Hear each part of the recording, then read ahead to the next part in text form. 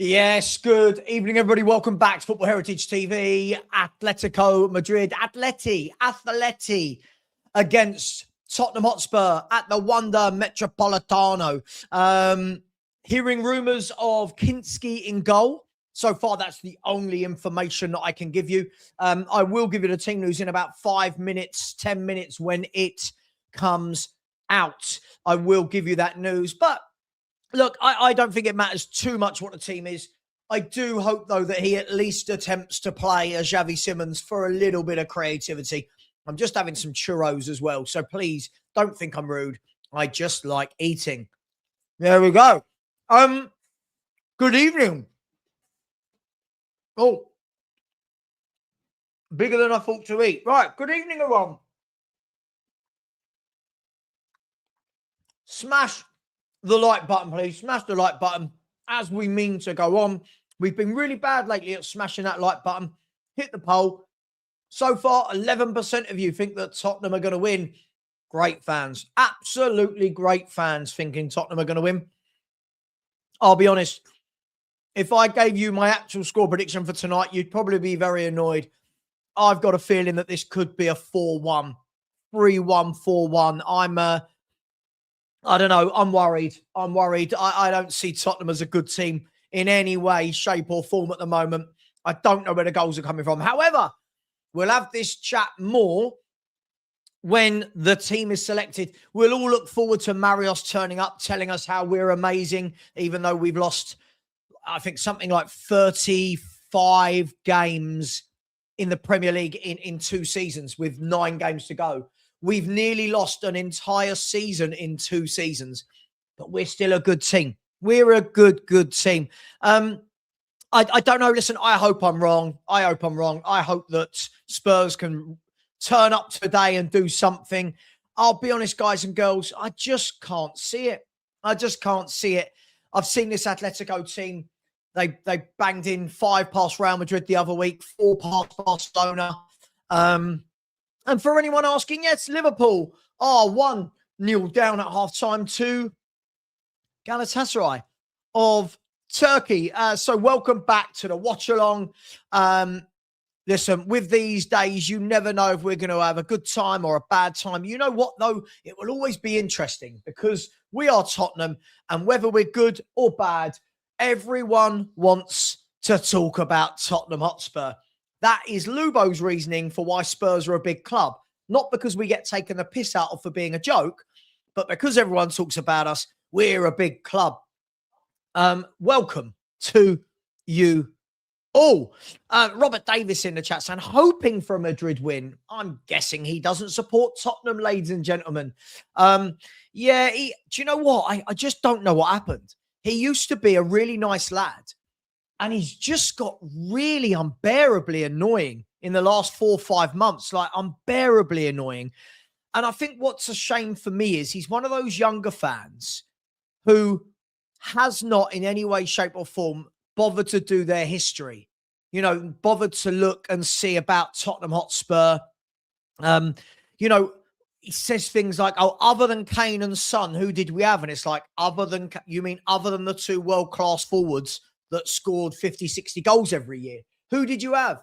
As opposed to now, obviously, with all the top players we've got in our squad now. But hey, it is what it is. My thoughts on Kinski starting, if he is starting, I don't really care. If I'm honest, my man, I don't really care. I've not seen enough of Kinski down the years to know if he's that good. I've seen him play some games where he's looked good. I've seen him play games where he looks shambolic.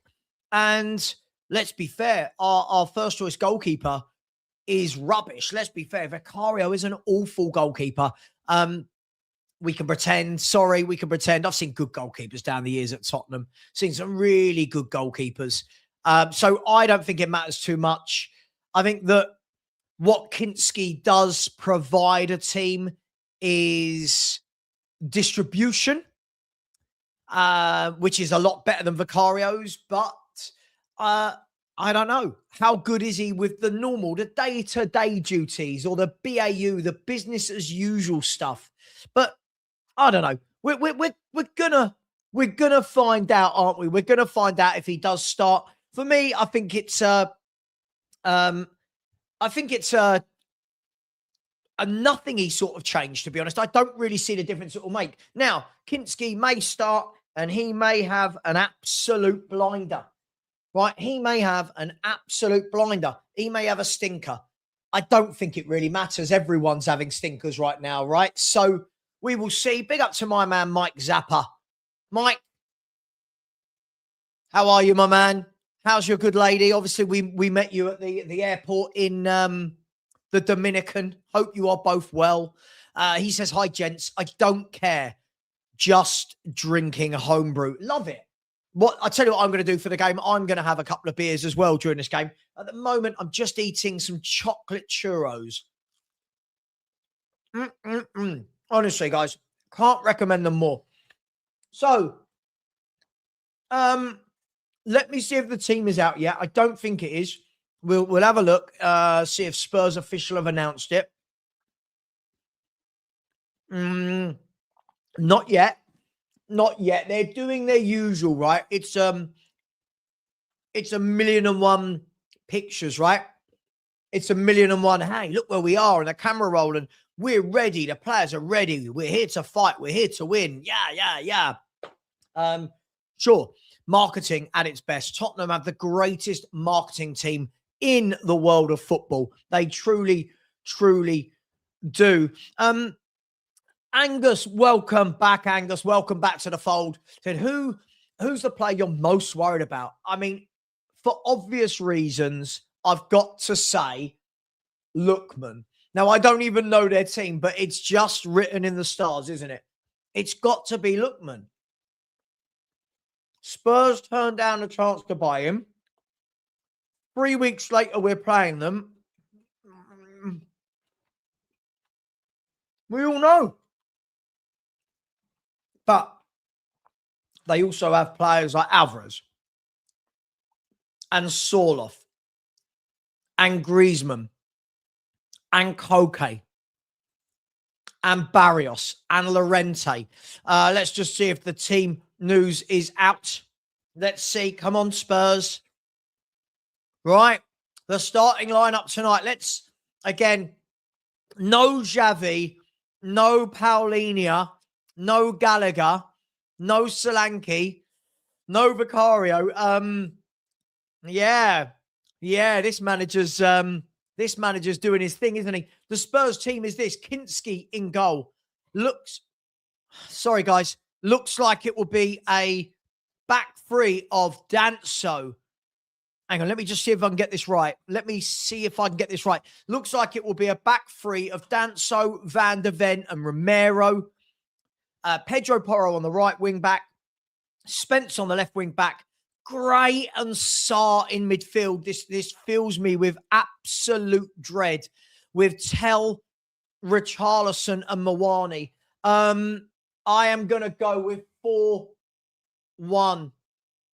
I am going to go with 4-1 to Atletico Madrid. I feel like this is a very bad team. He's not even attempting to put any creativity or experience into that midfield. Let's have a look. Let's have a look. Here is the Spurs team. As you can see. Sorry, 1 second, everyone. Stanley! Here is the Spurs team. Let me move myself. There we go. No. Oh, what is that? Why am I there? Who is controlling my screen? There we go. So, Kinski in goal. Back three. Danso. Romero as captain. Mickey van der Ven. Wing backs of Spence and Porro. Gray and Sarr in midfield. I've got to say, this is probably the worst midfield pairing I've ever seen in a Spurs shirt. With Tell, Mawani, and Richarlison. I'll let you lot talk. I'll tell you what I'm going to do. I'm going to get rid of that. I'll bring it up on let's have a look. Let's bring it up on the lineup builder, shall we? So let's see how close Ali Gold's team was. So if we have a look at this, this was Ali Gold's team. This was Ali Gold's team that he put up. So that was his team.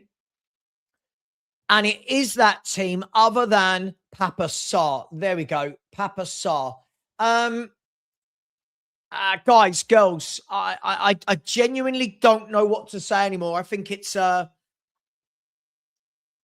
mean, he's not even attempting to play.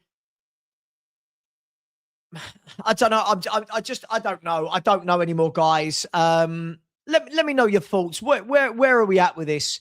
I really don't know what to say at the moment. Let me see if I can get the can I get the Atleti team up? So the Atleti team is, oh my gosh. So they've got with Pubel, Lemond, Hanko and Ruggeri, Simeone, Llorente, Cardoso, Lookman, Alvarez, and Griezmann. Yeah. And then on the bench, they've got players like Jimenez, Koke, Barrios, Sorloth, Buena, Almeida, Molina. On our bench, we've got Vicario, Dragashin, Yao Paulinho, Simmons, Solanke, Gallagher, Ulusesi, and Rousewell. I don't know. Guys, I don't know. I'm gonna go with. I'm gonna stick with. I think they're gonna beat us 4-1. I'm sorry. I know.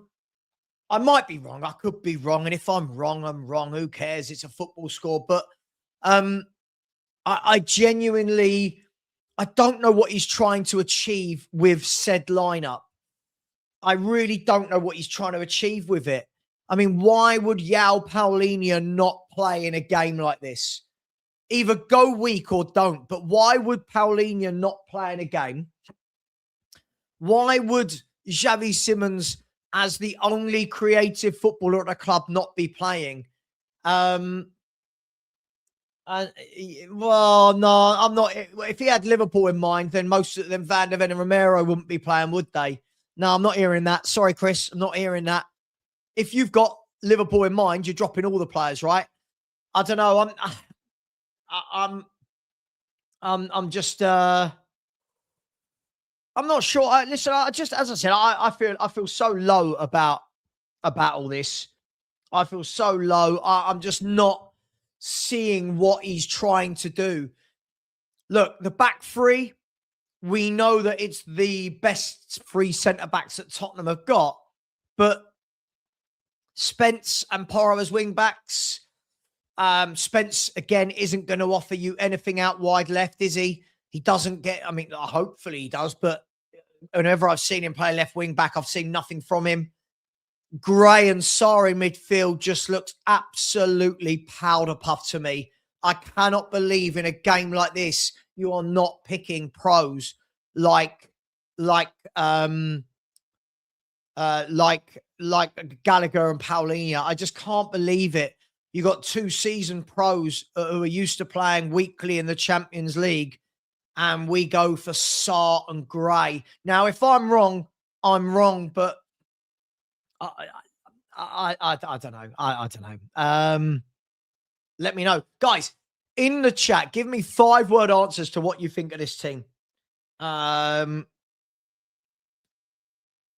know, I don't know. What do you do? Mark, let me know if you want to come on. Feel free. Just chuck a message if you want to come on. Xavi, Gallagher, Paulinho. Do you know what? What makes me laugh, Tony, is this three for me would be the obvious midfield three. Your number 6, your box to box, your number 10.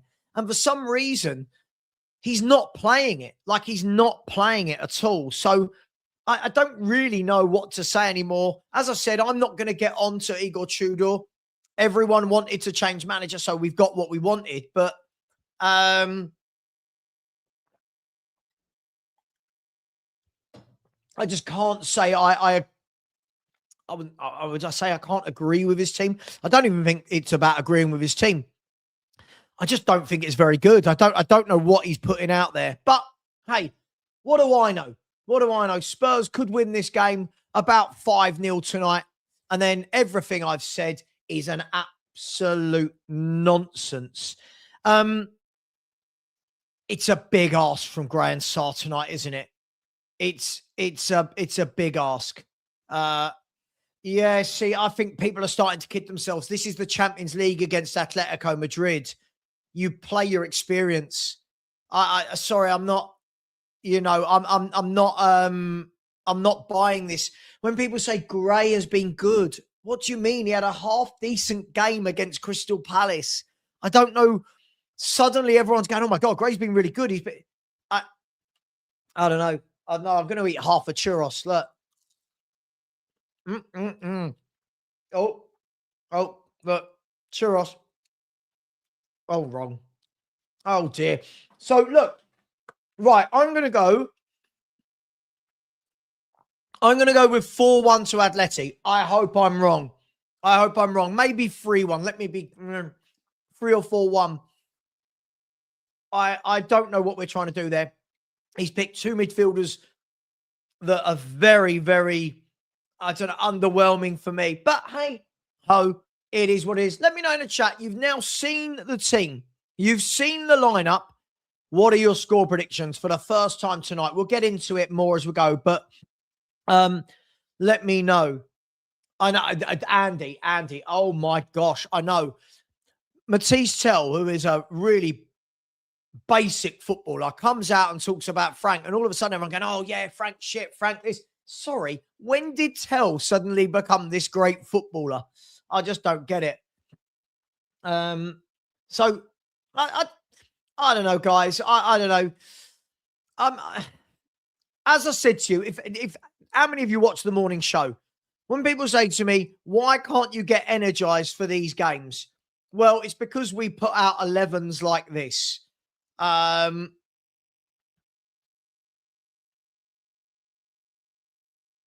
on, I'm just Stell's messaging me, said, "Oh my God, our midfield is a disaster." I feel like it's really lightweight. I feel like, why would you not have Paulinho? Hang on, let me just 1 second. Let's send this over. Why would you not have Paulinho in your team away to Atletico Madrid? I can't make that make sense. I can't make it make sense in my own head. Let's have a look. 1 second. I'm just sending this link to a few people. Mark, let me know if you want to come on. He's going live at 7:30 himself. Big up. Good luck. I can't. Sorry, guys. I cannot make it make sense in my head. However, when Mitch saying, "Call me crazy," I mean, the problem is, Mitch, whether it's this game or another game, I've heard this for all season. Watch them turn up tonight. I'm expecting a performance, and I'm still waiting for it.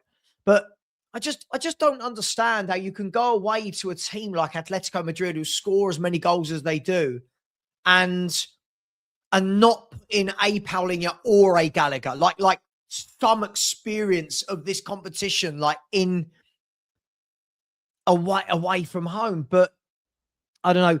As I said, what I would have liked any manager to come in and get a settled 11. I would have liked him to get a settled 11.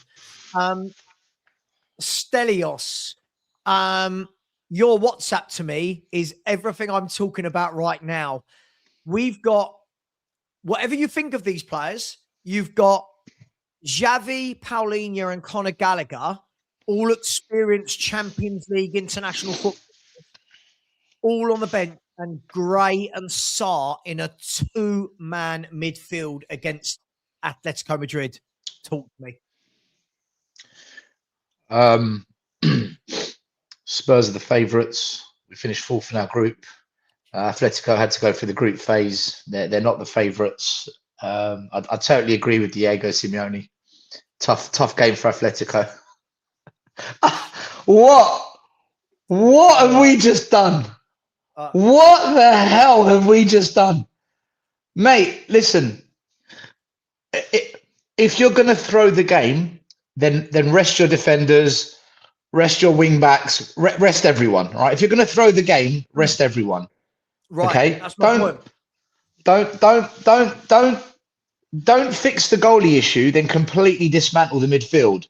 And then after the game, if we get battered, say, well, I had to rest them for the weekend, mate. If it's about the weekend, drop Porro, drop Spence, drop Romero, drop one of the forwards, right? And then focus on the weekend. But what he's done, he's going for it, and he thinks Gray and Sarr in midfield is how we're going to do it.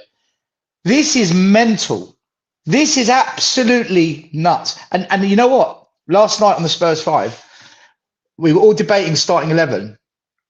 And when it came to me, I said, I don't know what you guys on the show are talking about. He's not going to play Xavi Simons. It's obvious he doesn't like him.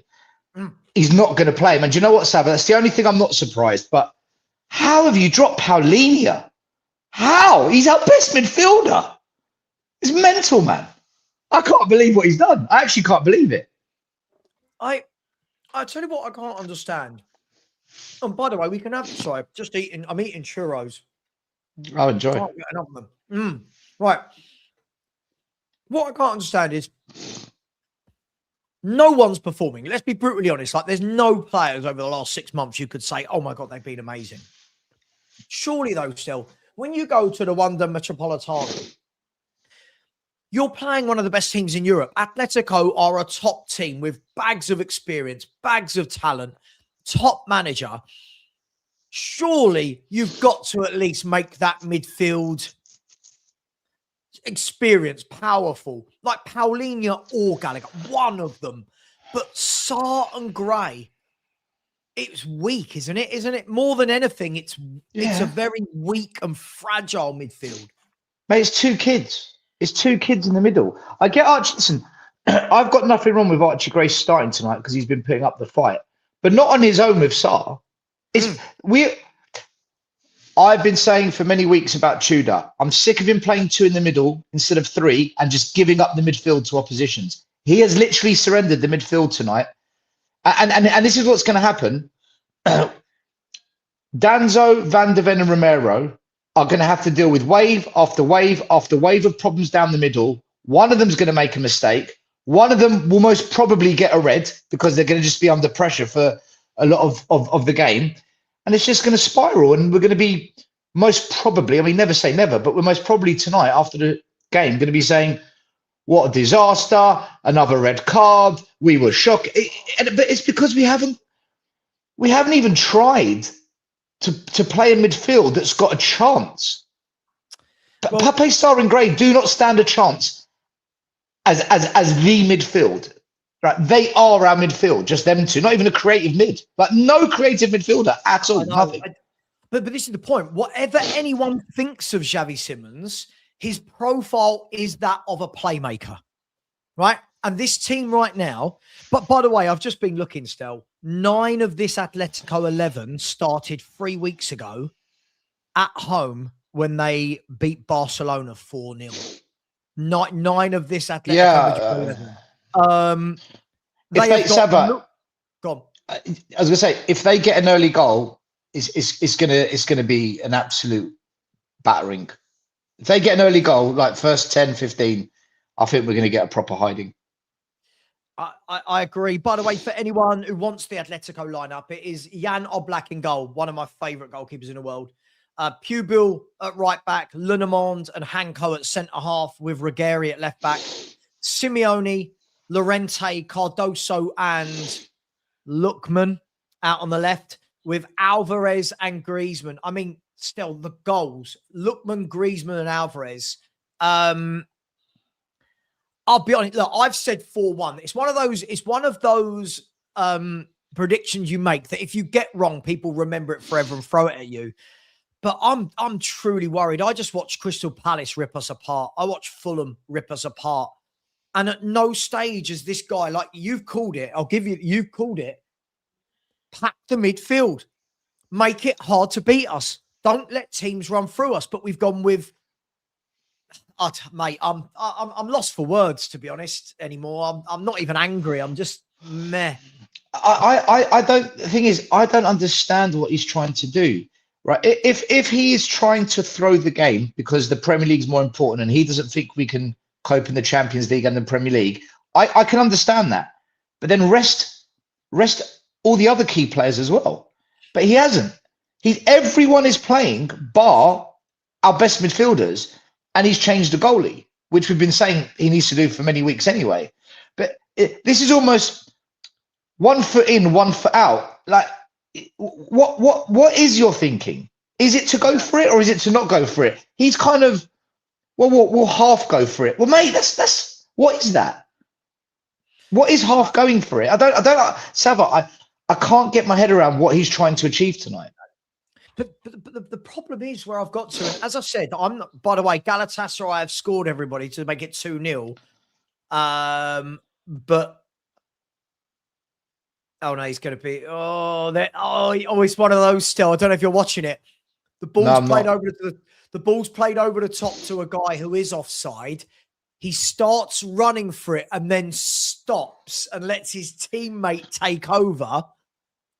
Did he touch the ball? No, he didn't touch it. He stopped and let his teammate. I think they give it then. If he hasn't touched it, I think they give it, unless he's blocking the goalie. I think they give those. No, they're giving it offside. I don't know the rules. But yeah, still, I make you right. For me, shows what I know about offside. Yeah, well, I don't think any of us know the offside rule anymore. For me, again, this is only me. I'm looking at this and going, right, just pick a settled 11 between now and the end of the season. Pick a settled 11 and give them a fighting chance of building some consistency. And for me, only my opinion, that midfield three looks sorted, right? Paulinho is your 6, Gallagher is your box-to-box, Xavi Simons is your 10, and let them build a partnership. Let them grow. But we keep doing, against Fulham, it was Basuma and Paulinho, right? See, against Palace, it was Sarr and Paulinho. Now tonight, it's Sarr and Gray. He's changing it every single game still. Every game. Right, just imagine you and me and people in the chat are thinking, what the fuck? What do people think our players are thinking? They haven't got a clue. Our players haven't got a clue. If you're a Romero, Van de Ven and Danzo, you know you're in for a tough night tonight. Alvarez, Griezmann, is it Sloth or Suloth, Lookman, you know you're in for a tough gig. And your manager says, by the way, no midfield in front of you. You must be thinking, I don't get it. I don't get what the manager's just done. And tell me, please tell me, how are we going to get the ball to the front three? Right. Are we just going to kick it long again? Is that the plan? We're just going to lump it long again. Is that the failed tactic for the past 3 games? Let's do that again. That's what I talked about on this morning's show, mate, was it's all well and good people going, just keep playing the people that have got the heart and the passion. But none of those front three hold the ball up. None of that front three hold the ball up, right? Porro doesn't hold the ball up. Jed Spence is playing on the wrong side, so he'll naturally drift into his right foot, right, and come inside. Gray and Sarr won't hold the ball up. You are bang on again. That ball's going to come out of defence. It's going to go over our midfield. And you know what will happen? It will keep coming back. At least, God, I'm about to praise players. I don't even properly. At least a Solanke will try and hold the ball up. At least Xavi Simons will get the ball and try and get it on the ground and run at them. I just don't know what. I don't know what this is. Look, still, what I wanted to do was I wanted to look right at. I've got no idea what he's doing. He's played. This is his 4th game, right? If I'm not wrong. Yeah, so against Arsenal, I'm just looking. His midfield against Arsenal was. What did he do against Arsenal? He didn't do. Oh, his midfield against Arsenal was Gallagher, Basuma, and Sarr. Right. So he played the 3 in there. Right. Then against Fulham, it was Paulinho and Basuma. So he's changed it 2 games in a row. Sorry, Sava, 1 minute. 1 minute. Against Arsenal, he played Gallagher, Sarr, and who? Basuma. Yeah, he kind of played Gallagher a bit forward, didn't he? He played Gallagher a little bit. I was about to say, yeah, I'm sure he played one of them further up. Yeah. Yeah. And then against Palace, against Crystal Palace, he played Paulinho and Sarr. And now tonight, for the 4th game in a row, we have changed the midfield combination. Now, when I watch West Ham, for example, West Ham are playing their midfield combination the same. Leeds are sticking to the same players. Forest are playing the same players. This manager hasn't got a clue, has he? He hasn't got a clue still. And I didn't want to get on his back, but I'm finding it hard. Mate, I said it after the Arsenal game. I saw so much wrong with that Arsenal game. And unfortunately, the excuse was, but it's Arsenal. They're too good. What do you want him to do? And I said, I get it. Arsenal good. But, mate, there was so many flaws in the way we were set up. It wasn't just one thing. There was 5 or 6 things that I looked at. I said, what are we doing? This is nuts. And then it's just escalated from there. Fulham was a shit show. Let's not forget, Fulham should have been 5-0 up. They were ripping us down the middle, absolutely slicing us open. And then, what's Eddie saying? There's not one of those midfielders who can play for. Yeah, that's what we just said, Ellie. Totally agree. And then Palace, all their goals came what? Down the middle. That offside goal came down the middle. Everything was just down that middle. They're just ripping us. Tonight, we're up against one of the top European sides over the last 10 years at their home ground. And we start. Do you know what? Somebody in the chat made a great comment. I was just reading it now. In the Champions League final, we started with Winks and Sissoko in midfield, and we criticised the team for those two starting. You'd take those two right now over Sarr and Gray. You'd take Sissoko and Winks over Sarr and Gray, wouldn't you? You would. Yeah. It's look. I think a lot of people, by the way, not being horrible is great. I think a lot of people, by the way, are really over egging how well he's done lately. I thought he had some good moments against Palace, but everyone's making out as though he gave a Moussa Dembele masterclass in midfield. But it's because he's fighting, Zava. It's because he's fighting when the others aren't. Right, that's what it is.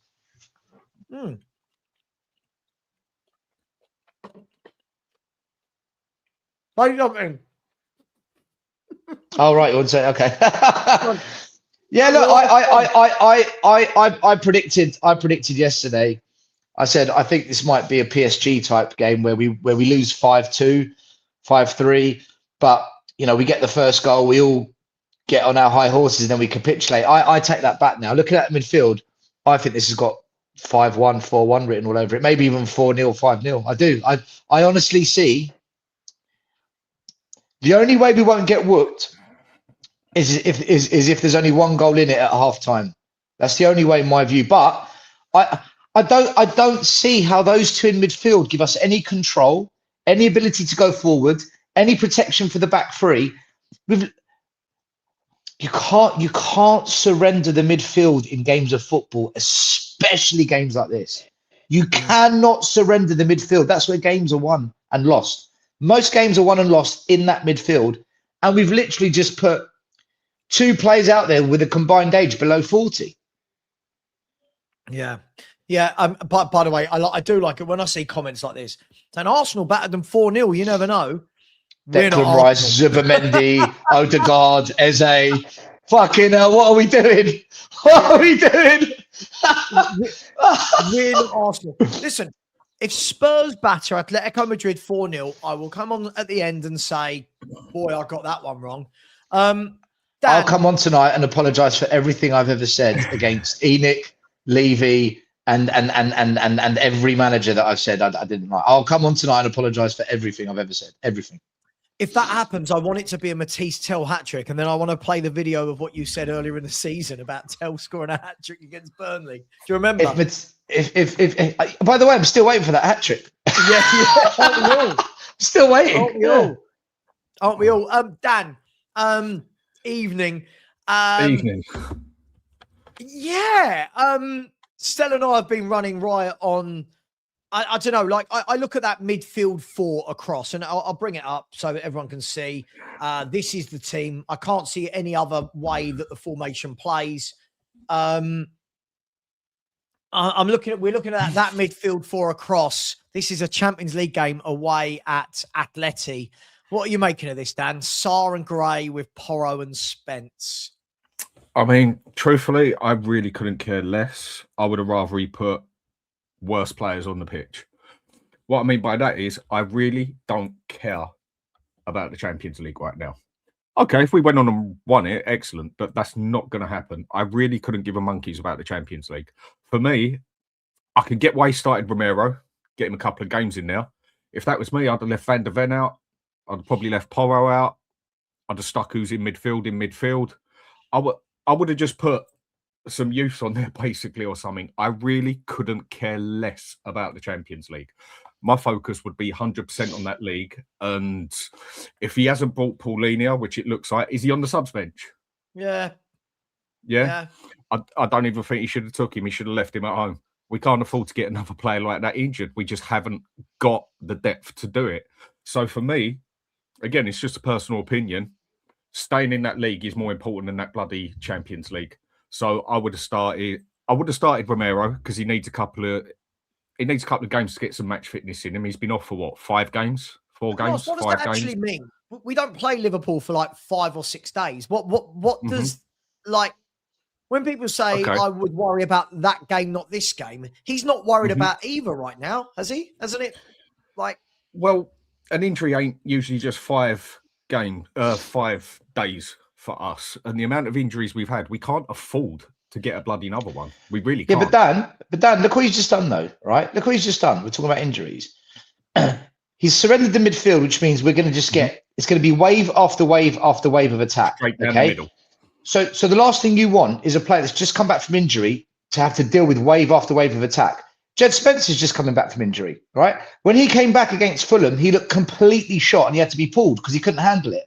So now we're bringing back Jed Spencer from injury, and he's going to have to deal with wave after wave of attack because we put no midfield in front of him to give them some kind of breathing space.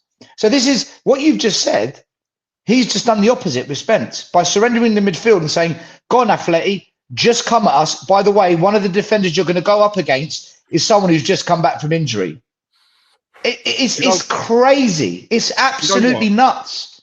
I don't get it. I don't get it. On that bit, what you've said there, fair enough. I didn't look at it quite from that side as such. I'm thinking give them a bit of match fitness, whatever, but then I'm totally getting what you've just said. It does actually make more sense than the way I was looking at it. So I'll put mines up to that one. But personally, I really couldn't give a shit about the Champions League. Go stick the under 18s or under 21s for all I actually care. That is how much I really care about it. I don't. If we win it and everything, or win tonight, you've got to do one or the other, right? Like, but yes. this is the point, right? He's done a halfway house, hasn't he? Yeah. Like, well, actually, has he done a halfway house? Because he didn't start Xavi and Gallagher the other day either against Crystal Palace. They're not starting again tonight. You know, he's put out a very, an injury-prone Jed Spence who's just come back. Romero's not played for what, a month or 3 weeks? For 4 or 5 games, whatever that is. I'm just a bit, I don't know. I'm just a bit bemused that if he had gone and put out loads of kids, I don't agree with it, but sure, at least I now know you have forfeited the game. But you are going away to Atletico Madrid and your 3 seasoned Champions League midfielders are all on the bench. It just doesn't make any sense to me. If he weren't throwing that game completely sort of thing, you would expect Paulinho, Gallagher in the middle, Paulinho be your DM basically to come back, Gallagher cover the 8 role, and then you'd want Simmons in the middle of them or in front of them basically to play that playmaker pushing forward or to play the number 10 role itself. So I can totally get that, and you're right, we're going to get slaughtered right down the middle on there. But then if you look at it, if we're going to be totally honest here, it's not just going to be down the middle. It's going to do exactly what Stell says, because like I say, I didn't look at it from that side, so fair play there. They're going to focus on Spence because he's going to be half knackered, and they will just do what every other team does and focus on Porro because he is that much of a shit defender, but a very good player in my opinion on his day. Well, you know who's up against Porro, defender. Yeah. The story's written in it. The story's written in it. Look, I would have. I mean, I can get why maybe he's done a few things, but then again, from what Stel said, there's also logic to the other side as well. I mean, if you're going to throw the game, just bloody throw it completely and just get on with the next one. Exactly. Like I said, that's how I'm seeing it. Yeah. If he would have just put the kids on there, literally kids, I really wouldn't have cared, and I wouldn't have held nothing against the manager for doing it. But that's just my personal opinion. Dan, what's he get right? Hypothetical. We lose 3-0 tonight, 4-0, right? Hypothetical, right? If he plays the reserves, subs, couple of kids, and after the game goes, look, I didn't put the best team I could out because I've come in as manager. My priority is I've got to keep us in the Premier League and I need to focus on that game against Liverpool. We as fans would say, look, we're fucking pissed off with the performance, shit result, but you've justified your selection. Let's see what we do against Liverpool now, right?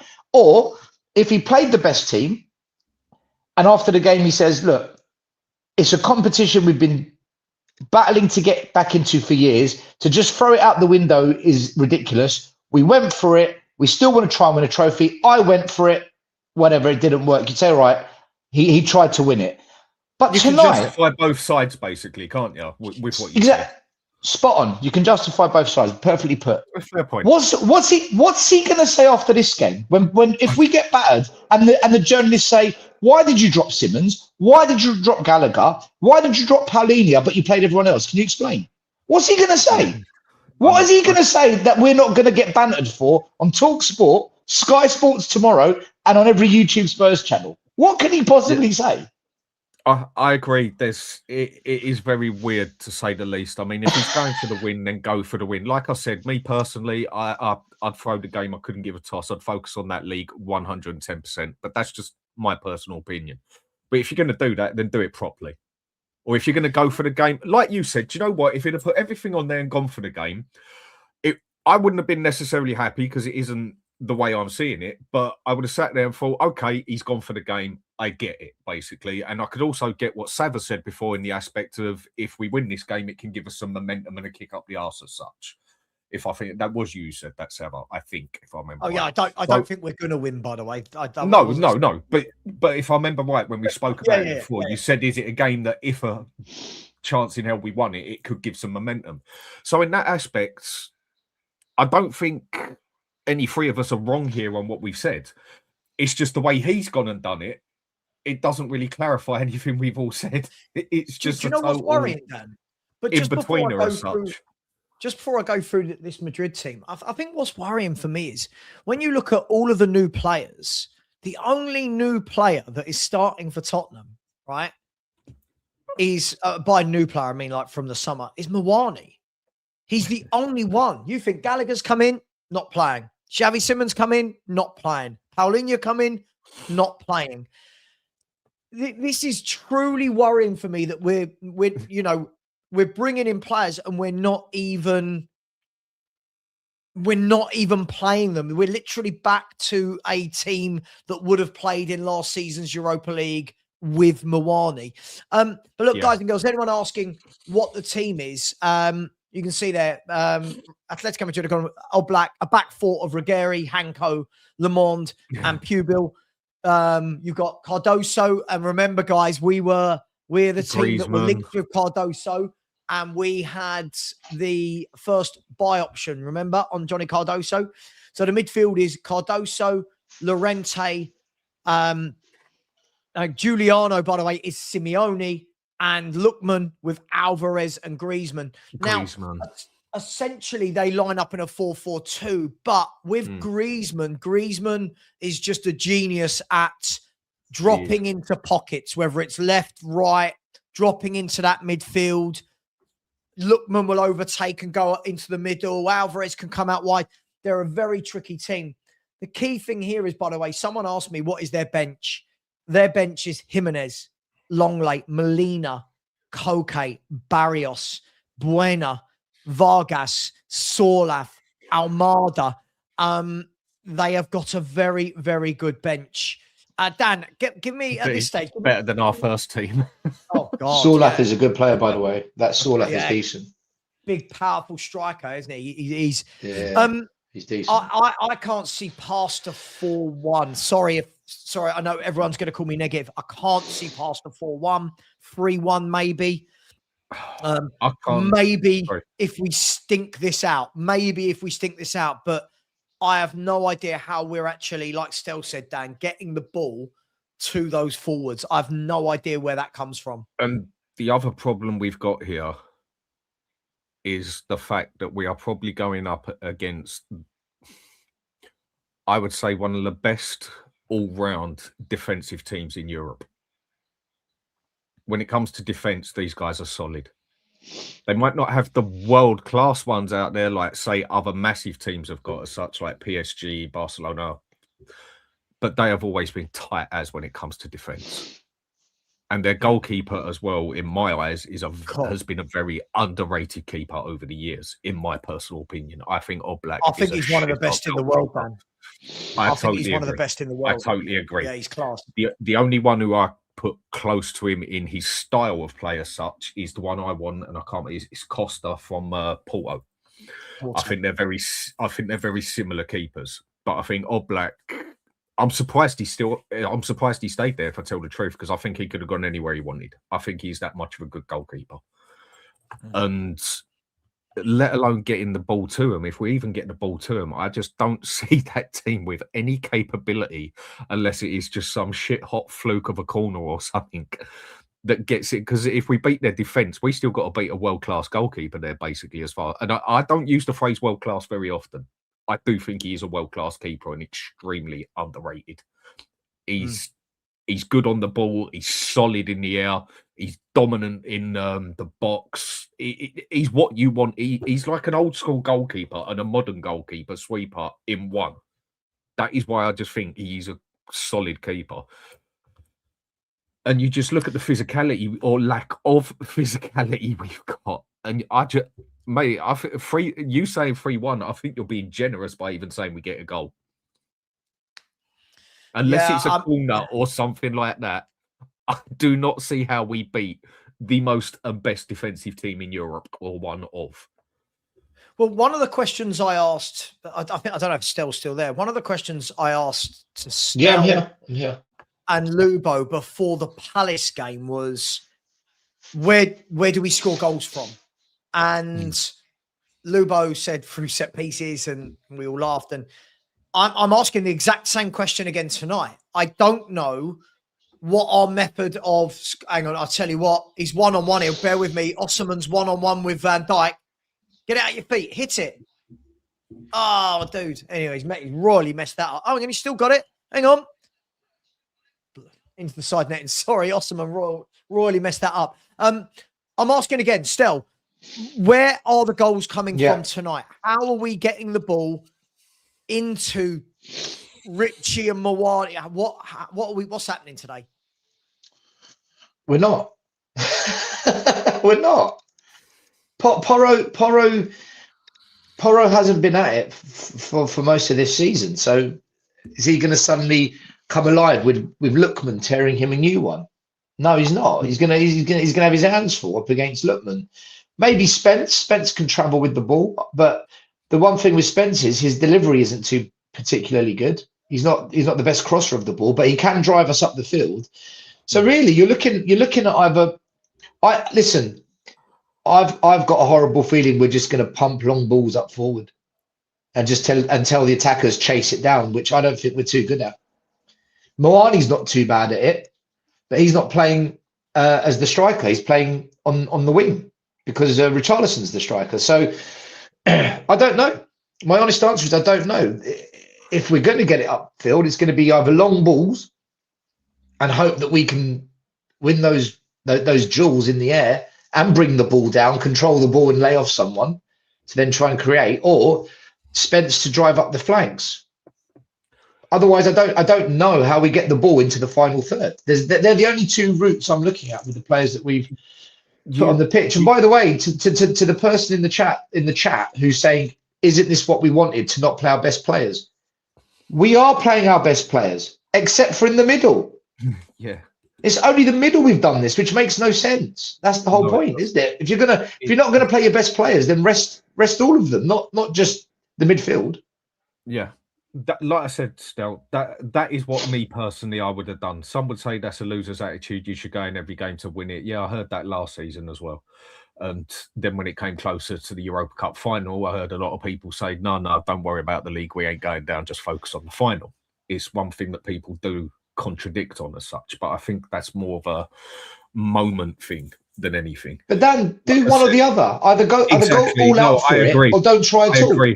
I agree. Yeah, I even backed down and made you right. I even backed down and made you right, because I didn't look at it quite on that side of it as such. You were right there. And either way, if he goes and does one or the other, he can justify it. He can make it right as such, where half the fan base will turn around and say you should never throw a game, this and that. And half of it will turn around and say, yeah, throw this game. I totally understand it. But even the ones who say don't throw a game, I think they would still have that understanding in them of why he did it. I think the reason you've got to put it is everything that happens, as far as I'm concerned, there's always a reason to it. Whether it be football, whether it be life, whatever, there is always a reason. But that reason doesn't necessarily make it right, if you get where I'm coming from.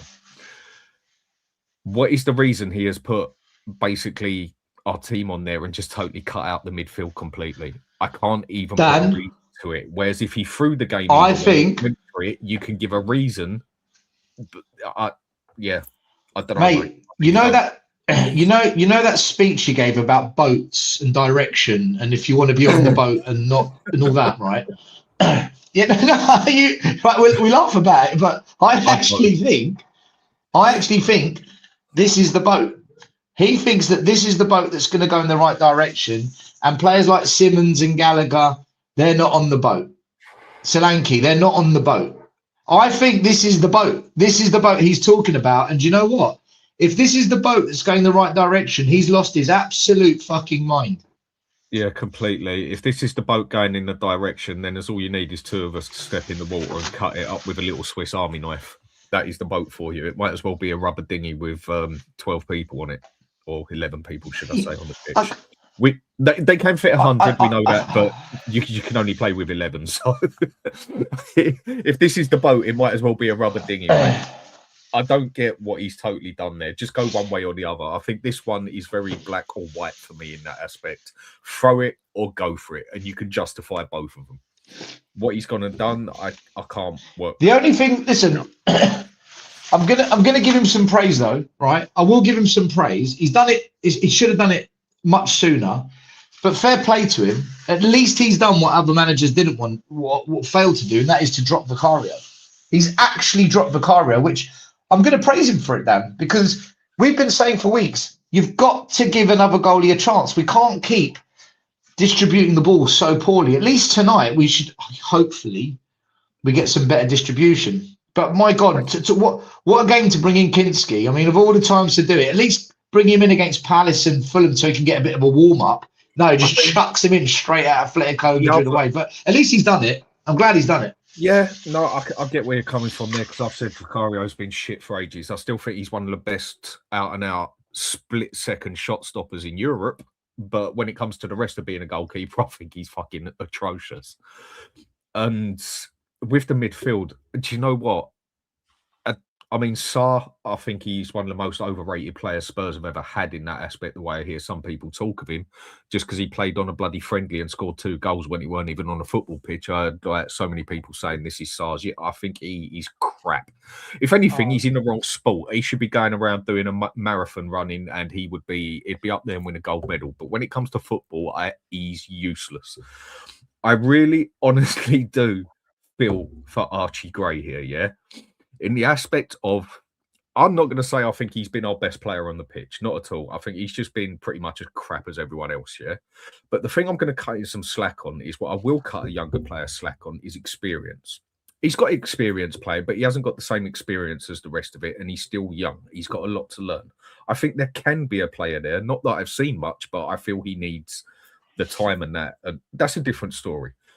But I think the thing people are giving him at the moment, and the thing I've liked over the past 2 games I've seen him play, he's actually had a bit of fight in him. He's actually had more fight than the so-called men on the pitch.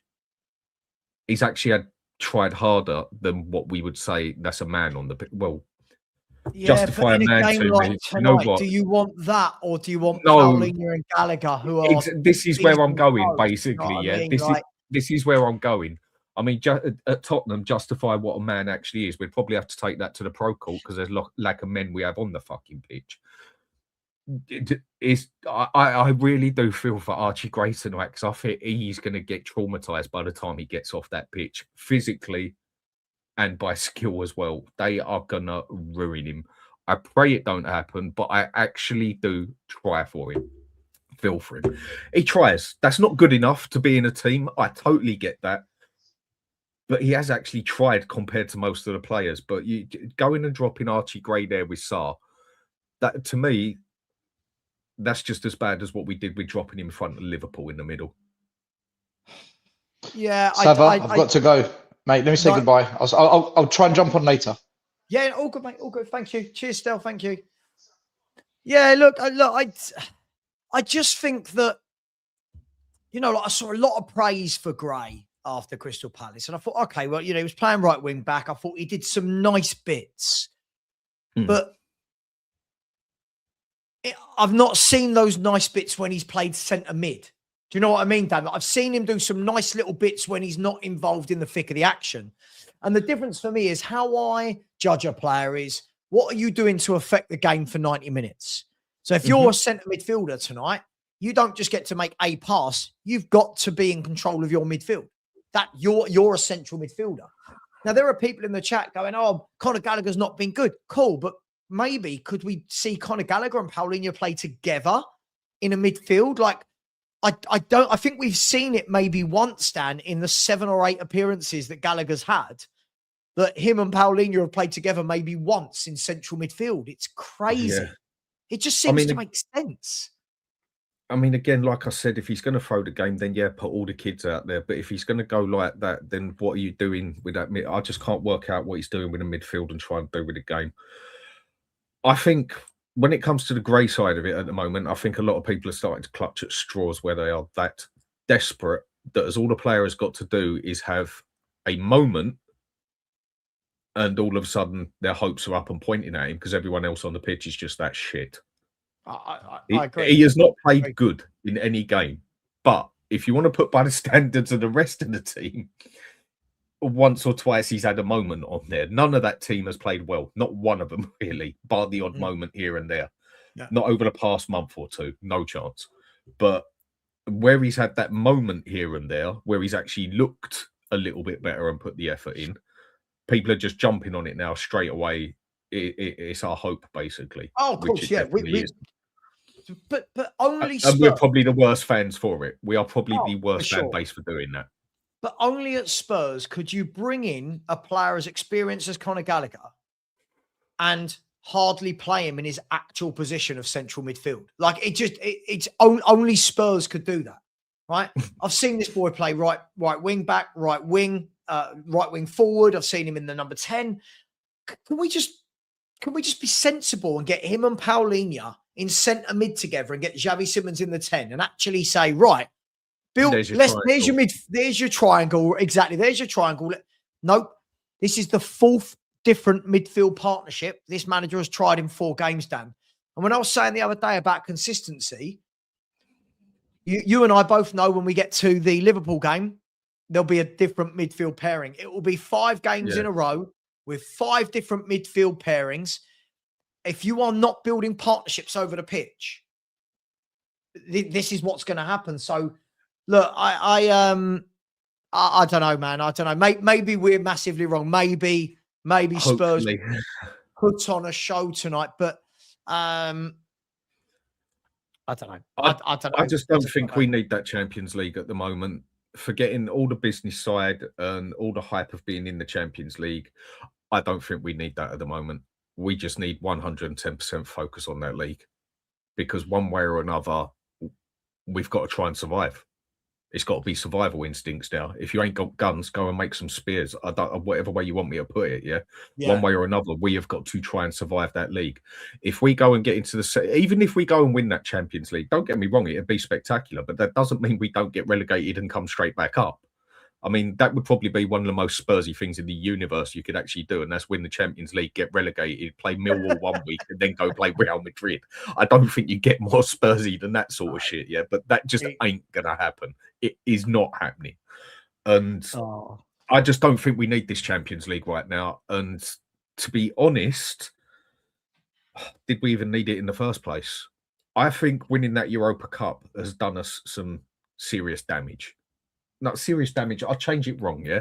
I think winning that Europa Cup was not good for Spurs. It was good for the trophy. It was good for the moment. But I don't think it's done the club any good. I think it's actually done us damage in the aspect of it got us in the Champions League. All of a sudden, people totally looked out the way of all the problems and that. Well, we're champions of Europe or second champions of Europe, whatever way you want to look at it. And didn't look of on Europe, that always side. made me laugh. That made me laugh. And all of a sudden, there's not so much of a team that needs repairing and building and everything else and that, and excess amount of transfers and whatever way you want to put it. I think that Europa Cup actually done us damage winning it, because I think it just put so much. It was like you got a third-class builder off the street and said, "Plaster my wall for me."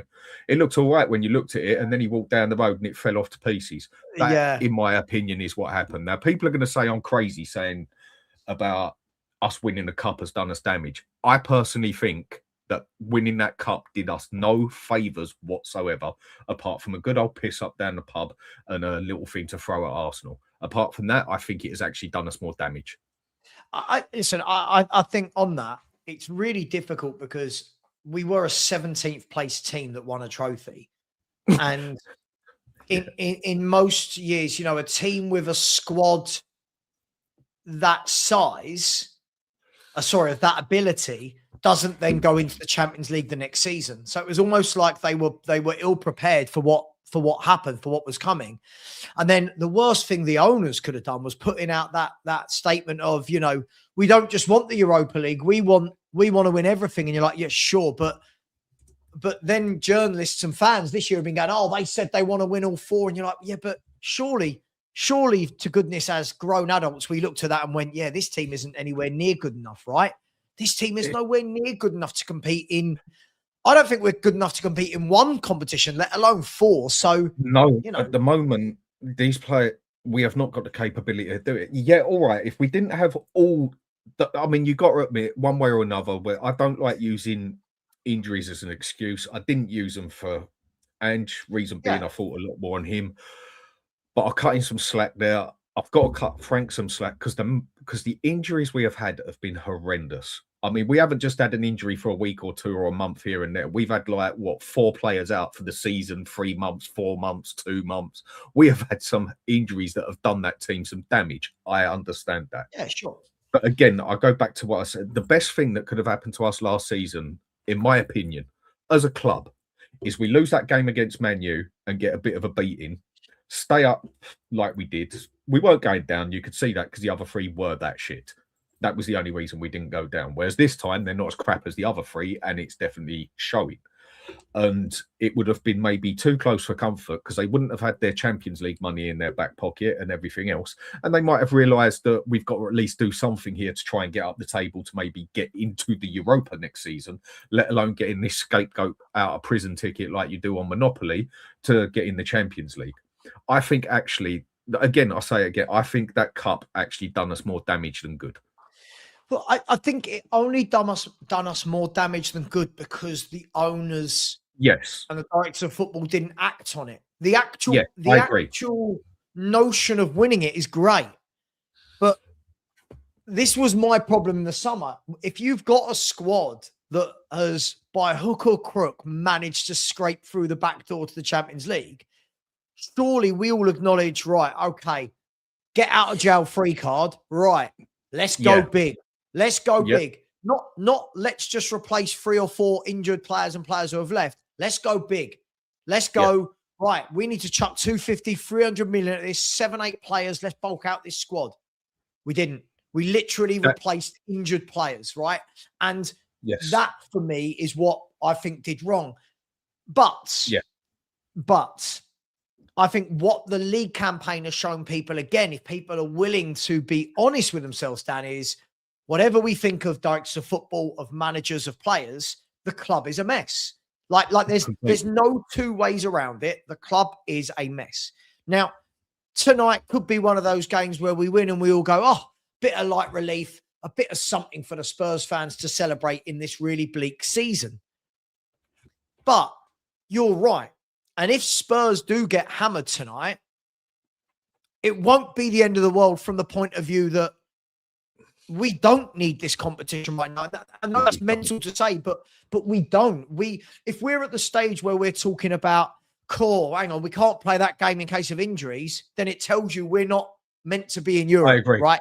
I agree. Do you know what I mean? So, look, do you see a world in which we nick a win tonight? In the chat, does anyone see a world in which we go to, by the way, Atletico, I think they stuck 5 past Real Madrid, 4 past Barcelona. This is a team that when they want to turn up, they turn up, right? So is there a world in where we win this tonight, Dan? That's all I can say is the universe is a big place and there's lots of stars there. I don't know what you honestly want me to say on that. If I say yes, I can't justify it with anything except some hope. That is all I can say. And it's like I said on your show the other day, if you haven't got hope in your life, to some people, hope is basically a religion that you turn to when you ain't into all that shit. You turn to your hope, basically. The hopium on this would be you'd have to watch out. You'd have to be careful for it. If we go and do this, that's going to be mental, and I don't think anybody is going to complain about it. Obviously not. Yeah, I just don't see how we go and break down possibly the best defensive team in Europe for the past. Would you agree? 5 years. Yeah, they're teams in Europe. They're a very well drilled football team. They're a very one of the best out there, in my opinion. Yeah, maybe not the best team out there that win the stuff and that, but they have for the past 5 years, even 8 or 9 years, 10 years, you can say they have been a solid team in the aspect of the way it's worked out, and they have got a solid manager as well. Well, I've just been looking with the bookies. The lowest you can get Spurs for a win is 5-1. Like 5-1, and Atletico Madrid I mean, I can't get them. Looking here, no one's even got them as 2-1. They're all lower than 2-1 to win the game. So now, listen, football's a funny game, right? Maybe you go 90 minutes, 0-0, ball hits someone's arse, goes in, we win 1-0. But I by the way, yes, Alfie, sorry, I did see a message. Yes, I have got an ACCA tonight. I've not put it up because obviously this is a Spurs game. So we normally do the Spurs games, but I have got an ACCA tonight. Just for your peace of mind, my ACCA is Millwall to beat Derby, Stevenage to beat Leyton Orient, Fleetwood to beat Cheltenham, Bayern Munich to beat Atalanta. That's my ACCA tonight. Yeah, look, I think I'm going to say what the sort of usual stuff that I say, Dan. Just nothing silly in the first 5-10 minutes. Do you know what I mean? No red cards, no Hollywood pass out the back from Romero, no, you know what I mean? No diagonal long balls that Porro doesn't complete that ends up in the path of a strike. Just surely stay in the game, right? Keep it simple. Right, yeah. Keep it simple, innit? Just keep it simple. That is what you're basically asking. And do you know what the problem is? At the moment, these players on the pitch are that simple. They can't keep it. They can't keep it simple because they are that simple. If that makes any sense at all, that's all you're asking for them now. And you're not even asking. You can't ask for anything special off of this lot or whatever. And that you're just saying, right, keep it short, keep it sweet, and just see if you can scrimp and scrape something out of that.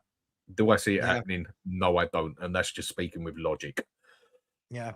No, I completely agree with you. Look, I feel like it's one of them things, you know, if you ever predict Spurs to lose, people come in at the end if you haven't got gutted. I mean, I don't want Spurs to lose.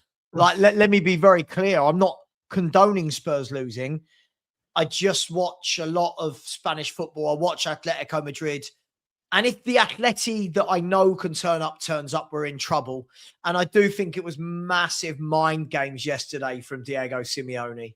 Massive mind games. I think he's a brilliant manager. I personally like him, and I'm not a fan of Spanish football at all. It's just something that it's just never done it for me. I watch my Italian football like I did Inter and Milan the other night, and bloody Inter go and lose again against them idiots. But either way, for me, I like the Italian football. The Spanish football don't do it for me, yeah. But they're just superior to us in every single bloody way. Go on. I don't listen to what our managers say and everything and that. I really don't. Simeone yesterday in his press conference said, "We are not favourites to beat Spurs. They finished 4th in the Champions League." No, I wouldn't say we're favourites. You know, when you're like, oh, Diego. You know, he's doing the whole, well, it's a tough, everyone knows it's a tough game when you play Spurs. Do you know what? In that aspect, the way I would take that personally, that's basically like him saying that. Do you say that's actually trying to be nice and show a bit of respect, or is that actually showing a bit of disrespect? I think it's mind game. I think it's that's what I mean. What is it? What is that?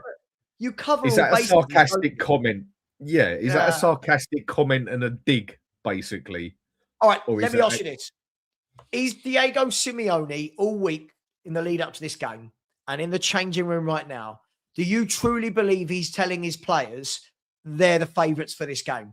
I reckon he is telling the players, guys, this lot have won 2 in 20 in the Premier League and have not won a league game for 11. Everyone is scoring past them. They have got loads of injuries. Their new manager has not won a game. Get out there, get stuck in, and make this stadium go wild. That would be my team talk. That would be it. That wouldn't be mine. That wouldn't be mine. I'd just mirror Alex Ferguson. I'd shrug my shoulders and say it's Tottenham and walk out of the room. It might be a bit different because some of these are international footballers. But yeah, I know what you mean. Yeah. I'm being half sarcastic with it. Yeah, I mean, that's what Ferguson used to do. I've read the autobiographies and a few others, and that's what he used to do. He used to just stand there and do his hands and say it's Tottenham and literally walk out the room to them and leave it to the players. That is what he used to do. That is what Arnie Slot will do on Sunday for sure. He'll walk in and go, I know we've not had a great season. Look at them. Get out there. Go on, out you go. So, yeah, it's funny. There's been a few Liverpool fans have come into the chat tonight and gone, oh, you'll beat us Sunday. We're terrible. And I'm like, oh, dear. Oh, how? Oh, like, no.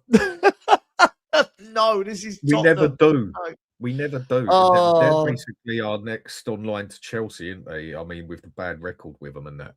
It just, in every which way, why couldn't this manager just throw the bloody game, like Stell said, just throw the game under the bus? I'm perfectly happy. I know others won't. Or just go for it hell for leather. Why has it always got to be some sort of dodgy in-betweener sort of thing? Why can't someone just make a bloody decision on what? All right, he's made a decision, but you see where I'm coming from, yeah? Why can't you just go? In this one, it's very black and white to me. Either throw it or go for it.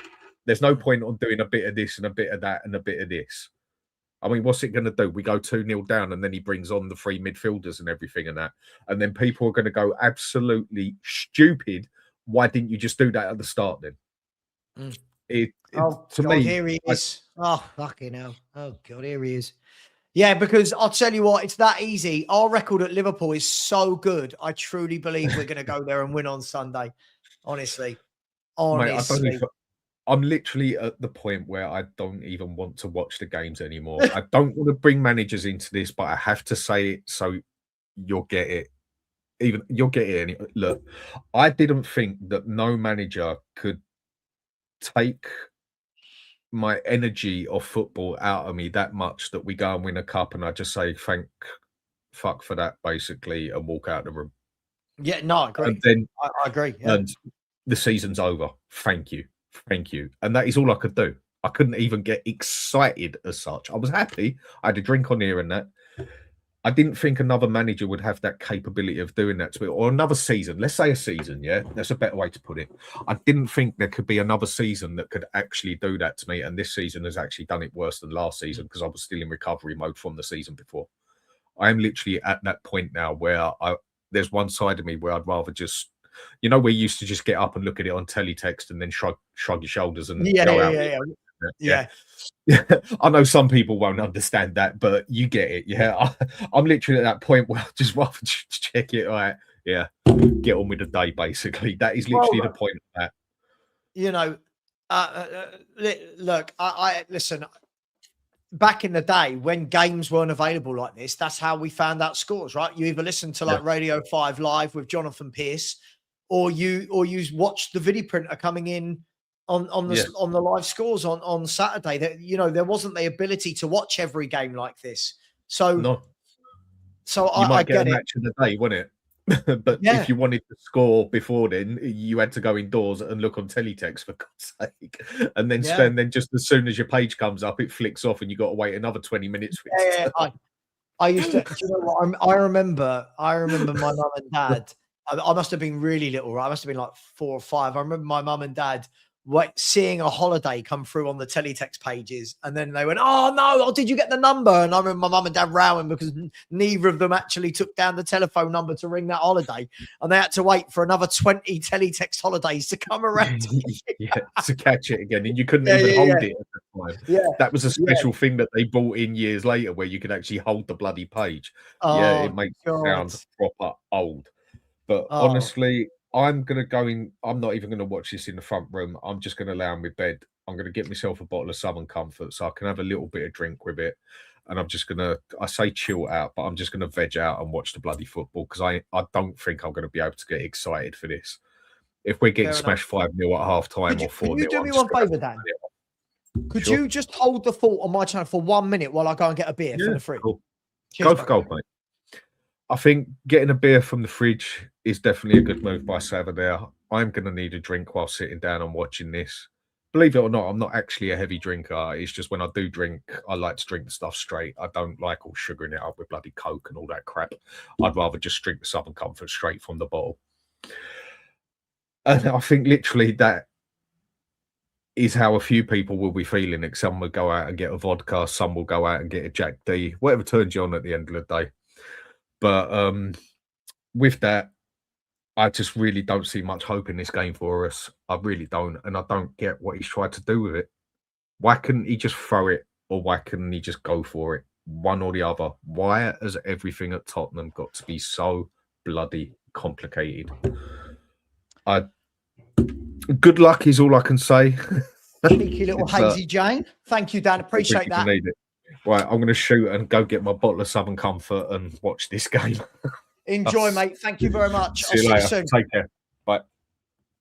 All right, guys, girls, for whoever hasn't put in their score predictions, please do, as we get some, don't know if anyone likes an old Brewdog, a bit of the old Hazy Jane. Other beers are available. I am not sponsored by this beer. I must make that very clear. I am just enjoying a beer at home. I am not sponsored by Brewdog. I can assure you, unlike Tottenham, I am not in any way affiliated with Brewdog. Hopefully that makes sense. I am sorry. I'm going. Mark, they're nice. I mean, you can go with Hazy Jane. You can go with Punk IPA. You can go with Wingmat. They got loads and loads of good beers. Excuse me. Come here. Sorry, Pug. Come on, come in. All right, ready? All right. Get your scores in. It's the last chance. I think it's going to be 4-1. I'm sorry. I hope I'm very, very wrong. I just think this is an awful Spurs team. And as much as that idiot in the chat, Marios, keeps pretending Spurs are good, we're not. I think this is going to be a long night at the office. I hope I'm wrong. I think we're going to have to dig in. Maybe, just maybe, we get a draw. I can't see it. I'll be brutally honest. Big up to Coys, whole Spurs. Thank you very much for the super sticker. Much love to you, my man. Very much appreciated. Jordan Coys, always very generous to me. Said we went into a Champions League final with a midfielder, Soka and Winks, and that's better than what we're putting out tonight. Clearly, the manager doesn't fancy Simmons because he didn't pick him against Palace. Mate, I just think if you are not going to pick your only creative midfielder in the entire squad, we can't then complain if we don't score goals. Big up to you, Jordan. You're so generous to me. Thank you so much, buddy. Big up to Aris. How you doing, brother? with a super sticker. Thank you very much. He just says pray. Thank you very much, Harris. Really appreciate that. We have also got Chef up north. How you doing? Said big up Savern still. This manager taking the piss. I like Kinski, but what the F? No creativity on the pitch. As I said, no matter what people think of Simmons, he is a playmaker. Not playing him is ridiculous in the Palace game and now this game. Each to their own. Big up to you, Chef. And we are Spurs TV. Says our players aren't good enough. Savert and still. I completely agree with you, mate. I've been saying this for years. No one wants to listen. I'm negative. I'm wrong. Whatever it is. But we still have fans who think this is a good team. They think, oh, we'll just go to Liverpool. We should be getting a win. I don't see it. Hey, each to their own. I'm going to have my first little sip of beer. Oh, I do like a little drop. Nothing mad, just a little drop.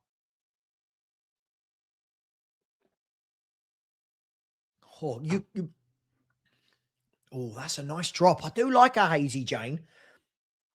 Igor Tudor and Diego Simeone are embracing on the sideline. Let me get my chair into streaming position. Oh, there we go. As the players are all shaking hands. Big up. Very generous indeed to Patrick. Always very generous to me as well. Thank you so much, buddy. He has said, Poch watching this and thinking, what the F happened to my club? Absolutely. I'll come back to this. Atletico, Oblak, Pubil, Lenormand, Hanko, and Ruggieri is a back four. Lookman, Cardoso, Lorente, and Simeone across the midfield. And Griezmann and Alvarez up top. Griezmann and Alvarez up top. Players like Buena, Sorloth, Barrios, Koke, Jimenez, Vargas, Molina, all on the bench. I'll do the Tottenham team in a minute, but big up. Thank you so much, Patrick. Poch must be looking and thinking, oh my gosh, am I going back there? To be fair, he'll be thinking, I can't do any worse. I'll go back there. I'll be a hero. Big up to you, Patrick. Very generous out there in the States. Really appreciate you, my man. Thank you very much. Yeah, let's see. They'll bring the Spurs team up. I'll tell you the Spurs team. I don't need them to show me, even though it's just come up on the screen. Kinski is in goal. Kinski is in goal. A back four to three of Van der Ven, Danso, and Captain Romero. Spence right wing back. Spence left wing back. Porro right wing back. Gray and Sarr in midfield with Tell, Richarlison, and Mawani up front. So again, he's left out our playmaker. A bench of Vicario, Austin, Dragosin, Paulinho, Simmons, Solanke, Gallagher, Ulasesi, and Rousewell. So this is it, people. This is it. This is it. We're about to kick off first leg for an opportunity to reach the Champions League quarterfinals. The Atletico players just having a little get-together in the middle of the pitch, all screaming at each other. Let's see. Yeah, listen, I've not rated Vicario since we signed him, but hey-ho, I could say that for many of them. The Spurs fans up in the gods. There's Romero giving a chat. I don't know what he's saying. He said, don't worry, lads, we'll all be at a better club next season. Just get through the 90 minutes. I jest, of course. And we're about to get the first half up and underway. It's going to be Tottenham to kick off. We're in black from left to right. We're off and underway. We are off and underway. Now, Kinski launches the ball high down the line to Richarlison, who brings it under control and then can't control the ball. I mean, that was Richarlison in a nutshell. Good control and then couldn't control it. And the ball goes out for a throw-in. Let's see what Spurs are made of tonight, shall we? Let's see. Here is Matisse Tell getting down the line. Crosses the ball in. Mix up at the back by Atletico, but they get away with it. Wasn't very convincing from them.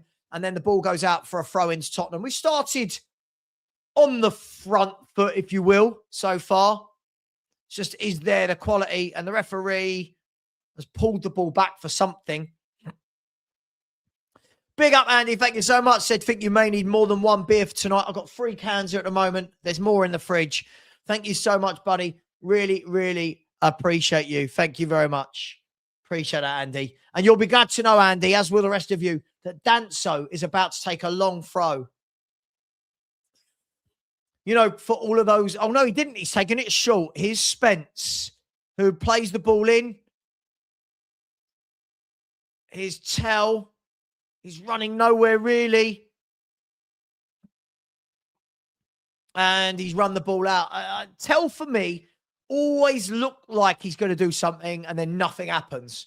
Maybe that's harsh, but I'm not a fan. I'll be honest. I'm not a fan, but we'll see. We'll see what he does tonight. Anyway, throw into Atletico Madrid. And there's the ball played back to Christian Romero,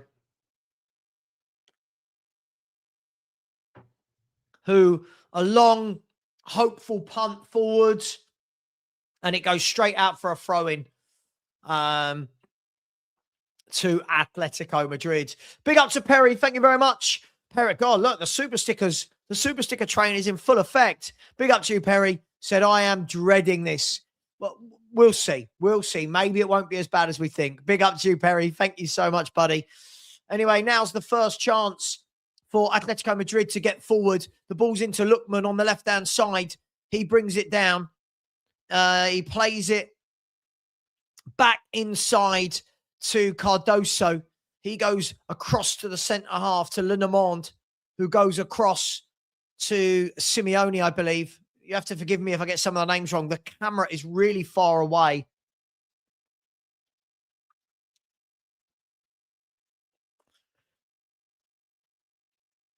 Here's Atletico. The first time now they've got their foot on the ball. And there's a free kick given away. There's a yellow card early doors for Jed Spence for the foul on, I think it was on Antoine Griezmann. It was. And yeah, Simeone went over. Not when I say Simeone, I'm talking about player Simeone, not dad in the dugout. I didn't see it, but Spence has been given a yellow card inside 4 minutes. Yellow card inside 4 minutes. I mean, it was a foul. I don't know. I mean, anything's a yellow card these days, but yeah, he's going to ground, isn't he? I mean, back in the day, that would have just been a foul and get up, but I don't know. Anyway, here's Atletico now starting to put their foot on the ball. They're going down the left-hand side. Here's Lookman, plays a nice ball inside. And now Atletico just starting to, they're starting to just calm the game down after our quick start. And Spurs with everybody back in our own half here. There's a ball played over the top, into Lookman, into the box, into the middle. And there's the first cross in that Spurs have dealt with and then made a mess of. Absolute mess. Lookman, oh my God, into Llorente. Spurs, they defended the cross well and then just made a mess of it. There's the ball into the box and it's a poor cross this time from Llorente, and it's going to be a goal kick to Tottenham. So Lookman getting in down the left, got his crossover. Griezmann actually got there first, but Mickey van der Ven managed to get tight enough that the ball hit Mickey and went away.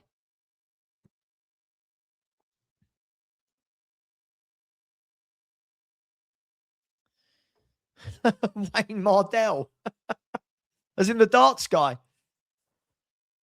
We're 1-0 down inside 5 minutes. Marcus Llorente with the goal, and Tottenham, nothing silly, inside 5 minutes, please. Nothing silly, nothing silly, nothing silly. Yep, Spurs are 1-0 down. I want to see it. I literally saw the ball fall into the path of Llorente. Let's have a look. Llorente, that's 5 goals in 9 Champions League matches. By the way, let's see. I'm hearing that this was Marios's goalkeeper that he wanted that made the mistake. I don't know. I've not seen it. But just remember, everyone, that Marios wanted this. He didn't want... Let's have a look. Kinski. Slips. Marios. Oh, dear, Marios. Your goalkeeper. Oh, dear, everybody. Oh, dear. He's not playing Basuma. He's not playing Dragosin. He's not playing Vicario. All the players you don't want playing aren't playing. He's not playing Gallagher or Simmons. This is what you asked for, mate. It is Atletico 1, Tottenham 0. Everybody join me in do not let Marios get away from that. Do not let this fraud get away from this. He said, I don't want Gallagher, Simmons, Dragusin, Basuma, Vicario. He got his wish. There's a cross, comes in from Atletico and a corner kick, and Atletico, of course, they're going to dominate the game. If anyone thought differently, you're in cloud cuckoo land. Marios, you ain't getting away with it, mate. You are not getting away with this, right? You're not getting away with it. This is what you asked for. No Gallagher, you got it. No Simmons, you got it. No Gallagher, no Simmons, no Basuma, no Dragosin, no Vicario. You got it. Cross comes in, headed away, edge of the box, back in by Llorente, cleared. And at the moment, Spurs can't get a hold on the game. I wouldn't expect us to with that midfield either, but we cannot get a hold of this ball at all. And now Atletico are just dominating and dominating and dominating. There's a ball into the box, headed back out wide. Spurs look all at sea. No. You can't ask for our attacking players to not play and then ask for attacking football. No. Sorry, we're all seeing you as a fraud. You are a fraud, mate. Get out of my chat, you absolute fraud. Mr. Tropical, see you later. No one needs you here. No one needs you here. See you later. Anyway, here's Atleti. They are dominating now. There's the ball into the box, this time over here and into the path of Kinski. And Bayern Munich are 1-0 up as well. Bayern Munich 1-0 up against Atalanta. And the goal scorer was Stanisic. Let me see. I think there's Barcelona are playing as well, aren't they? Yeah, Barcelona are playing away at Newcastle, so I'll keep you up to date with that one as well. As I said, people, be careful what you wish for. Be careful what you wish for, because when you get it, you don't like it. Just remember that. Be careful what you wish for. Anyone asking, this beer, Brewdog, I am not sponsored by them. It's just a can of Brewdog.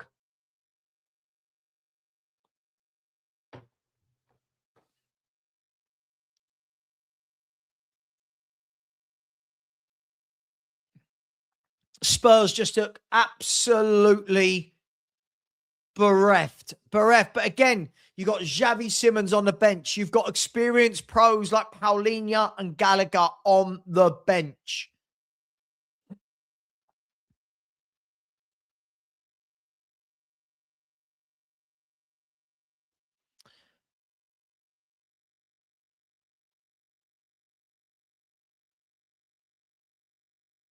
Lookman slips this time. Here's Danso. The ball into Gray. Lays it off to Tell. Tell shoots. And it was low into the arms of Oblak. It was never going to trouble a keeper of that stature. I found it difficult last night, that conversation. I'm not going to lie to you. I won't go into it. I did find it difficult. Anyway, Atleti go long this time and Lookman won't be able to keep that in. It's way too much pace on the ball. But Tottenham 1 down in the first 6 minutes. I don't know. As I said, it's okay for everyone to sit there and say Gallagher's shit, Paulinho's shit, Simmons is shit, Basuma's shit, but this is what you're left with. Anyway, here's Kinski. Plays it across to Mickey van der Ven. And Mickey van der Ven is tackled. The Atletico fans are up in uproar. They're saying it wasn't a foul by Griezmann. It was so far away on the camera angle, I couldn't see. Let's have a look. I don't think he touches him. I don't think it's a foul, but we get it. We get it. Well, no, he didn't. He didn't start. He didn't start 3 of them against Palace. So no, he can't be, right?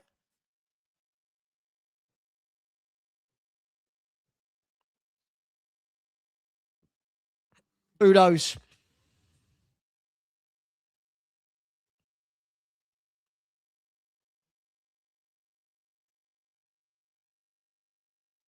I'll tell you what, yeah, see, Ricky Sachs has said this. Big up to Ricky. Please go and subscribe to Last Word on Spurs. Hang on, Spurs are in there, are they? Are we in? No, it's going to be dealt with. Ricky Sachs has said this, and this is absolutely spot on. He said, no Xavi Simons or Dominic Solanke in a Champions League game. Not an ounce of creativity in the central area of the park. Only Tottenham Hotspur could dismiss one of the most pragmatic managers in their history, right? In Thomas Frank, to then employ another one who's even more defensive. Right? And absolutely, this is what absolute facts. Absolute facts. I do not know what he was doing with his team selection. You have to play your experienced pros. You've got to. This is mad. But, hey, it's only 1-0. But Atleti look at ease here.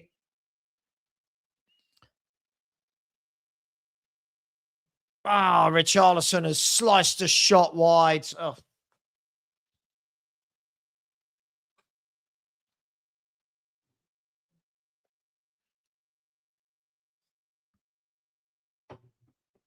I don't know.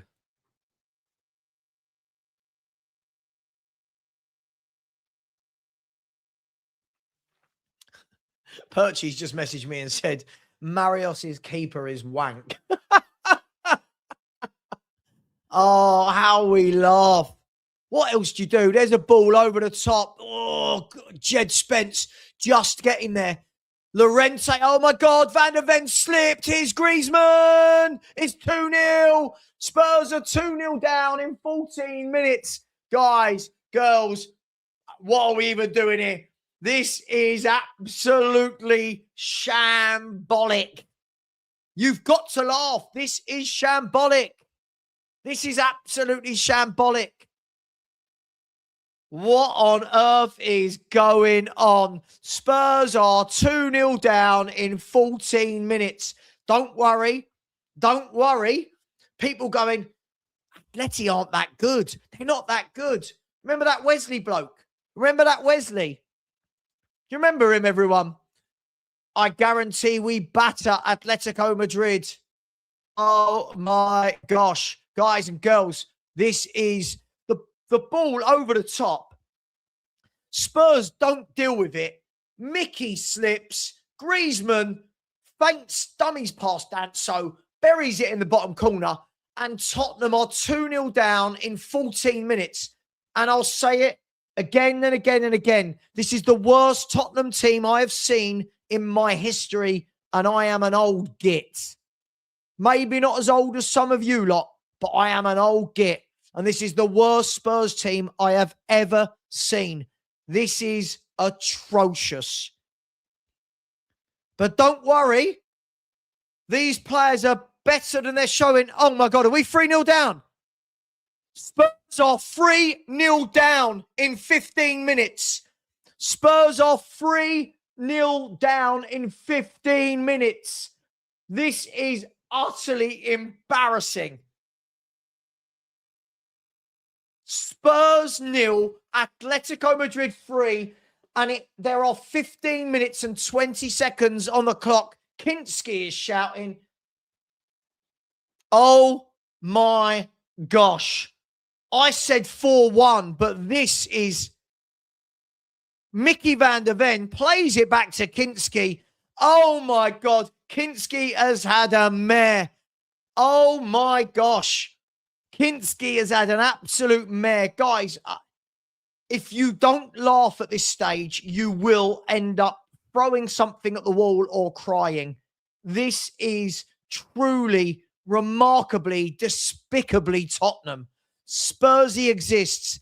This is absolutely atrocious. 3-0 down in 15 minutes in a Champions League game. But don't worry, because these players are better than we think they are. Sava's negative. Just say positive things. Spurs are taking off Kinski and putting on Vicario after 15 minutes. Vicario is coming on after 15 minutes for Kinski. Tell me a bigger shambles of a football club than this. What on earth is going on? What is going on? I am going to need more beer. What is going on?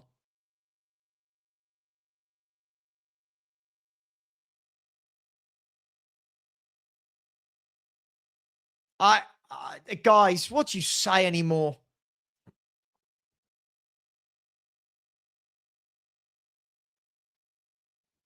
What do you say?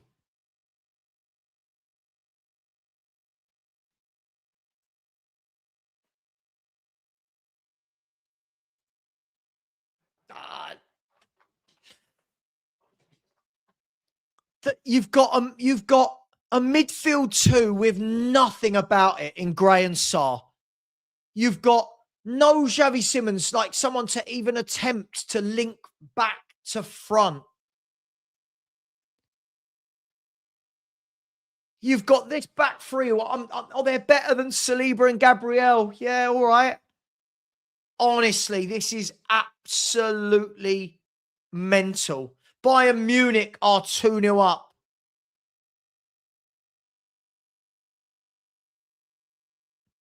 Here's Atleti again, 4-on-4. Oh, my God. The ball played down the line, whipped across. It's gone over everyone, and Spurs are going to clear this one. No, we're not. We've messed it up. Oh, my God. There's a shot, blocked, edge of the box, Llorente. Oh, my God, we're getting absolutely pummeled.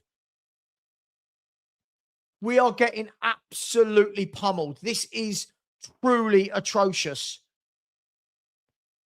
Here's Lookman. The only saving grace is that Lookman has not scored yet to rub salt into the wound.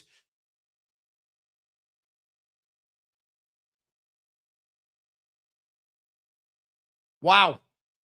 I thought we'd get hammered tonight. I said 4-1, but 3-0 after 15 minutes was not what I had in.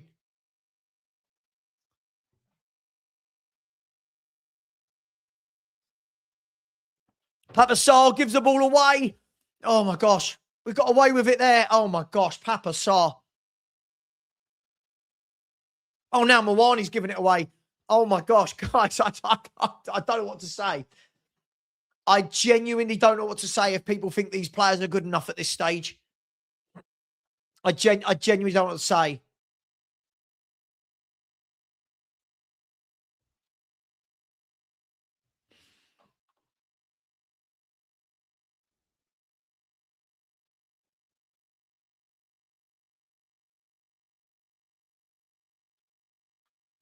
I'll tell you what, they're going to score again, aren't they, really soon? They're going to score again. It's a corner kick.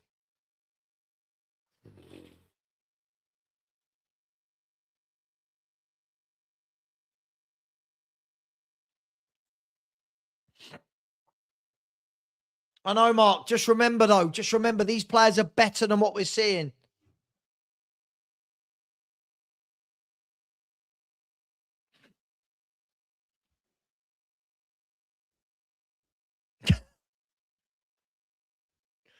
Short corner. Now played in. Headed away by Danso. Surely we can't go 4 down. Surely we can't go 4 down in 25 minutes. Surely. Anyone remember that Wesley bloke? He said, didn't he? What did he say? Yeah, Atletico Madrid aren't, they don't create a lot. They don't score many goals, but they got 3 against Spurs in 15 minutes. My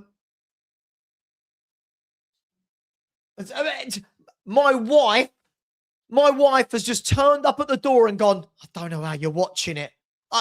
Thanks. Cheers. Thanks for that.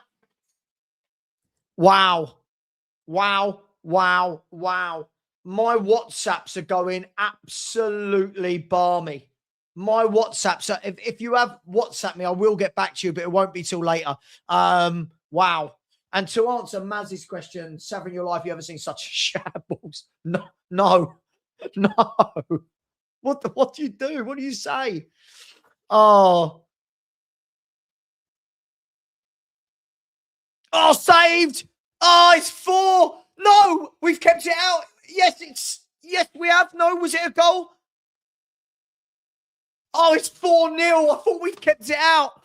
Oh my God. We are 4-0 down in 22 minutes. This is ridiculous. What is going on? This is nervous. This is very nervous. Tudor's saying, calm. Mate, you picked this team. Wow. Tottenham Hotspur are 4-0 down inside 22 minutes.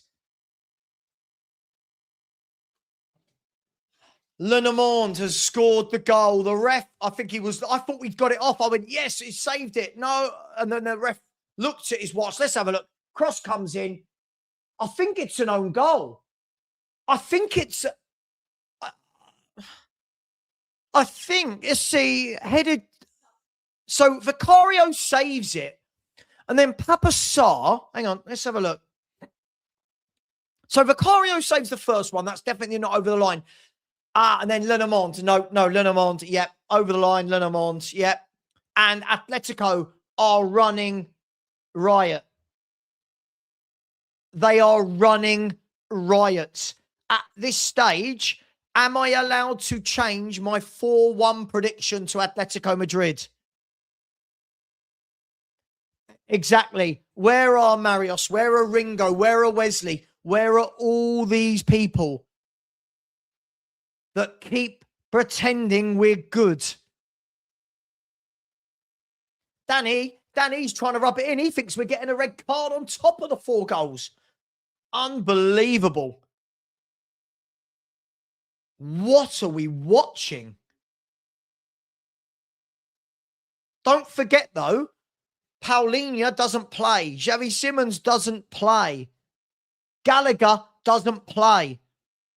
But, hey, I know my wife is right. I know you can all say she's spot on. Don't tell her that much. I'll never get a word in again.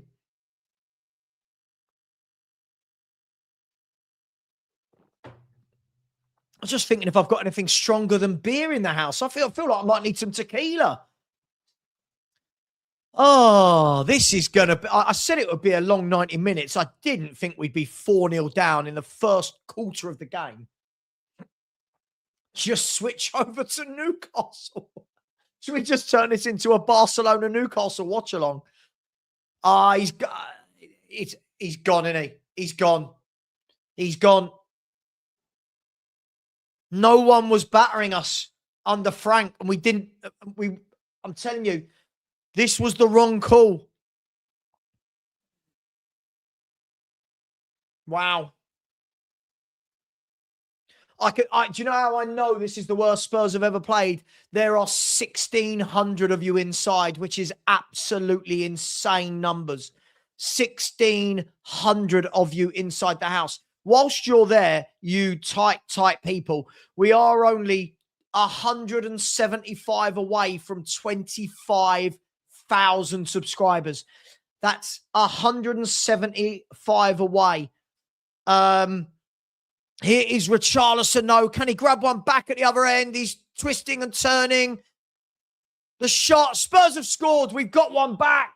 Pedro Porro has scored. So far, my 4-1 prediction is in 25 minutes. Richarlison held the ball up, laid it across. It was put into the path of Porro, and he drilled the ball low into the bottom corner. I'll just check that VAR aren't going to rule it out. And I'll tell you what, I normally get shorts up for every goal, but this is going to be impossible to do. There are just so many goals going in. This is absolutely mental. So let's have a look at this. He's onside. I'm pretty sure he's onside. The ball played through to Vicario. He did well. He held it up. He laid it off to Porro, took a touch, drilled it into the bottom corner. Tottenham, we're back. Ladies and gentlemen, we are back. It is 4-1. Surely we can't concede a fifth anytime soon, can we? This is bonkers. This is absolutely bonkers. 4-1. My score prediction is in. If there's no more goals, I'm 100% right. Oh, dearie me. Dearie me. I just... Oh, dearie me. Bayern Munich are 3-0 up as well. Bayern Munich 3-0 up in Europe. Atletico beating us 4-1. It's all happening. It's all happening, people. It's all happening.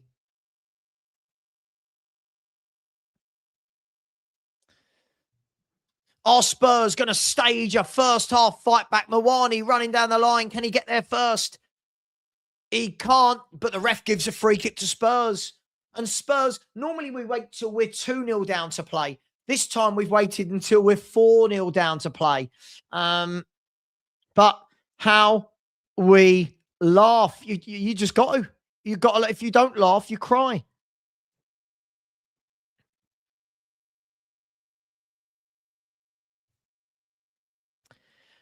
This is what you could.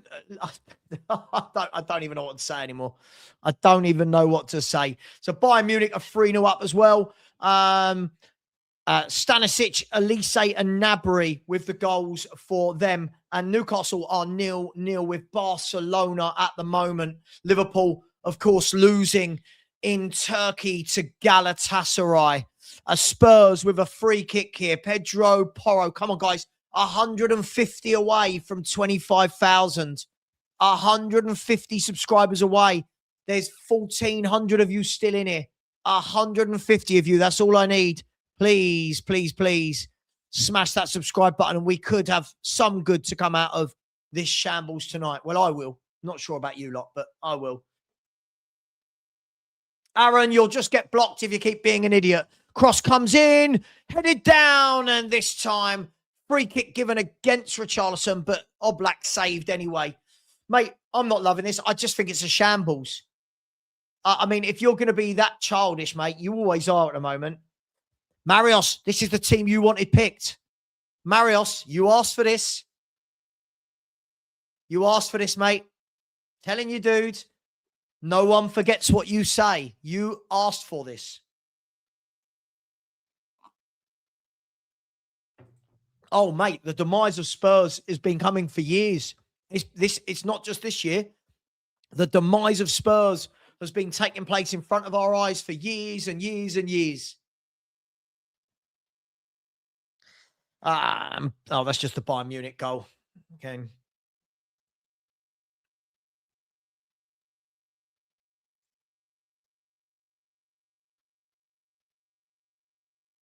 So Gnabry credited with the third Bayern Munich goal.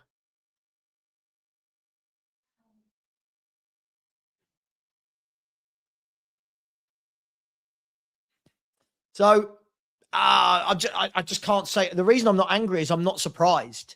I can't be angry when I've been saying we're going to get absolutely hammered. I know there's people who don't get it. Big up to Chloe. How you doing? Been a member for 20 months. She says, in all seriousness, what the F are you going to do from here? I don't know. Maybe we can all start supporting Crystal Palace like you, Chloe. I don't know what to say, my friend. I don't know what to say. Big up to you. Member for 20 months. That's loyalty. If only Spurs had that sort of loyalty. Thank you very much. Really appreciate you for that. Millwall are 1 up, by the way. Millwall 1, Derby 0. And if I'm not wrong, I think that puts Millwall 1 point off automatic promotion. So Millwall are 1-0 up as it stands. Millwall 1-0 up.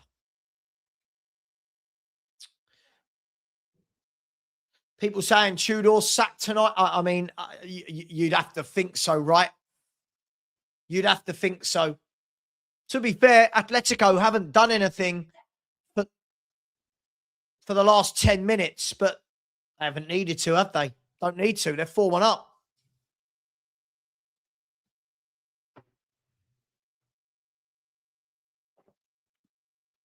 Cheers, Steve. Thank you. Yeah, I get it, mate. I get it. Thank you. James, what happened to your 3-1 prediction? Oh, dearie me. Diego Simeone's going mad at his players. They're 4-1 up, and he is going mad at his players. He does not like the last 5 minutes he's seen. Again, Spurs have just got absolutely nothing in midfield. This was a terrible midfield partnership to put in. Surely, against this team, you pack the midfield, don't you? Maybe Mark, apparently, yeah. Hang on, are they in again here? Here's Griezmann, but his ball across isn't great. Mickey van der Ven, get rid of it, Mickey. Don't mess about with it. He's giving it to Vicario. Please don't do anything silly. Oh, my God. And Vicario's just giving it straight. Oh, my gosh. Just, it is the blind leading the blind. By the way, my uncle's blind. He always says that to me. Oh, no, they're in. Here's Lookman. Shoots. Saved by Vicario. Lookman was fed in down the channel. Shot. And Vicario pushed it away.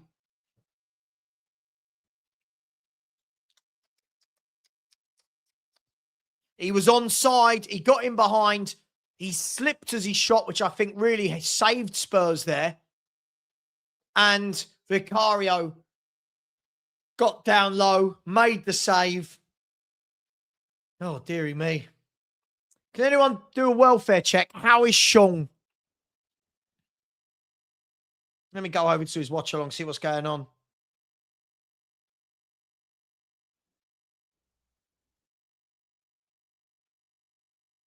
I thought Sean was live. I thought Sean was live.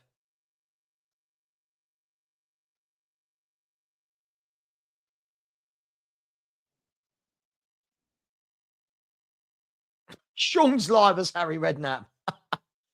Oh, Jesus Christ. Is he not? Is Sean not live? Is he not going live? I was going. I'm big up to you, my man.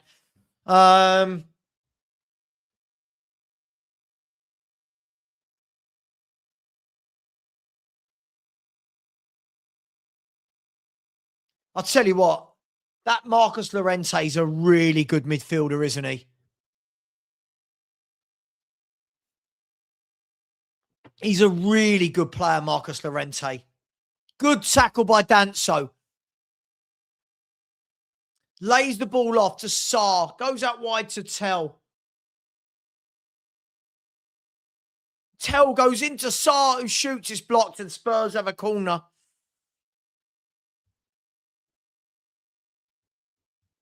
Oh, I don't know. I don't know what to say, guys. I don't know what to say anymore.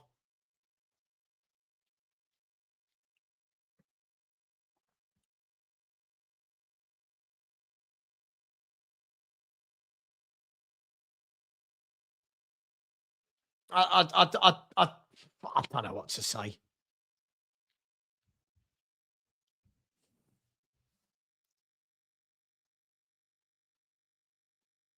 Corner kick to Spurs. Can we get a second back? Can we do the unthinkable?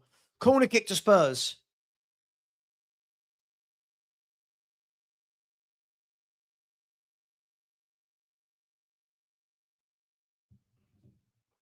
Archie Gray, I think, is getting told off for something. Archie Gray and Simeone look like they're having a...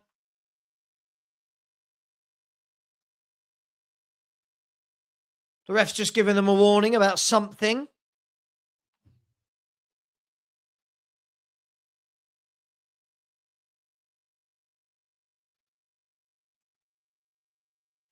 Cross, deep. Header against the post. Spurs have hit the post. Romero at the back post.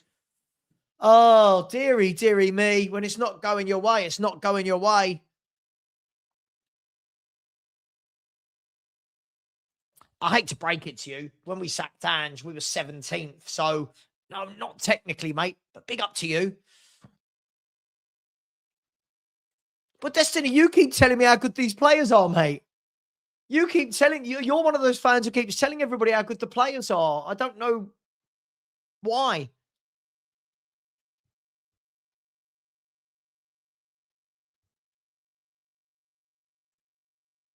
Here's Atleti.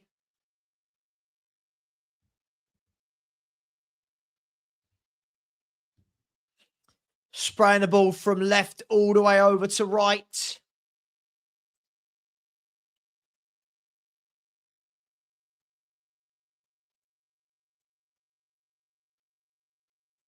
Yeah, I thought that might be after 90 minutes, though. I didn't think it would be after 25 minutes. Do you know what I mean? Big up, my man. Big up to you.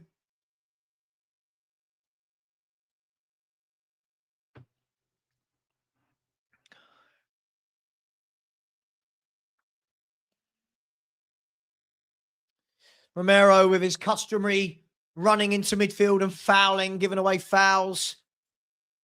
Lookman's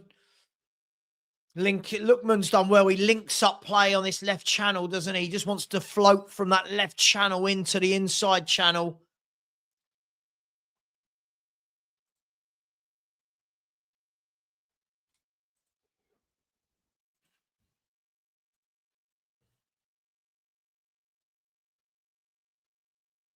Oh, God, I've seen so many people talking about Ryan Mason. I don't know what's happening. Sod it. Bring him in. Bring him in. We kind of deserve it at this stage, don't we?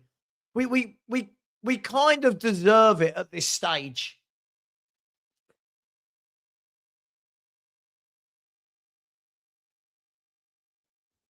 I don't know what's happening here. There's players on the floor all over the place. Yeah. Mitch, that's what you meant, wasn't it? That's what you meant. Oh, my gosh. Big up, my friends. Yeah, look, unfortunately, things could get... Oh, I'll tell you what, Mickey has got away with... Oh, Mickey has absolutely got away with one there for me. Let me know in the chat. Let me know in the chat. I think Mickey has absolutely got away with one there. I think that was an awful tackle. Oh, you lucky boy, Mickey. Archie Gray and Lorente having a bit of a set too. Now the refs come over and telling off a VAR looking at it. Oh, mate. No, he did not. Oh, no, he did not. It was an awful tackle. A VAR looking at that. Oh, that's naughty. They're showing it again. I tell you, what a lucky boy Mickey is. That was awful. Can anyone tell me? I've got the sound off. Are VAR looking at it?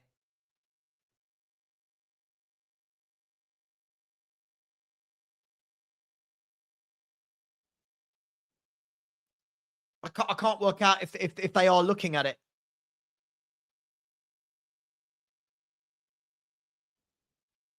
It's been clear. I'll tell you what a lucky boy. That's an awful tackle. And there's another foul by Spurs. And I tell you what, we are losing our heads here, aren't we?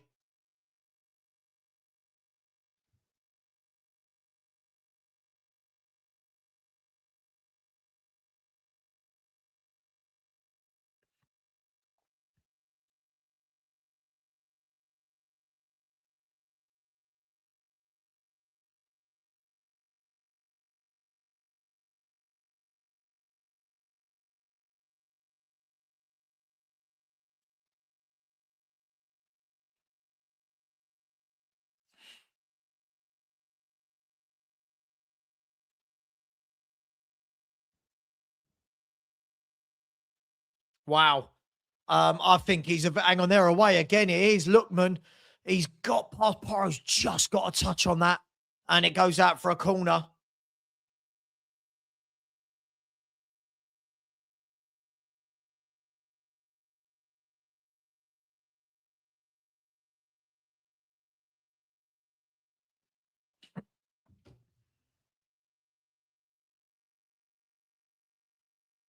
Wow. Just...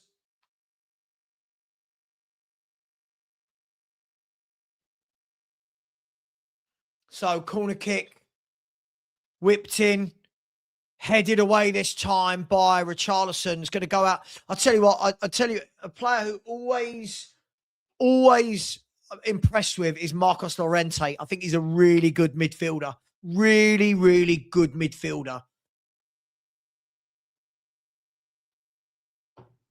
I think he's been at the heart of everything.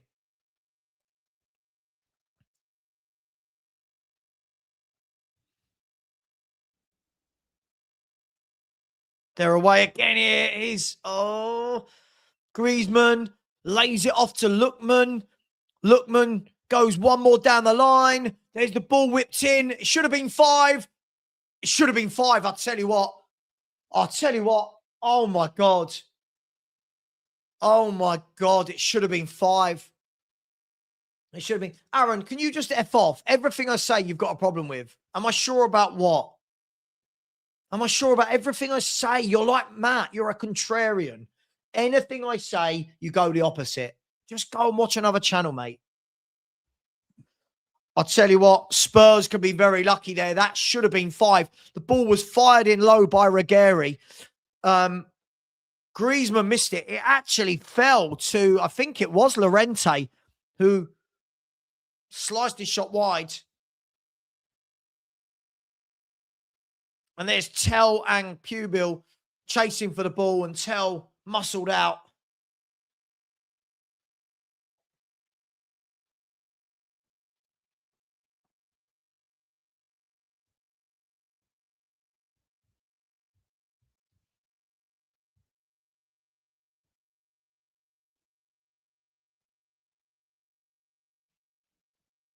Jed Spence looks like he's down hurt.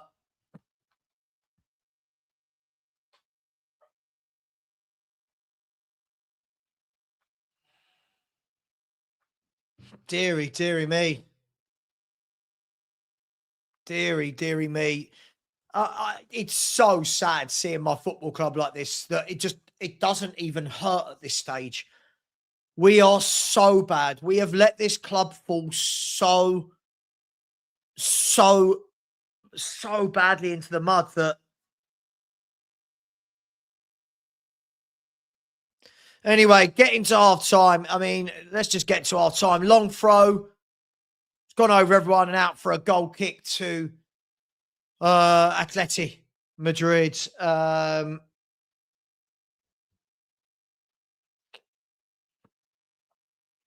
Years of bad recruitment. Years and years of chopping and changing managers. Years and years of no planning.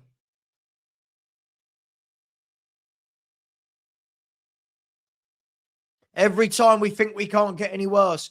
These 4 games under Tudor have been absolutely awful.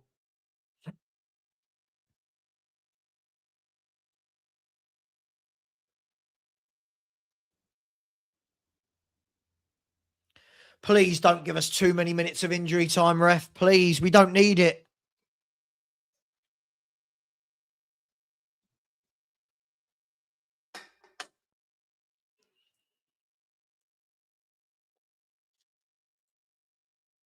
Mate, this isn't it, Bobby? This is the point. This is the point. I'm so far past blaming a manager. Destiny. It's not that we were better than Son. We needed to replenish, get younger, quicker, fitter. It's not, again, this isn't about Son. If that's your takeaway, bearing in mind, Destiny, you're the one every week who doesn't understand how bad we are, mate. You know, you're not getting it. You're one of the fans that's not understanding it. 2 minutes of injury time. Oh, someone's making a ham sandwich on the side here. This bloke's got his bag out. He's making a ham sandwich right in front of the...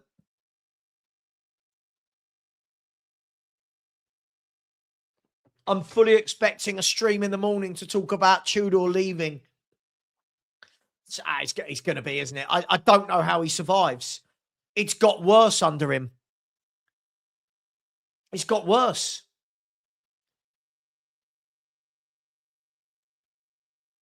With 30 seconds until half time. This, absolutely, Paul. Years and years of poor footballing decisions. Absolutely. Guys, we're 135 away from 25,000 subscribers. Come on, people. Share the love.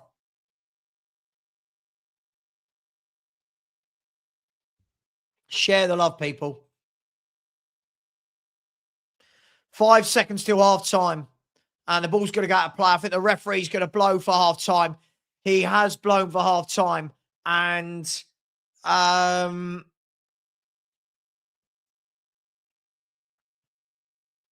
what do you say, guys? Like genuinely, you know, we did this last week against Palace at half time.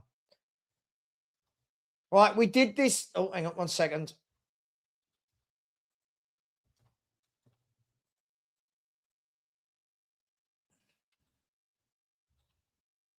We did this last week against Palace, didn't we? And we said, oh, this is rock bottom. It was rock bottom against Fulham at halftime. It was rock bottom against Arsenal. I don't know, anyone in the chat, what's past rock bottom? Once you get to rock bottom, what is past rock bottom?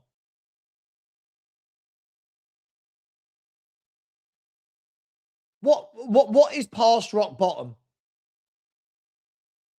Anybody? Because this is, we can talk about tactics. Before I go on a rant, guys, girls, give me 5-word answers. Sum up that first half. 5 words. If you need 5 words, use 5 words. If you need 1 word, sum up 1 word.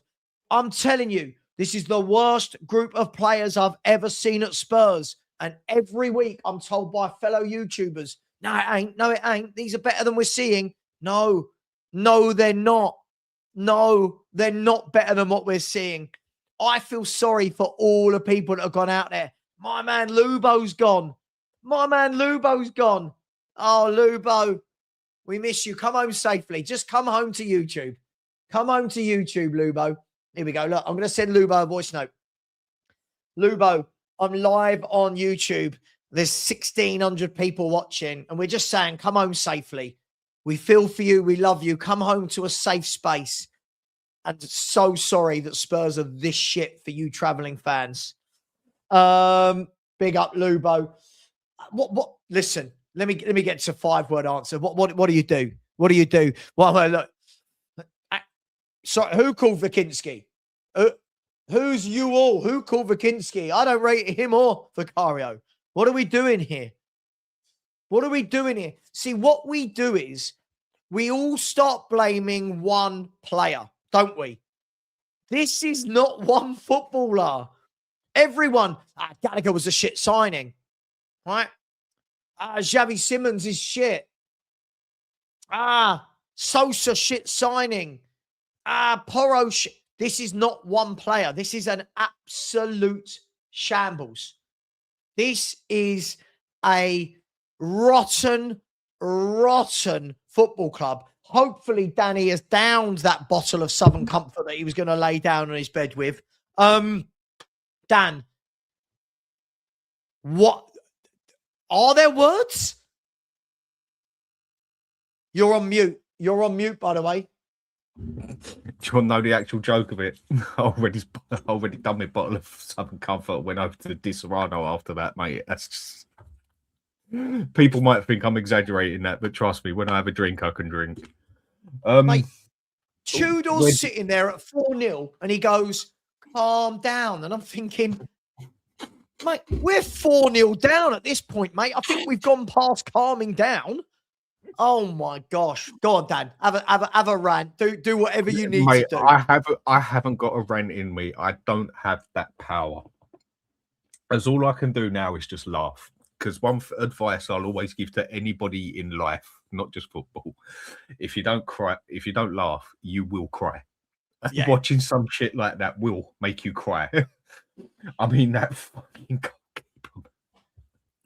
I mean, what you do? That was worse than the Liverpool fella. Do you know what? I think the manager made the right decision getting him off the pitch. Some people were saying that's harsh. I mean, his career is over. Game over. He's gone. That's his career over, most probably. I mean, even saying we might get some distribution tonight. Well, couldn't have got that more wrong if we tried. Oh, Jesus. I mean, the poor fella, what was he thinking of, man? And how Van der Ven did not get a red card for that, I don't know. What a terrible foul. Do you know what? This is where I don't understand the VAR rules. Because were up and he was off the ground by like that. How that was not a red card, I do not know. I mean, do you know what? Even back in the day, someone would have questioned that. The thing is, Dan, right? It's gone past the point now, right? Where as fans, you and I, as Spurs fans, can sit here right now and go, right, what do you think needs to happen tactically to get back in the game? What would you do? Haven't we long gone past that shit now with this football club? Like, look, I can sit here and say I thought the lineup was absolutely shit. Listen, Atletico, let's be honest, I think we had a 10-minute spell after the fourth goal, which is mad to say, where we showed a bit. But Atletico have ripped us apart at will here. They are ripping through our midfield, ripping through our three centre-halves. They are enjoying tonight. And Simeone's angry with them. He's angry that they conceded.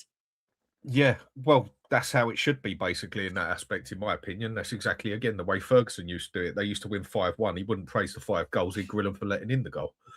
And really, what do you expect when you've put that as your midfield? Like I say, this game really does mean nothing to me in the aspect of whether we win or lose it, whatever. But there's a way to lose as such.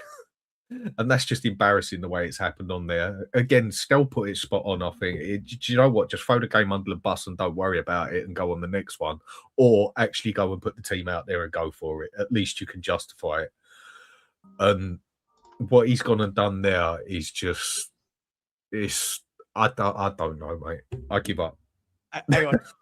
We're at the stage where people are saying, we miss you, Christian Gross. Like, let that sink in. We miss you, Christian Gross. Perchy, you have WhatsApped me. I won't say all of our private conversations. No, it's fine. I'll let me just have it. Let me just have this. I am absolutely fucking pissed. Like, what is... Like, this is capitulation levels 100. I just exploded. Like, the first one... And by the way... First things first, I feel absolutely so sorry for Kinski. It was an absolute mare he had in the first 15 minutes. But I don't want to see players going through that. That subbing him off equally. I equally kind of thought, what did subbing him off do? We were even worse when he was gone. I almost felt like the kid has been absolutely broken. Like, I just think... Can we now all as a fan base wake up? Can we stop living in fairy tales and living in dream worlds? Can we just wake up? These fucking players are shit. This manager, by the way, anyone in the chat that was going anyone but Frank, look what you lot got. Yeah, Marius, you're one of them. Anyone but fucking Frank, you were one of them. Look at that. This guy is like, it's almost like, do you know what? It's almost like we've just gone and brought in somebody off the street to go and coach. What is going on?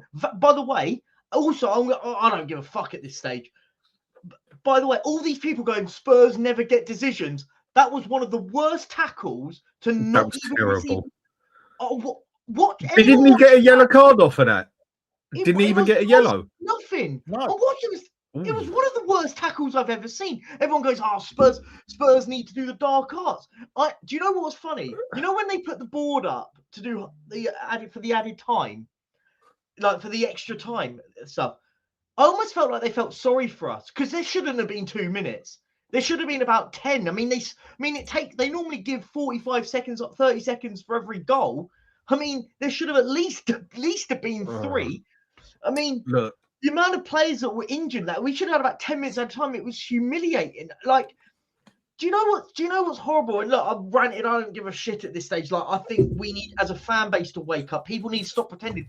Where's that twat, by the way, in the chat? What's his name? Wesley or something going, we'll batter him. You fucking idiot. sorry, you're an idiot, mate. Like, this is mental. Like, look, do you when know it what? comes down to it, Perchy, the managers don't matter. Yeah, but Dad, These players what's ain't even good more vital? enough. It should have been about 7-1, by the way. I know. mean, I have been watching the game. I'm watching Atletico missing sitters here, going. Atletico are missing sitters. I'm going. This is humiliating. Like, I'm just so. Do you know what? Do you know what? I'm at this stage, and I can't believe I'm going to say this. Just relegate us at this stage. I don't care anymore.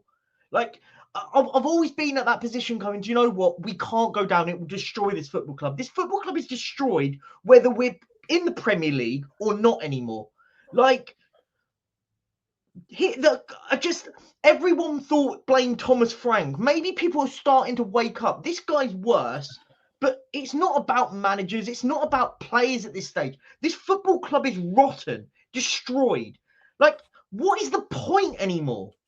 Like, and look, rival fans, when everyone will go, rival fans, I don't care anymore. This is our club. When are people going to wake up? When are people going to go, this is unacceptable? And I know people like Lubo are out there. There's friends out there watching it. I'm going, I feel sorry for those people. Yeah, it's crap for us lot watching it. People that have spent hard-earned money to go and watch us in Europe, traveling, to watch us basically game over. Do you know how this game That's their choice, Perchy. No, I'm sorry. I ain't having that. That's their choice. They've seen how shit we've been. If they want to go over to Spain and watch that crap, on their head be it. Yeah, but my point is it's do you know what? It's not even about losing at this stage. Do you know what this game felt like? Do you remember the absolute car crash we had at Newcastle?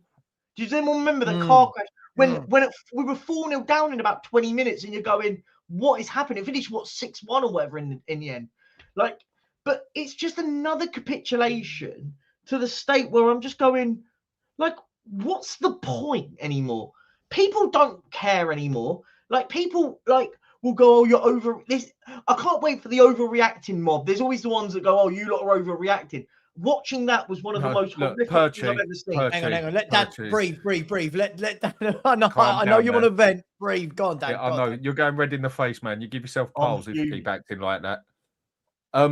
Look, it's the last I'll say this quickly, and obviously I'll talk to you after, so if still on. I think it is toxic positivity that has done a big part of what this damage has been done to the club. So many people just putting everything under the pillar. Not a problem. We're a massive club. We're Spurs. We can't go down. We can't do this. We're massive. We're big. We're everything and that. Turn a blind eye to everything. Not a problem in the world. 150 of us standing there at a poxy so-called protest with over 50,000 people walking past us, just giving us dirty looks, or maybe the odd one taking a camera picture. Toxic positivity has done so much damage to this place. Exactly what happened with the Europa Cup. Toxic positive. It was a positive thing, but it turned out very bad for us because it let people just throw it all under the pillar again. Yeah, look, just I was going to say just quickly, I'm going to do some super chats, but there's 24. I'll speak to you after, man. Do you know what? Good luck. I'll speak to you after, mate. Take care. Yeah, cheers, man. I'll see you after the game. Do you know what's funny, right? I messaged Sue's going, I'm broken, right? She's doing the washing, by the way. She was doing the washing. She was like, I'll put the game on once I've finished all these chores. She goes, I'm broken. I'm absolutely destroyed. What am I watching? And she calls me going, what the hell? She thought someone had died on the pitch. She was like, what the fuck? What do you mean you're broken? I went, have you not watched this? I went, the goalkeeper's been subbed off in 15 minutes. Like, it's just... Oh dear. Yeah. By the way, Deanne, I think we're past the point of just thinking positive. I've heard too many cliches this season every week about just be positive. It's the fans' fault. I think that if this doesn't make the whole fan base turn around and realize that this is managers, players, owners, directors of football. If we're not working out now that this is everything, we never will. Still, some people are coming in the chat. Like, people going before the game. Yeah, glad. Yeah, Gallagher doesn't deserve to play. Neither does Simmons. Neither does this player. Okay, fine. When they don't play, people going, oh, I'd get Gallagher on at half-time and I'd get Simmons on at half. You're like, well, it's too late now. The damage is done. I don't know what people want. I'll be honest. I'm seeing idiots in the chat. I'm sorry. I shouldn't be looking. I shouldn't. But get Perchy off. He's too emotional. If this doesn't affect you internally, you're not a Spurs fan. If you don't feel anything after watching that, you're not a Tottenham fan. If you don't sit there and feel just absolutely broken, I said, I feel broken at this stage. I feel absolutely broken, right? And people in the chat going, too emotional. If you, I genuinely, if you don't feel anything on this, then you shouldn't be a football fan. You shouldn't be a Spurs fan, because we're all going through this pain, right? But everyone wants to laugh and take the piss at people.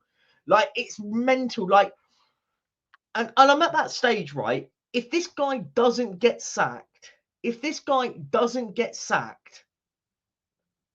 what we like? This is at a stage, right, where it is. We are going to get relegated. I've contended to myself that we are going down, right? We are going down. Look, I'll let you finish the second half, but guys in the chat, you man, afterwards. Go and have a beer. By the way, now Solanke and Gallagher are coming on at half time. Oh, no Simmons though. It's mental. Anyway, I'll leave you to it. Yeah, man. the only playmaker at the club. See you later, mate. Ciao. Again, still no Xavi Simmons. The only creative footballer at the club is not coming on for Tottenham Hotspur. I mean, Tudor, you are not helping yourself, mate, is he? He's not helping himself one little bit. Look, Spurs need the next goal just to make this credible. If we don't, and the game is underway, by the way. If we don't get the next goal, it could go on to be all sorts of embarrassing.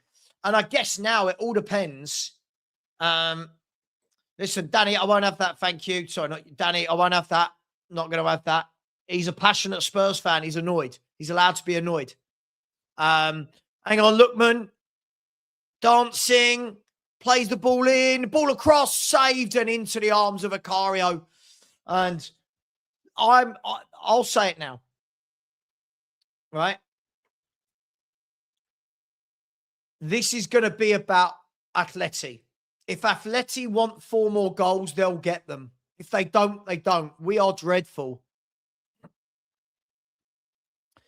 See, this is where there are 2 messages in the channel. If Perchy and Sava is saying it isn't the manager of the players, it's just the club is dead, then why sack the manager? Again, dude, you clearly didn't listen to a word I said.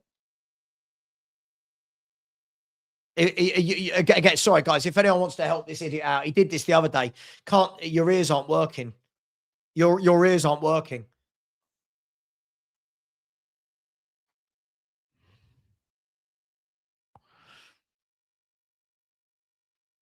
Your ears aren't working, mate. I'll do all the super chats after the game. Sorry, guys. I'll do all the super chats after the game. Ball goes back into Oblak. He strikes it long down the pitch.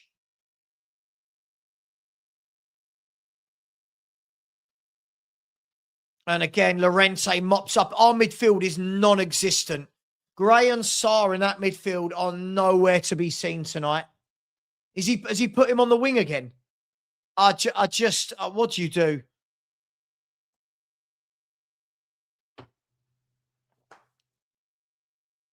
I mean, this is what I mean. Yeah, what makes me laugh is everyone's coming in having a go as though it's my fault.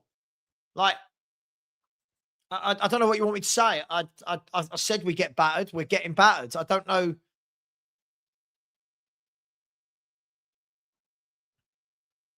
I'm telling you, if Atleti want more goals, there are more goals here. Here's Conor Gallagher. There's no one in front of him, so he's played it back in. Now it's gone to Solanke. He lays it off to Sarr, who just a dreadful player, Sarr. Sorry. Just a dreadful footballer. That pass there sums it up.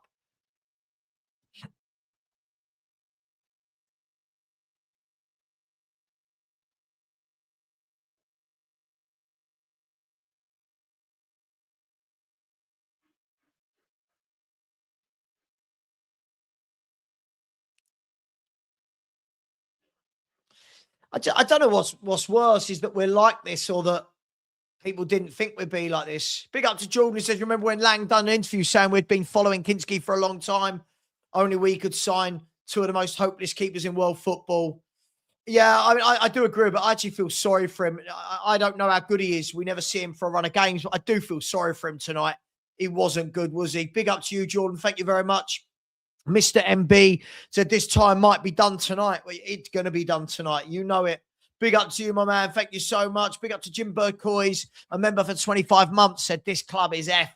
Absolutely it is. Big up to you, Jim. Thank you very much. Big up to Joe Jugamas, said Sava always stoic. I would have tear the house down. Mate, I think the problem is I've said how shit we are all season and people don't want to listen. This isn't a surprise anymore. Big up to you, my man. Thank you very much. Adam Gill has said, is there a bigger joke in football? No, we are the biggest joke in world football right now, bar none. Big up to you, my man. Big up Shane. Said, please keep this manager till you play us on the 22nd. Oh, don't. I just don't know where we go from here. I really don't. Big up to you, my man. Big up to Stephen. He said, we'd rather watch you, mate. Oh, gosh. I'm sure no one would. Thank you for the support, Stephen. I appreciate that. Destiny says he's heartbroken and then starts having a go at me. I saw you in the chat, mate. I timed you out. You start having a go at me. I timed you out. Max says hell is past rock bottom. Well, then we must be in it. Is there further down we can go?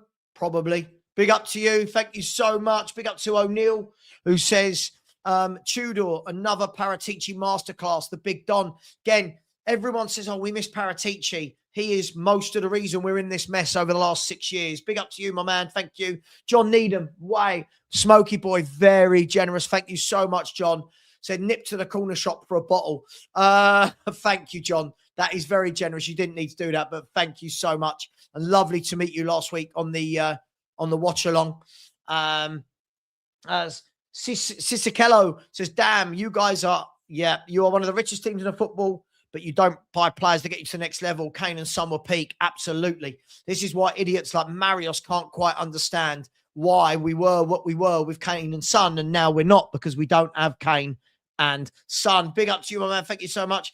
Big up to Chris Brown, who said, please don't sack him until we've played you. Yeah, I'm hearing this a lot from Nottingham Forest fans.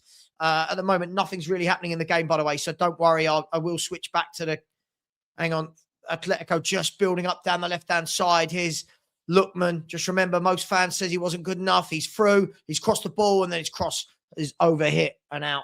Big up, Chris. Thank you so much. Really appreciate you. Sanctuary 7 said, why the F did he start Kinski? He's effed up his career. Look, I don't know. I don't know anything this manager does, if we're brutally honest. Big up to you, Sanctuary 7. Really generous. Nicholas Walker says, remember, lads, they're the underdogs. Oh, my days. Mr. MB's come back in and said, all week, all I heard was Spurs are good in Europe. We haven't played anyone in Europe of this caliber for years. That's why, right? As soon as we play a top team in Europe, we're getting spanked. Big up to Alfie Hall. Says, hashtag anyone Frank, get it trending. As I said, I don't think Frank would have taken us down. I'm not saying it was good. I'm not saying it was pretty, but there was still enough fight in there and enough draws. But hey, it is what it is. Big up, Alfie. A user says, all I can say, Enoch, Lang, Vinay, you deserve it. Absolutely bang on. They all deserve it. Big up to you. Thank you very much. And Eamon says, I've supported Spurs for 60 years, but I'm ashamed tonight, not only this performance, but with Tudor totally killing Kinski. Yeah, there is definitely that way of looking at it, Eamon. Thank you so much for your super chats. Look, it's a tough 9. No, Destiny. It's because I see your pattern of behavior on shows this last few weeks. I see it. Other people see it, mate. Right? You start making things up. You said, Sava, you don't care anymore. Of course I care. It's my football club. How old are you, Destiny? I reckon I've supported them much longer than you. Of course I care. To say I don't care is stupid. Right?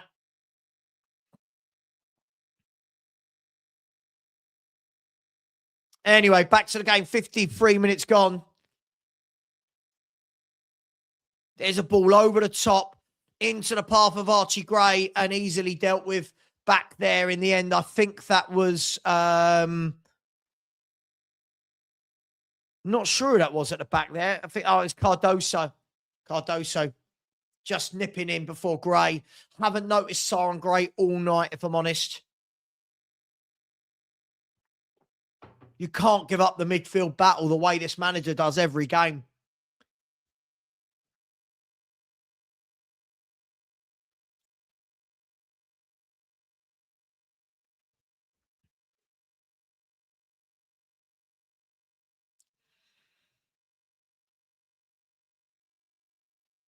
Corner kick to Tottenham. Can we get a second and make a fight of it?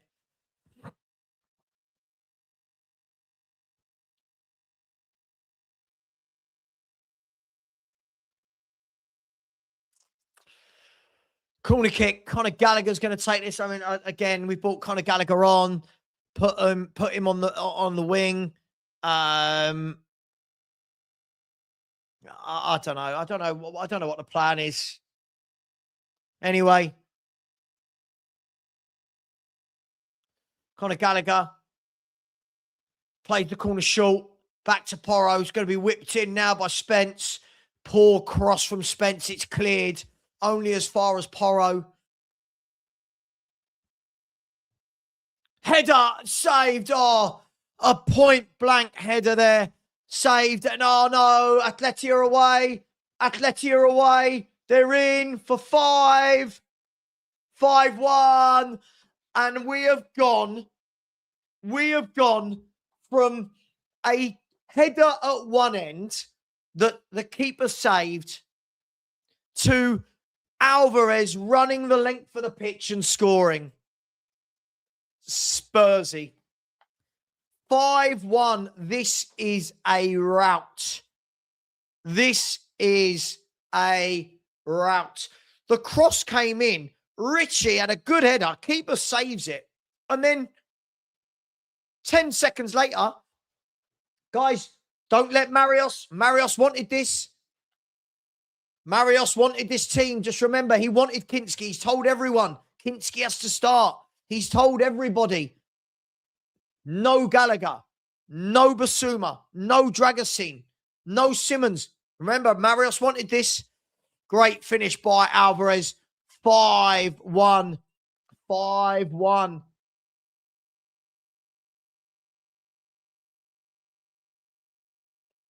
What do you do at this stage? How easy was that? Alvarez ran the entire length of the pitch. Alvarez ran the entire length of the pitch. Dude, you're just going to get put in a timeout for being a dick with every comment. See you later. Literally ran the entire length of the pitch. Yeah, you're talking about, Tom, you're talking about levels of players, right? Griezmann, what a footballer. Absolute joy to watch is Antoine Griezmann.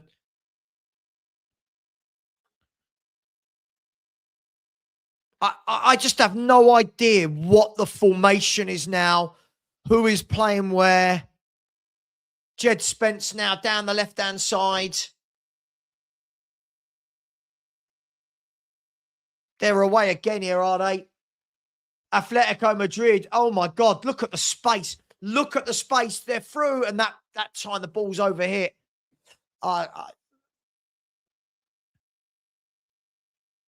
Wow.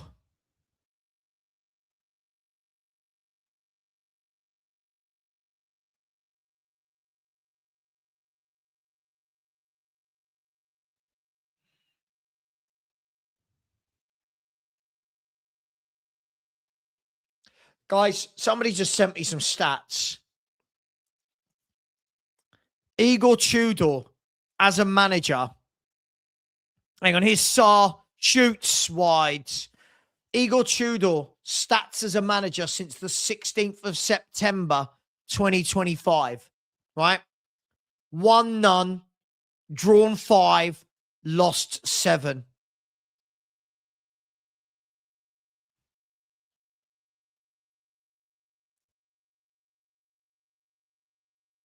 Guys, please don't just time people out for anything. Please, only if it's bad. Please, please. Come on.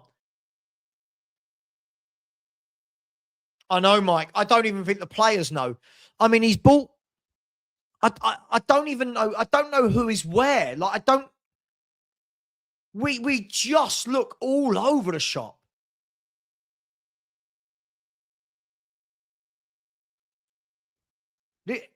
Honestly, I mean, I said 4-1. This is now truly embarrassing, right?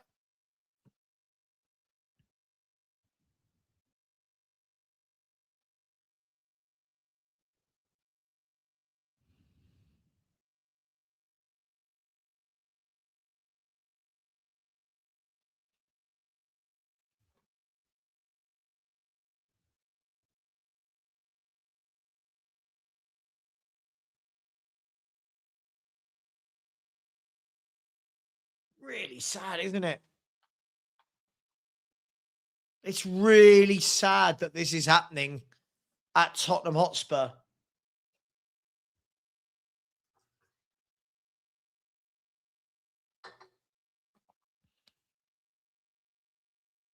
By the way, guys and girls, we're 110 away from 25,000. 110 away.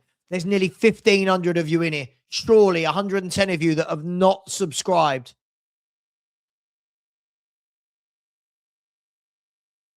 A 110 of you. Surely you can at least help me out tonight. Surely. You guys get to watch this without anyone seeing you. I have to watch this and be upbeat and talk about the game.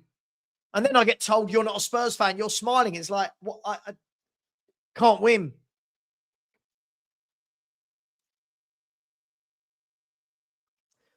Llorente's down. He's a class act, by the way, Llorente in midfield. He's a class act. They're just showing that goal again. What a touch by Griezmann. What a touch.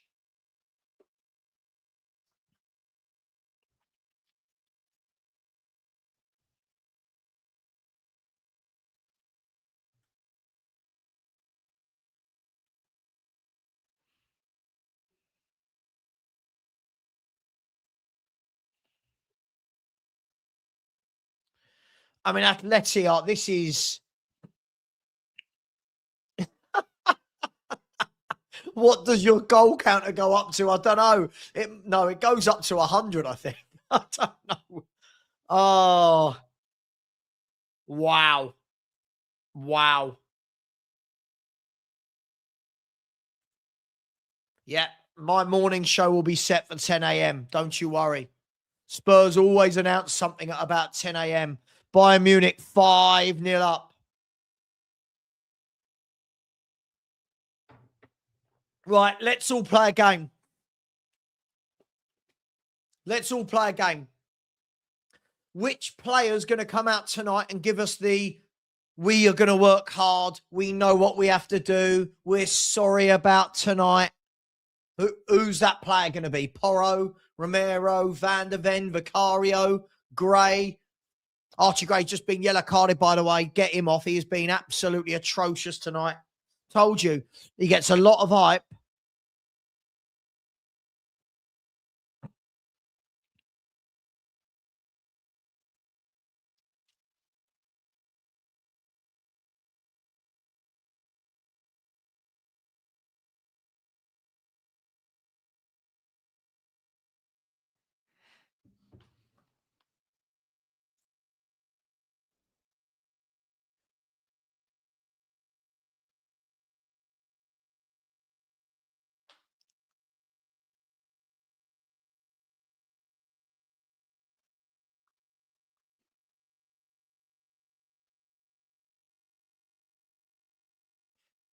Michael Elise with the 5th Bayern München goal.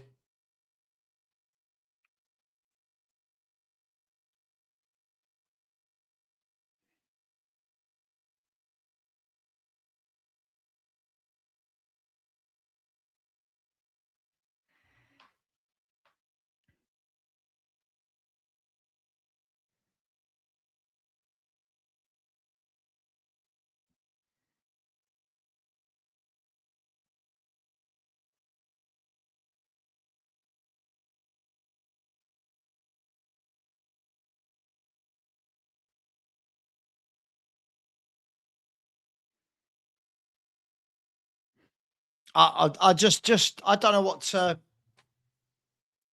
Is that right? He's conceded 14 goals in 4 games.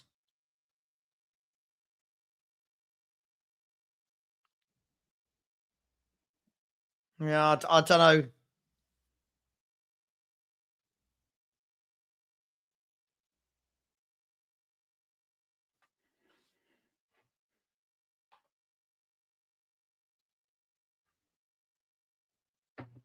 I don't know what to say. Like there's no.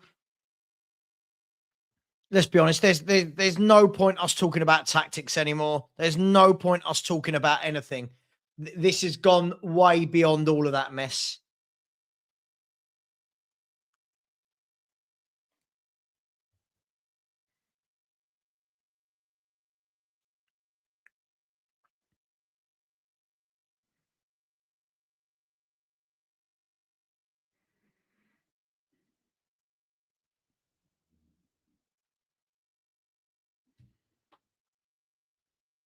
Just done, isn't it? Now is it like not just the game, but the tie is done.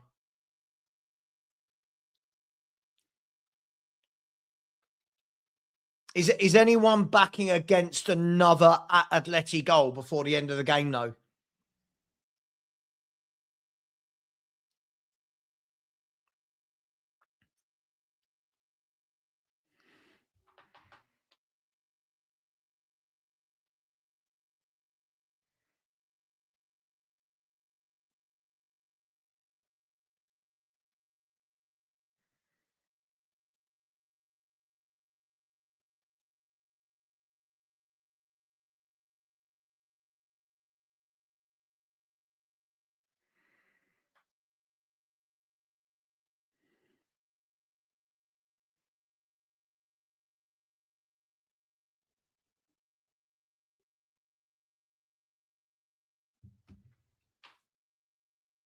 Do you know what's worse?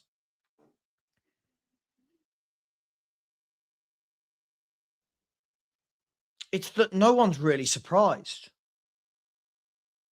Are they? Like let's be brutally honest. How many are actually really, really surprised? Bayern Munich are 6-0 up, Nicholas Jackson.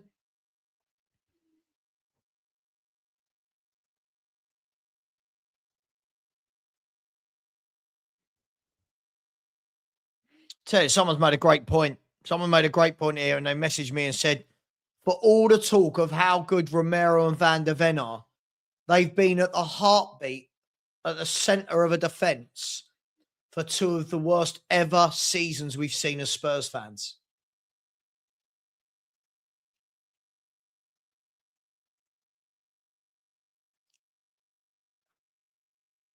I don't know what the team is right now. Like, who is playing where? I bet Atleti can't believe how easy this is. Guys, we are now 95 away from 25k. There's 1,500 of you in here. 95 people to smash that subscribe button. I'll tell you what I'll do as well. I'll give away some memberships if I can. Let's have a look. Can I give away some membership? Can I? Let's have a look. I don't know if I can tonight. Let me see.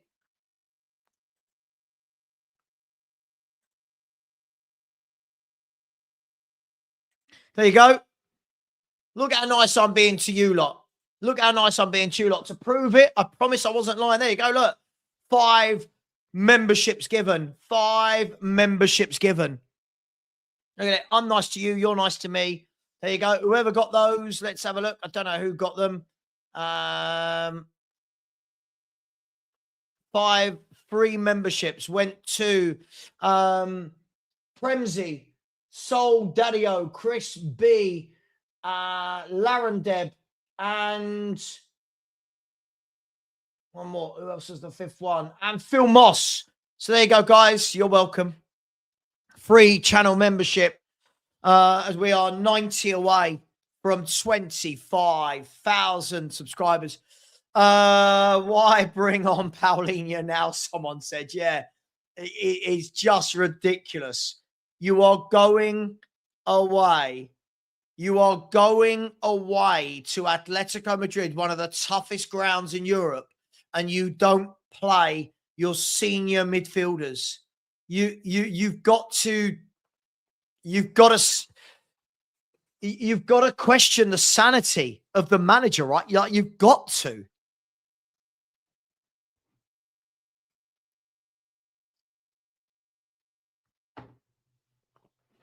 Mate, honestly, I have no idea what this manager's doing.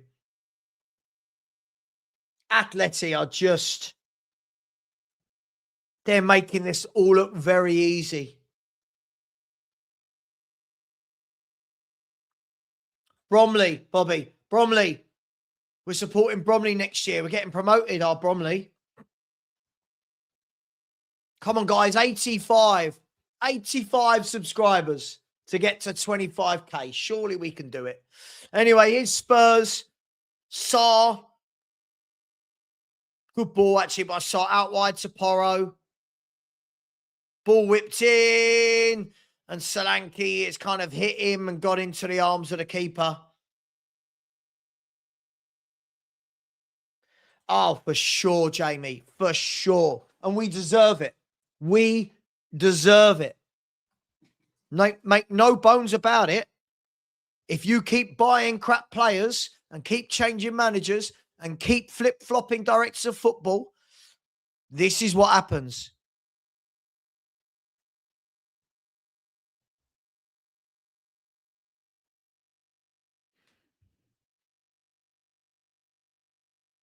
Hang on, they're in again here.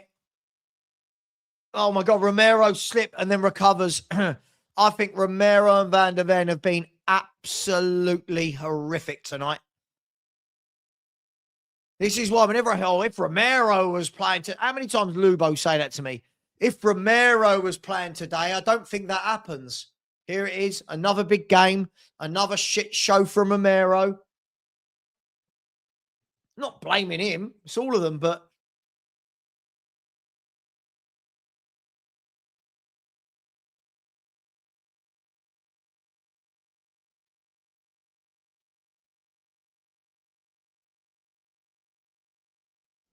there he is, my boy James. Oh, James, here we are again. Here we are again. This is 8 goals Spurs have let in 2 games. It's mental. Oh, mate, of course you do. Of course you do. He's let in 14 goals in 4 games.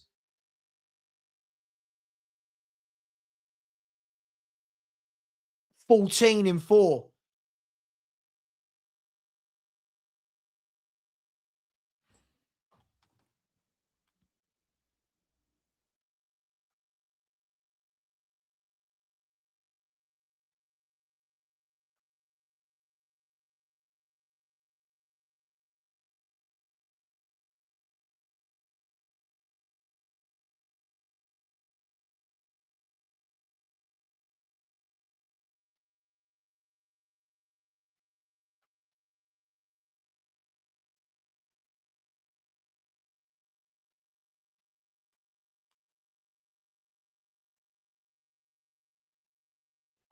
What do you...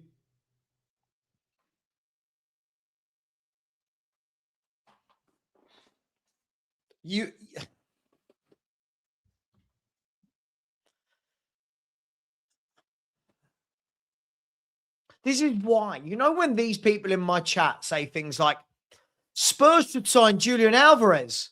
And you're like, yeah, because he wants to leave there to come here. Do you know what I mean? Like, this is what makes me laugh. People say, just pay the... You're not getting these players.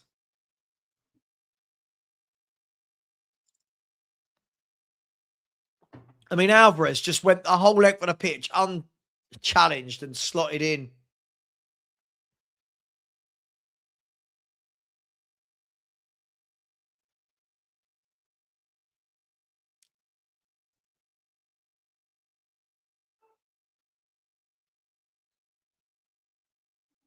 I mean, you've put on your number 6 when you're 5-1 down.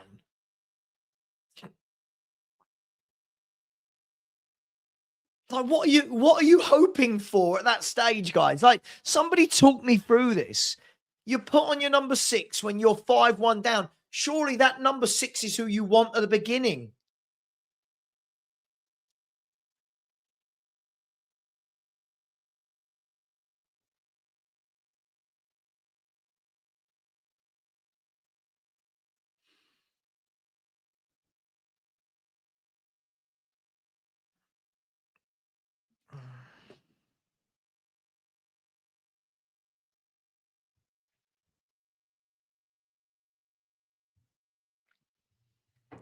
I mean, he's put out one of the weakest central midfield partnerships I've ever seen away to Atletico.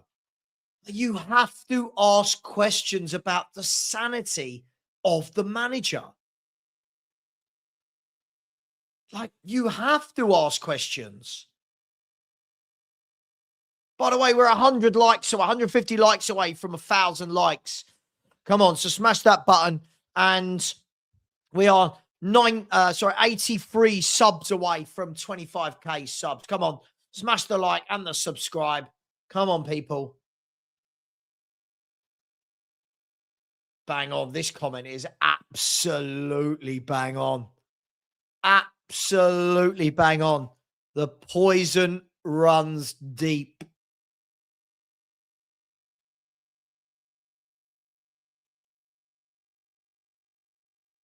I mean, at this stage, just keep it to 5. That's where I'm at. At this stage, keep it to 5.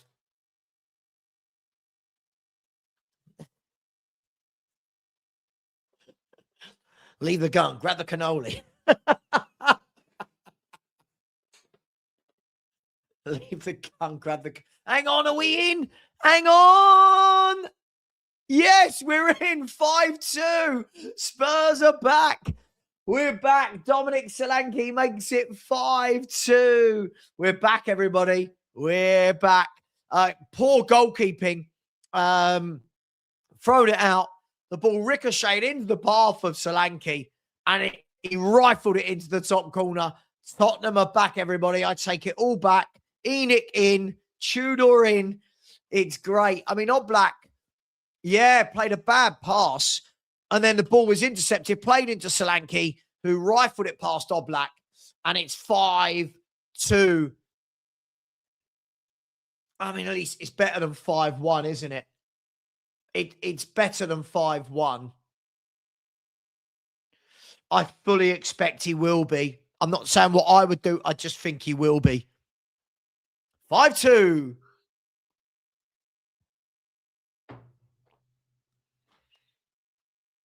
Yeah, yeah. Enoch in. Enoch in. There are 14 minutes left plus injury time. And it's a goal kick to Atleti. It's just too little too late, isn't it? Like, it's just...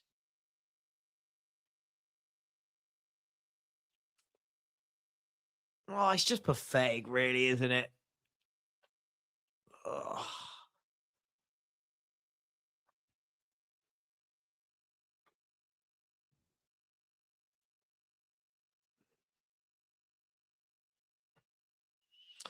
God knows if I'm leaving YouTube, mate. I don't know. I had a job lined up and it's kind of fell through. So I'm not sure, mate, at the moment. I'm not sure.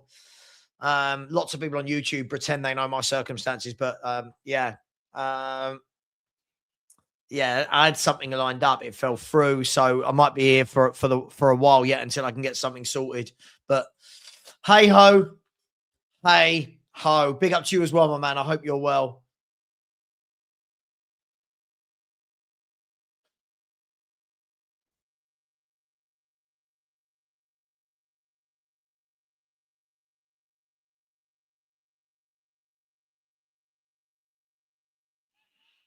There's Solanke down the right channel. Puts a ball across. It's gone all the way over to Jed Spence. Lays it back and Van der Ven skies it high.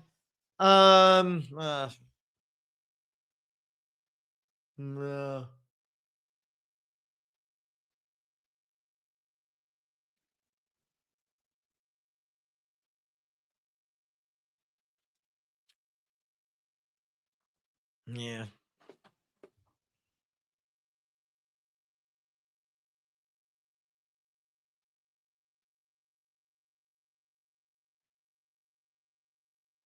Somebody just said to me, under Tudor, Spurs have conceded what in the first half only. 1 against Arsenal, 2 against Fulham, 3 against Palace, 4 against Atleti. So when he says he can see the boat going in the right direction, it's actually getting worse game on game on game.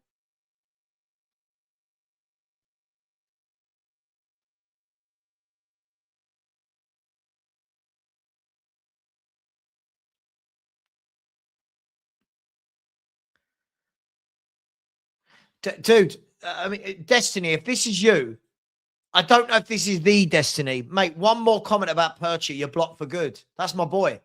One more comment. You're you know.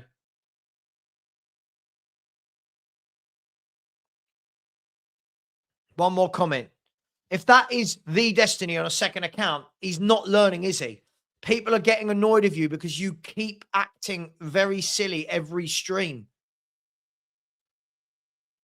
Just chill out, man. Just chill out. We're all annoyed. We're all annoyed.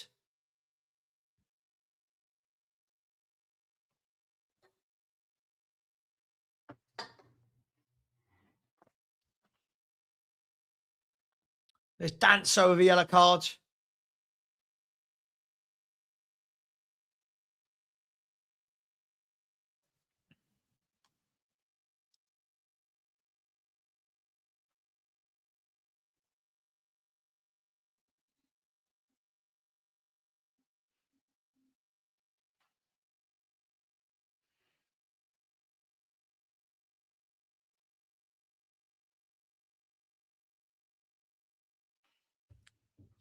Looks like Newcastle have taken the lead against Barcelona. They have in the 87th minute, Harvey Barnes. Newcastle 1-0. Spurs 5-2 down. Yeah, I know.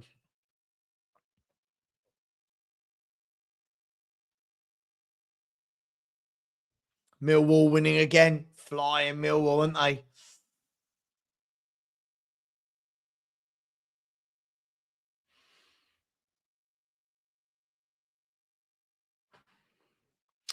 Thing is, what I worry about for Newcastle is them going to the Bernabeu. You've got to remember, right? First legs are very different to second legs. If you're going there 1-0 up, I know I have no idea what this. I have no idea, mate, what this is.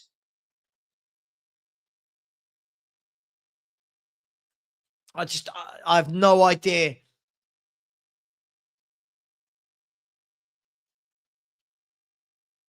Dude, you're just going to get blocked. Grow up. Have a timeout. So many children. Sorry. Oh God, sorry. The camp. Yeah. Everyone knew what I meant. Yeah, not the Bernabeu. Sorry, Camp Nou. Sorry. Yep.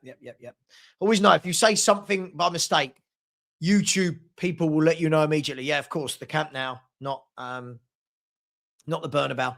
Anyway, Sorloth is on for them now. Oh, and here comes Xavi Simons in the 83rd minute. Tudor, mate, you are a mess. Simons off, Spence off, Simons on in the 93rd minute.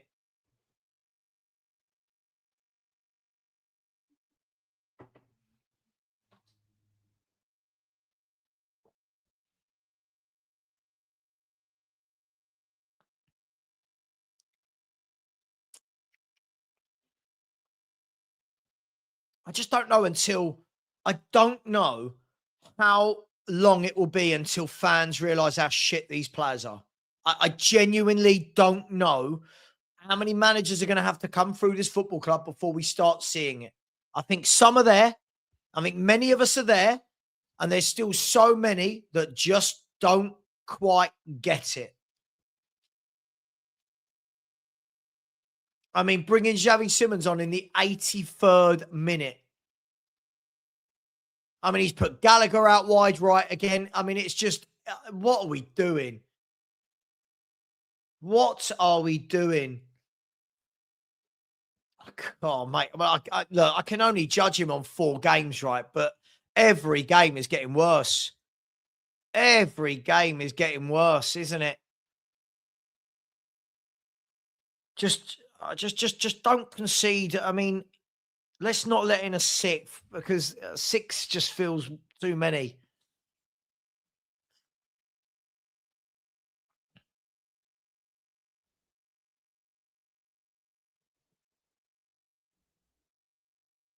Nothing's really happening in the game at the moment.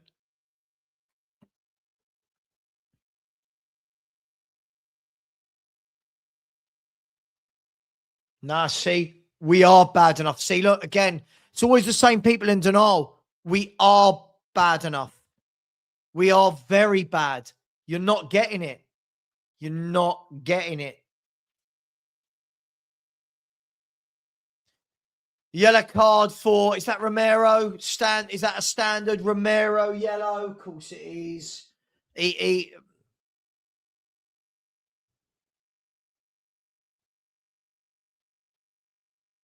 People are telling me that Spence mugged off Tudor. I have no idea. I didn't see it. What happened? Oh, God.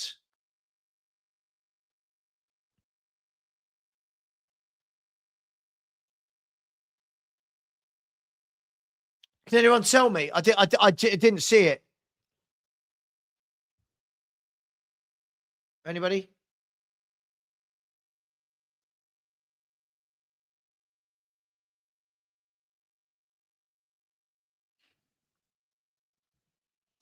Free kick whipped in by Atletico, headed clear. Says Xavi Simons. Trying to get down the chase. There's no one there for him to pass to. Holds onto the ball. Does well there, Xavi. See, he's done well there. A player that can hold on to the ball. We didn't want him starting. We didn't want him starting. Oh, my God. Papa Sarr is awful. Oh, my God. Papa Sarr is dreadful. Oh, my God. He is an awful midfielder.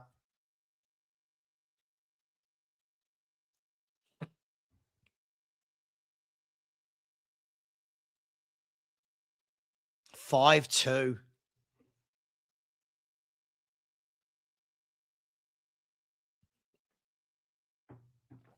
Marios, see, right now you're going to get blocked. This is ridiculous. You've turned into an absolute. Do you know what? I would say turn into a troll. You've just turned into a bit of a wanker, haven't you? You've turned into a bit of a wanker. Let's put you in a timeout. Don't care if you're a member. He's just turned into an idiot. Have you noticed everyone that Marios likes is shit and everyone he doesn't like is good? It's mad, isn't it? Sarr's, oh my God, he's so bad.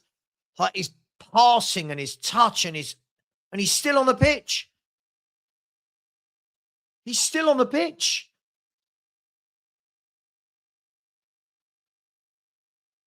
Sarr and Gray are going to play 90 minutes at the Metropolitano. It is absolutely crazy.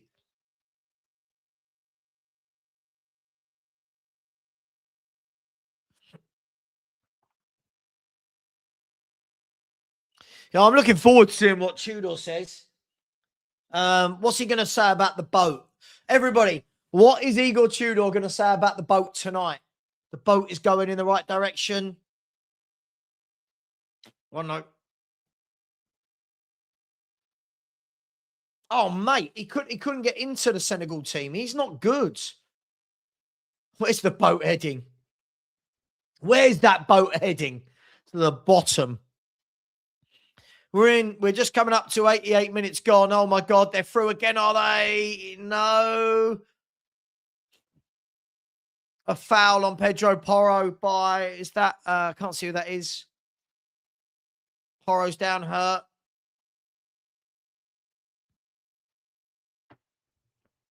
That's the best thing. Women and children first. Women and children first. What a shambolic mess this is.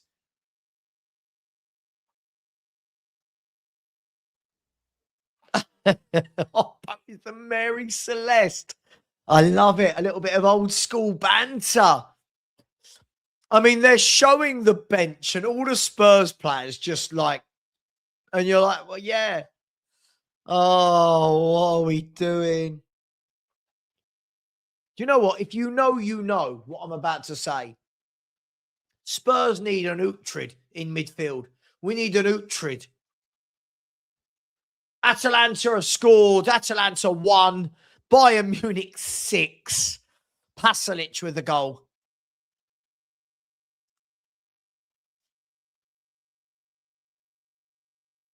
See, as I always say, when you're 3-0 down, 2-0 down, 4-0 down, it's easy to start saying, oh, well, they fought. Well, yeah, the other team's got nothing to really play for now.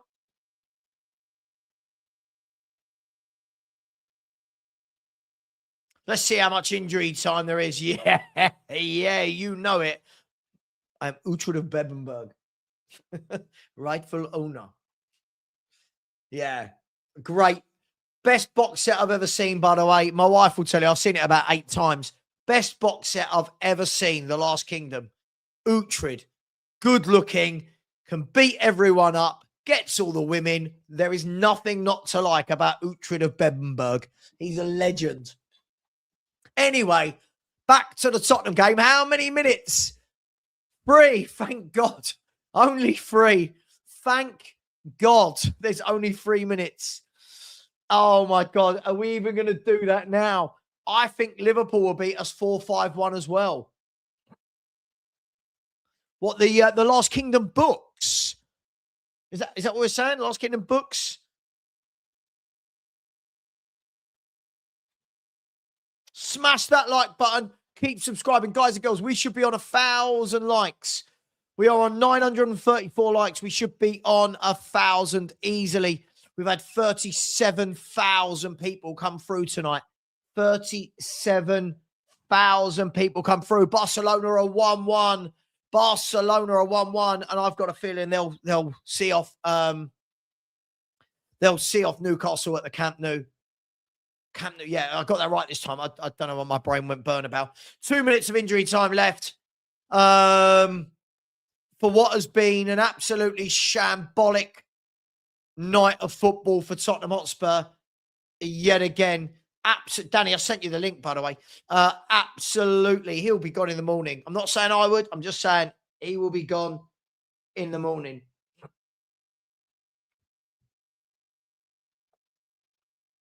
By the way, anyone talking about Paratici, most of these crap players are his, and this manager is his. I'm just saying. Don't shoot the messenger. I'm just saying.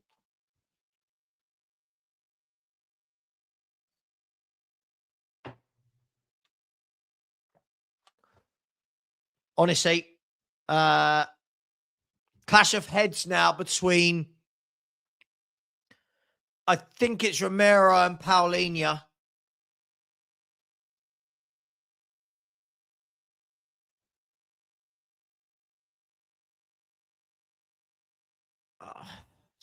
By the way, in Ackerwatch, just Stevenage letting me down at home tonight. It's all done. They lost. Yeah, absolutely this. You could see the music now, can't you? You can see the Benny Hill music and our players running. It's just a mess, isn't it? There'll be people going, yeah, but we got 2. Like, just some brew dogs. I only had 3 cans. I can prove it. No. Just 3 cans. I fancy a wingman. Once we get the guests on afterwards, I'll be able to go down and get myself a couple more cans. Yeah, a bit of Chaz and Dave. Rabbit. Yep. Oh, this looks bad. These 2 down. Maybe concussion. Both are going to... Oh, this is a bloody good point. This is a good point. Yep. Mate, I'm going to say it now. Liverpool 4, Spurs 1. I'm calling it now. I'm calling it now. Okay, so that's nice to see. Paulinho's up. Paulinho's up. That's good to see. When you say you want to get into YouTube, any groups you can add me to, what do you mean? Are you talking about WhatsApp or YouTube? If it's WhatsApp groups people are after, I'm not in any. I'm not in a single WhatsApp. I don't do the WhatsApp groups with all the other YouTubers. They're crazy. The number of comments a day, it's ping, ping, ping, ping, ping. When I finish streaming, my pet hate, right? My pet hate is I finish streaming and then everyone starts WhatsApping me about my stream. And I'm like, no, stop. Here he is, guys and girls, talking about Benny Hill. Anyone talking about Benny Hill? Marios, who won't know who Benny Hill is, look at this guy. If we got Ryan Mason, Liverpool 2-2. By the way, Marios, there you go. Let me see if I can find Marios's comment. Marios's prediction for tonight, everybody. Ready? I'm going to find it and I'm going to bring it up on screen. I'm going to bring it up on screen.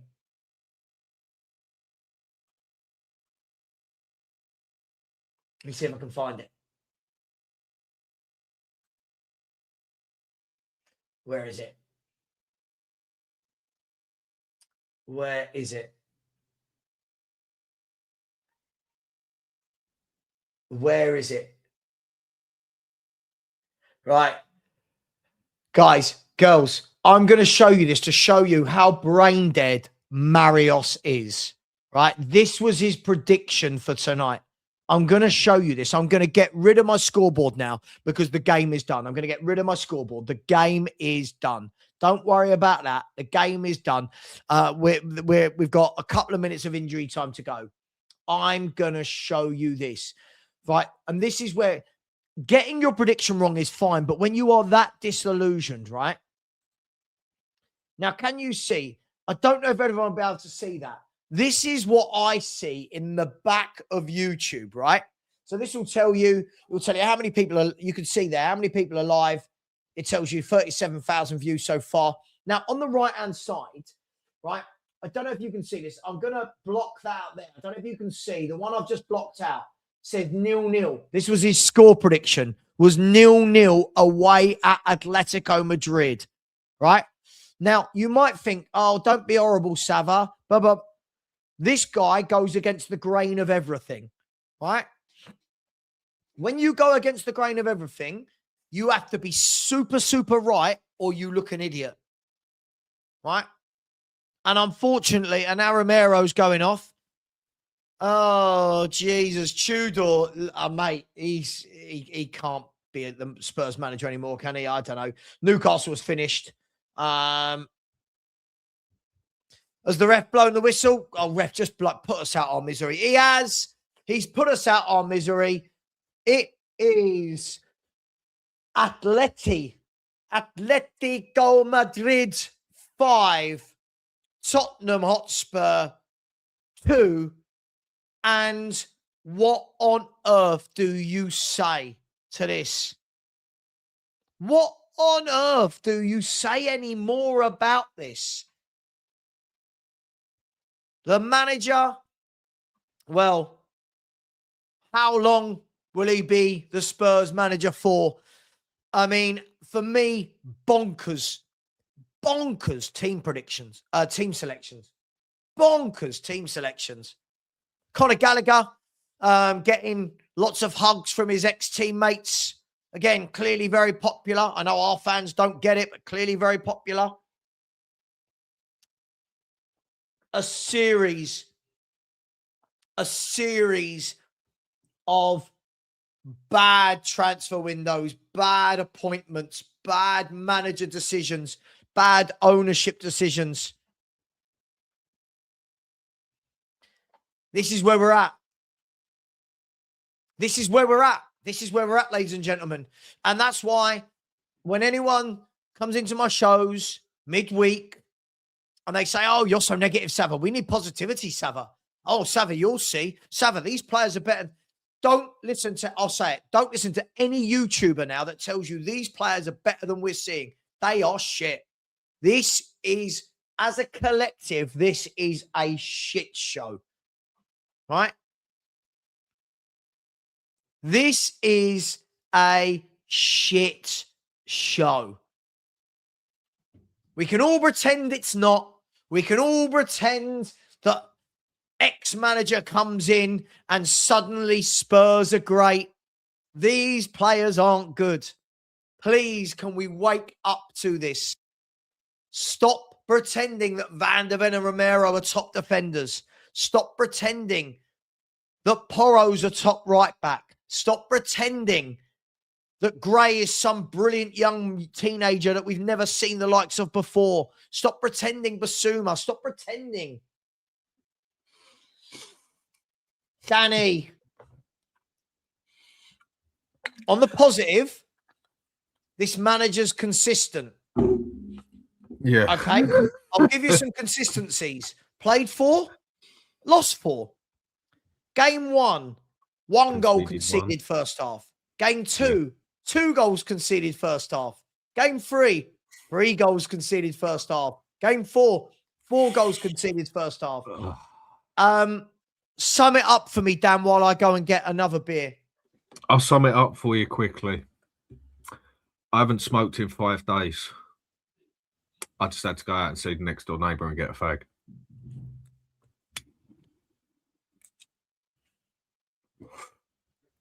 I think that just basically sums it up for everybody, doesn't it? 5 days I haven't smoked a fag. And after just watching that, no, we lost. I can't say that really bothers me that much.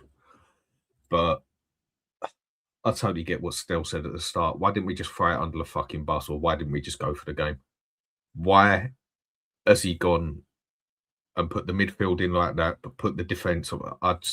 No, this fella, I thought maybe he was a good player. I thought he was an all right player at Juventus. Weren't bad. Wasn't no world class thing, but I thought he was all right. But in that aspect, he definitely don't look the right man, does it? So where do we go now? I think if I have to make a decision, I ain't the owners, but we're all going to have our own ideas over it. My decision is like literally, no, we're basically fucked if we do and fucked if we don't. So you might as well just take that wild card gamble, mate. Dodgy, got to go. And what are you saying there, Lee? Did you just say Spurs are split, but Dan can't smoke one? Trust me, mate, I do smoke them, and I'll be smoking one when I go to bed. That's my way of chilling out. In that aspect, he's got to go as well. It's easy to say. I think if we kept Frank, I don't reckon we'd be in a better position, if I tell you the truth. Would the team have fallen apart as much as it has now? I don't know. But with Frank, I don't think we'd be much better. Maybe a point extra, which could save us. But I honestly have tried to justify some of these players by saying on paper, I don't think it is the worst Spurs team I've ever seen. But when I watch them play together, I can't argue no one anymore. I can't justify my argument anymore. I can only sit there and say that this, as a team playing, is the most shambolic piece of shit I've ever seen play at Spurs. To the point where I don't smoke a fag for 5 days. That I watch this, I really don't care about the result, but just the way they play is just that traumatizing that I need to go out and get a fag. That just about says it all for me, mate. Well, you're right, Maz. Big up, Maz. Hello, welcome Hello, back mate. to the show. Sorry, everyone. I just had to go and get a couple more beers. Maz, I feel like I've got PTSD from watching that. I feel like I feel like I've been through it with the players. Do you know what? Right, if a Liverpool fan podcast or Man City or Chelsea lost 5-2, their YouTubers would be ranting, right? Like it would be venomous. Aren't we just so used to this now, Maz, that this is now becoming a little bit like what are we doing here? Isn't this the norm now? Yeah, I think you're right. what I would say is just when you think it can't get any worse, any more embarrassing, the next game comes and it gets worse and more embarrassing. So how many times have we said that this season, Maz? Sorry to get you there, but how many times have we said that it ain't going to get worse and then the next game happens? Honestly, I'm honestly being serious. It was the first half was traumatic. Like, not that I didn't expect that we were going to lose, but just the shambolic nature of everything. You're just like, where do the players even go from this? And I've got to say, I felt so sorry for Kinski. I just thought the boy is going to be, his head's going to be absolutely career over, frazzled. Yeah, career over. I'm a bit lost for words, Savas. I've just sort of come on just to see your beautiful faces, and it's just like, what do we say? Mate, listen, it's really difficult because when you do, you guys know, like when you do a watch along like that, your life is so long that you sit there and you're going, I don't know what insight I can add to this anymore. Like Danny and I at half time was saying, normally at half time, you go, okay, right, we're losing 1-0. What do you do? Okay, yeah, I get him off. I go to a 4-3. When you're 4-1 down and you know, Atletico are ripping you apart, this goes beyond tactics, Maz. This goes beyond, you know, it doesn't matter if we're playing a 3 at the back or a 4 at the back or 2 up front. It's just rotten to the absolute core. And someone in my chat made a great point. They said, the poison runs deep. Oh, yeah. The poison runs so deep that the commentators were even saying in the game, I don't know what to make of this game. Like they said, I don't, what's his name? Alex, the Scottish fella, says, I don't actually know what to say. And it went silent for about a long 10 seconds, didn't it? They didn't actually know. It's like, they're just so like, they're cooked. They're cooked, like, not physically, mentally. They can't string a pass together. They're falling on the floor. They're, you know, Kinski's literally just capitulated within the first 14 minutes. I don't even know how we managed to get that goal in the beginning. It just sort of happened, didn't it?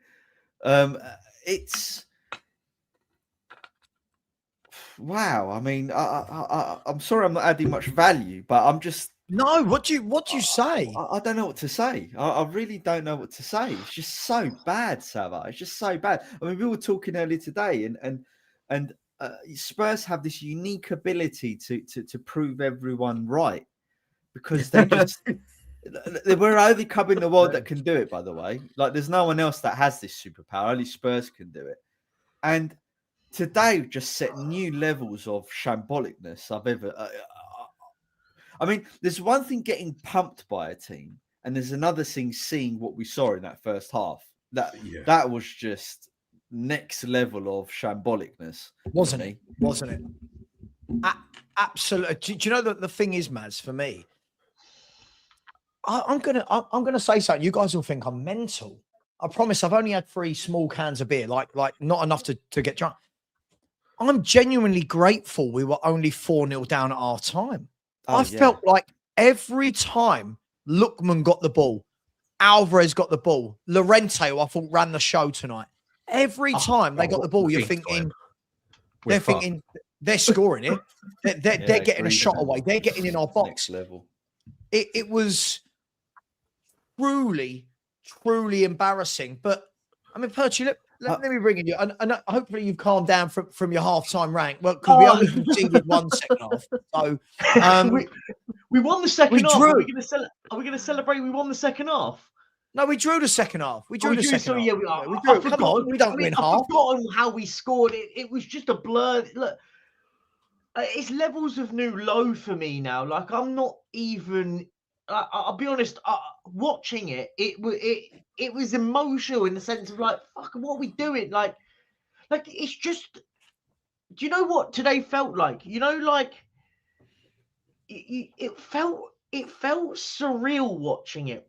The first goes in, the second, and I had a ran after time. I was just Like, I think we are now at a position where, like, we're unsavable now. That there is where everyone keeps saying. I keep hearing people go, "We just need a bit of confidence." Where's that coming from? Like, do you know what I mean? Like, hang on, Percy, haven't we gone? If the confidence line is here, we're so far over here that this has gone past, isn't it? But this has gone we are past that bad. somebody. Perchy, the only way that this team is getting confidence is if they go to the toilet first. A few people might understand that. Perchy, I'm surprised you even had anger in the first half. I was demoralised. I was like, what the hell is this? But do you know what the annoying anger thing for me came from? I don't think it came from watching that. I expect us to be shit now. I get angry when I see people that are living in cuckoo land, cloud cuckoo land. It's like, oh, we're not. These players aren't as bad as they're making out. They're terrible. How much more evidence do we have to witness these football players being crap for people they're mentally like, just and gone, it's what I hear people go, Romero and Van der Ven are world class. They're amazing. I hear all this, even now I hear it, and I'm going, do you know what? The one thing with Romero and Van der Ven, their legacy at Tottenham is being the two worst centre halves in this club's, in the sense of, in the worst stage of this football club's history, those two are at the heart of it. They've been at the heart of the absolute train wreck of this football club. You'll still have people going, oh, you're slagging off Romero. You're slagging off. I'm not. I'm almost using. I could throw Porro in at the same time. It's others, right? Perchy, I actually think they deserve the flack. Like that they really deserve the flack, because I'm convinced that Porro, Van der Ven, Romero, maybe Vicario, right, have almost poisoned, the group with their attitude. I genuinely think that, Maz, I don't actually disagree with you. I think them guys have got so much power at this football club now. Yeah. And do you know what? We as fans have almost enabled their behaviour. And I'm not individual things, but in the sense of, when Romero puts those posts out about the board and we all go, oh my God, it's amazing because he's saying what we're saying. Yeah. Are we not thinking now a lot of this is deflection tactics? And when people called it out, it was going, see, you're backing the board. You got all that. No, but you can see through it now.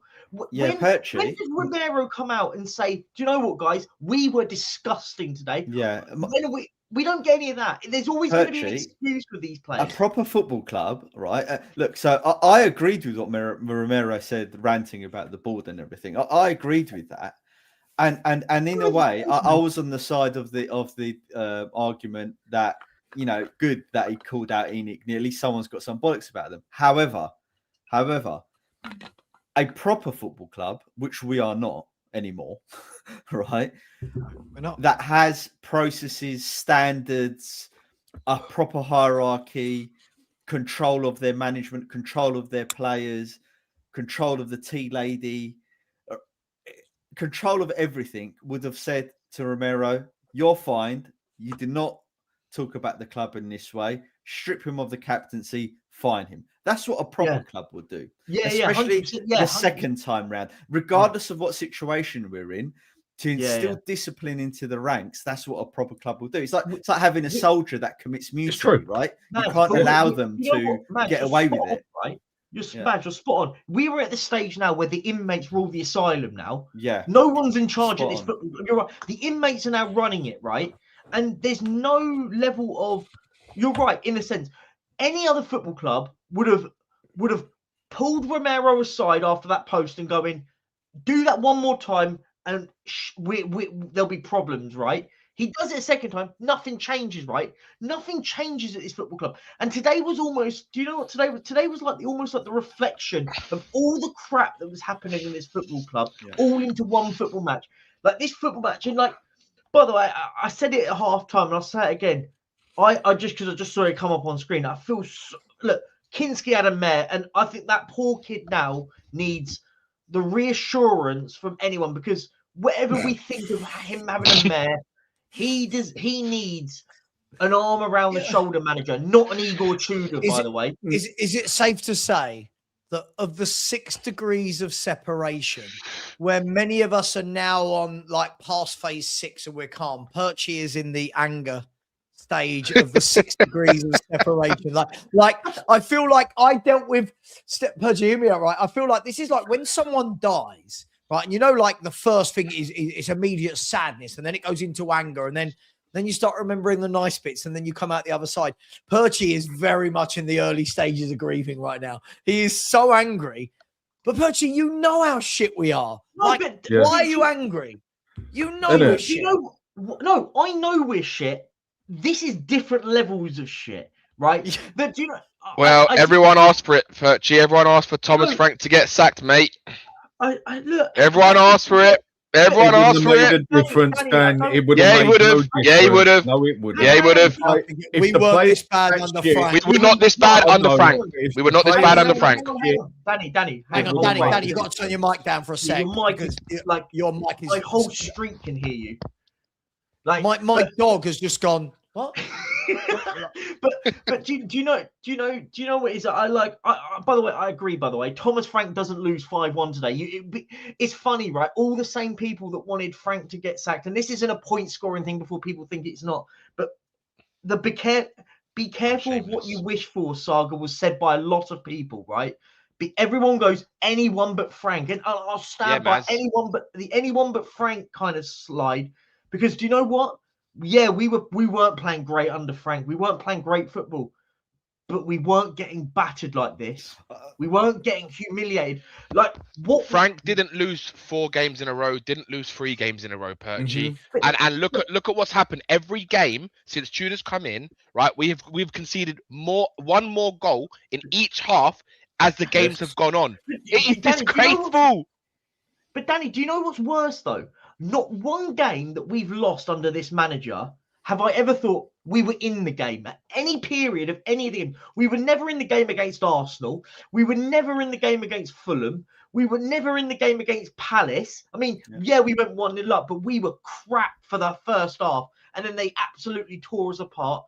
And anyone but Frank. It's true, Perchy. It's a great image you made for Sav. Anyone but Frank. And look, I'm gonna bang on that the guy that's meant to be me. I'm not sure if he's better looking than me or not. I'm not sure about it. He does look a bit like Vicario. Modeled I'm not sure. By the way, I never said anyone but Frank. By the way, in the same way that if you said to me, "Oh, by the way, do you want Daniel Levy to go? But we're going to get a gooner in his place." Like, I would rather keep Daniel Levy, thank you very much. You know what I mean? It's that sort of scenario. No, but not really. Because I didn't trust this board to make any decision correct, which is why I said I'd rather stick with Frank till the end of the season, because I didn't think he'd get us relegated. Right, Danny. I said, Maz, I literally said, if fans think this cannot get worse, I said it can, and I made a specific comment about it. Referencing Mick McCarthy, right? Dan, I said it. Dan, did you say we were going to go down? No. Right. Well, there you go. Can we be honest, right? I mean, look, because I don't really want to go down a kind of Frank Tudor route. No, I do. But let's be brutally honest. Only for Maz though. What for? Danny, look, I think Danny, both me and you, our opinion was, and that's all it was. Our opinion was, I think if Frank had stayed, it would have been shit, but we would have scraped clear of relegation. He gets enough points here or there to do it. He was averaging, he got 29 points in 26 games. It's not good, but it's enough on that ratio to keep you up. However, we were on a hang on. We were on a downwards turn. The point of all of this, though, is as Spurs fans, again, we're going to do it, right? I've seen it in my chat tonight. People that hate Vicario, it's Vicario's fault. People that hate Gallagher, oh, that's second half. See, that's why Gallagher don't play. People that hate Richie, oh, see, Richie goes off, Solanke's got... This is not about one footballer, right? No, but this is not about one individual. This isn't about, well, you know what? If he hadn't have played and he had, it changes. It doesn't.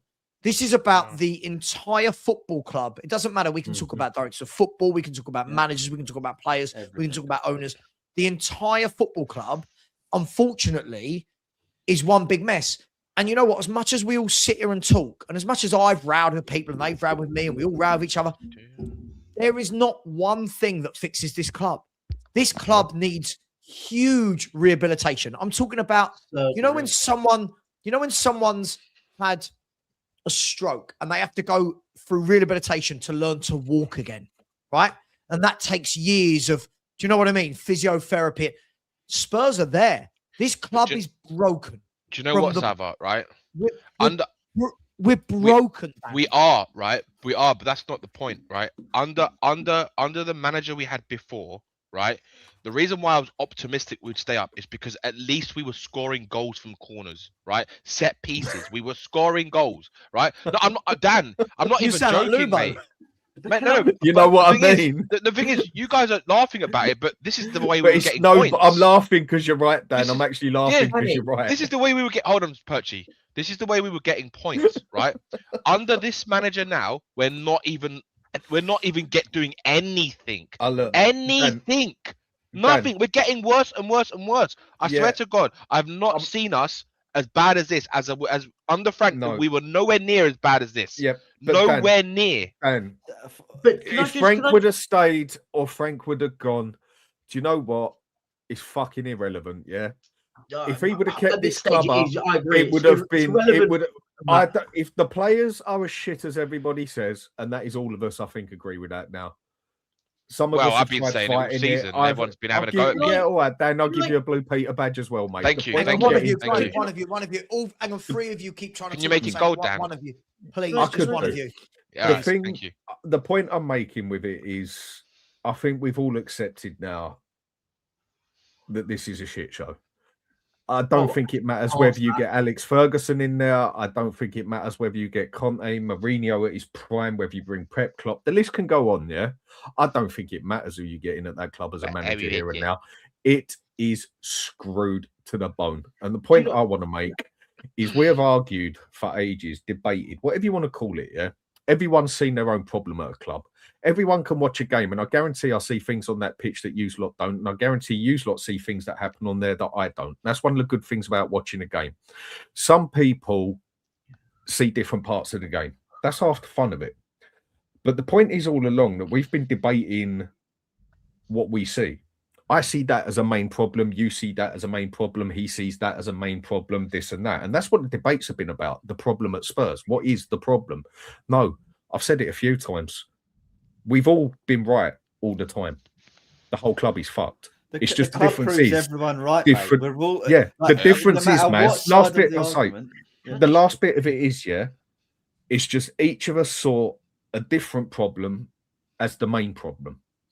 When it comes down to the crunch, everyone was right the whole time. The whole club is fucked. From the top to the bottom, from the owners to the players, to the managers, to the fans, majority anyway, from what I see, the whole thing is that screwed up that we cut. It's done. It needs rebuilding from I just want to add one thing quickly. Sava, you know when you gave your analogy, right? Have you seen that program like back in the 80s, like the $6 Million Man, when they rebuild? That's what Spurs do. We can rebuild him. We have the technology. We need literally need to be rebuilt. Like scrap everything and start from scratch. Do you know what, Maz? I don't, and I think this is the thing. I think I think most of us here probably think we are going to go down. We might stay up, but I think whatever happens, right? I don't think it matters anymore. Like whatever happens, serious change has to happen. And I mean, I don't even care at this stage about ownership in that stage. I think they've got to go, but I'm not going to kind of dive on that. But do you know what? I just want somebody to have the balls at this football club to say, look, like, so I just want someone to own it and go, do you know what? We're a mess. I don't want the fluffy shit that they said. Someone just, I don't give a shit who it is. It can be the fucking toilet cleaner for all I care. Just someone at this football club to have the balls to go, do you know what, guys? This is unacceptable for Tottenham Hotspur Football Club. We are going to do this. ever. That is Pertwee, just. Pertwee, don't you think though? This is Just quickly, guys, before we agree carry with- on. Yeah. Sorry, guys, just really quickly. Maz, I'll start with you in a second. Just please bear with me 1 second. What's I that? think this kind of sums it up, doesn't it? So Fabrizio Romano saying Tottenham have lost 6 consecutive games for the first time ever. Right, ever. 4 defeats in 4 games for Igor Tudor, the worst start for a Spurs manager in the club's history. He's currently, if I'm not wrong, sitting on -9 goal difference from 4 games. Now, somebody will make me wrong. We scored. Let me just quickly do it. We got 4 to Arsenal, 2 to Fulham. That's 6. 3 to Palace. That's 9. And then 5 is 14. We scored 1 to Arsenal. 1, 2. We've scored 4. Right. Okay. So No, 5. I'll go We've scored 5. We've scored hang 5. on. All right, right, guys. Can I talk? Can I talk, please? Just gonna. So we've scored 14. We've conceded 14 and scored 5. Right. 5. So our goal difference under Tudor in 4 games is -9. 4 defeats in a row. Now I'm going to start with you, Maz. Right. At this stage, and please be brutally honest with me. I know you will be. Are we at the stage where right now is sacking a manager? I'm not saying he shouldn't go. Does it do anything? Are these players so far gone? Are we so far gone performance-wise, confidence-wise, ability-wise, injury-wise? Does it save us? I don't know the answer to it. I'm being honest. I don't know. They need to, look. They need to. They've got one, I guess, Hail Mary left, right? If they sack him now, the next manager's potentially got 9 games or 8 games left. 9 Whether league it games. whether that works or not, probably won't. When we lost against Fulham and Crystal Palace, in my head, I'm like, we're going down, and I've sort of come to terms with it. So, if it works or not, Sava, I really don't know, mate. I agree with everyone. The players are so bad, right? They've got to such a point that not only are they technically bad, they're mentally they're gone. They don't believe in anything in the club. They don't believe in the club. They don't believe in the manager. They don't believe in the hierarchy. As Pertwee said, I love this phrase. You know, the inmates are running the asylum. We're literally watching the destruction of the club in real time. Everything's disintegrating literally before our eyes. So to answer your question, Sava, probably not. It's probably not going to change anything. Anyone else? Does anyone think that it does? Does anyone advocating for, yes, new manager comes in tomorrow, they breathe life into these players and suddenly Spurs go again and get I don't know, is this a second wind or are we now at like a 15th wind or whatever it may be? I'm at that. The answer is I don't know. Like out of no, you could bring in someone and all of a sudden you just see players. But I've seen players that look at these players are gone mentally, physically. Everyone is a shadow of themselves. Not like I don't know what happened. Like they have to sack him, right? Like I get the point. My point is I get the point of does it matter? But at this stage, it has to. We can't get relegated. They can't not take that.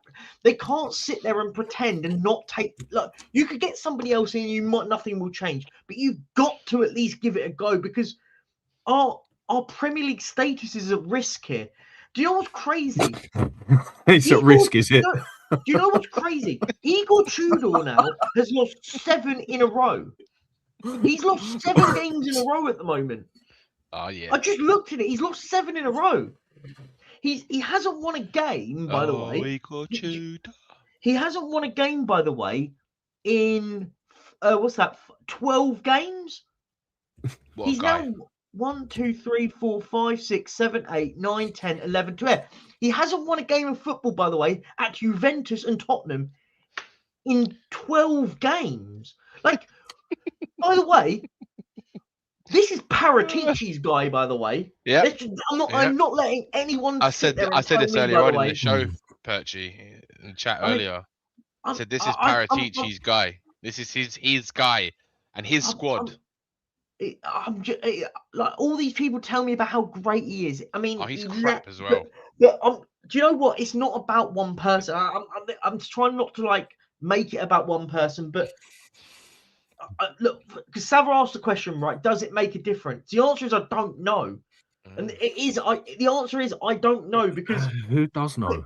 But you have to gamble, right? Thomas Frank does. We're in that situation, Perchy, where we got to take a chance. There's no other option. This guy is going to relegate us. You either just go down with the flow, mate, or you just say, do you know what? I'll just take one more. It's a Hail Mary. It's like a gamble, isn't it? Russian roulette. What have you got to lose? Dice.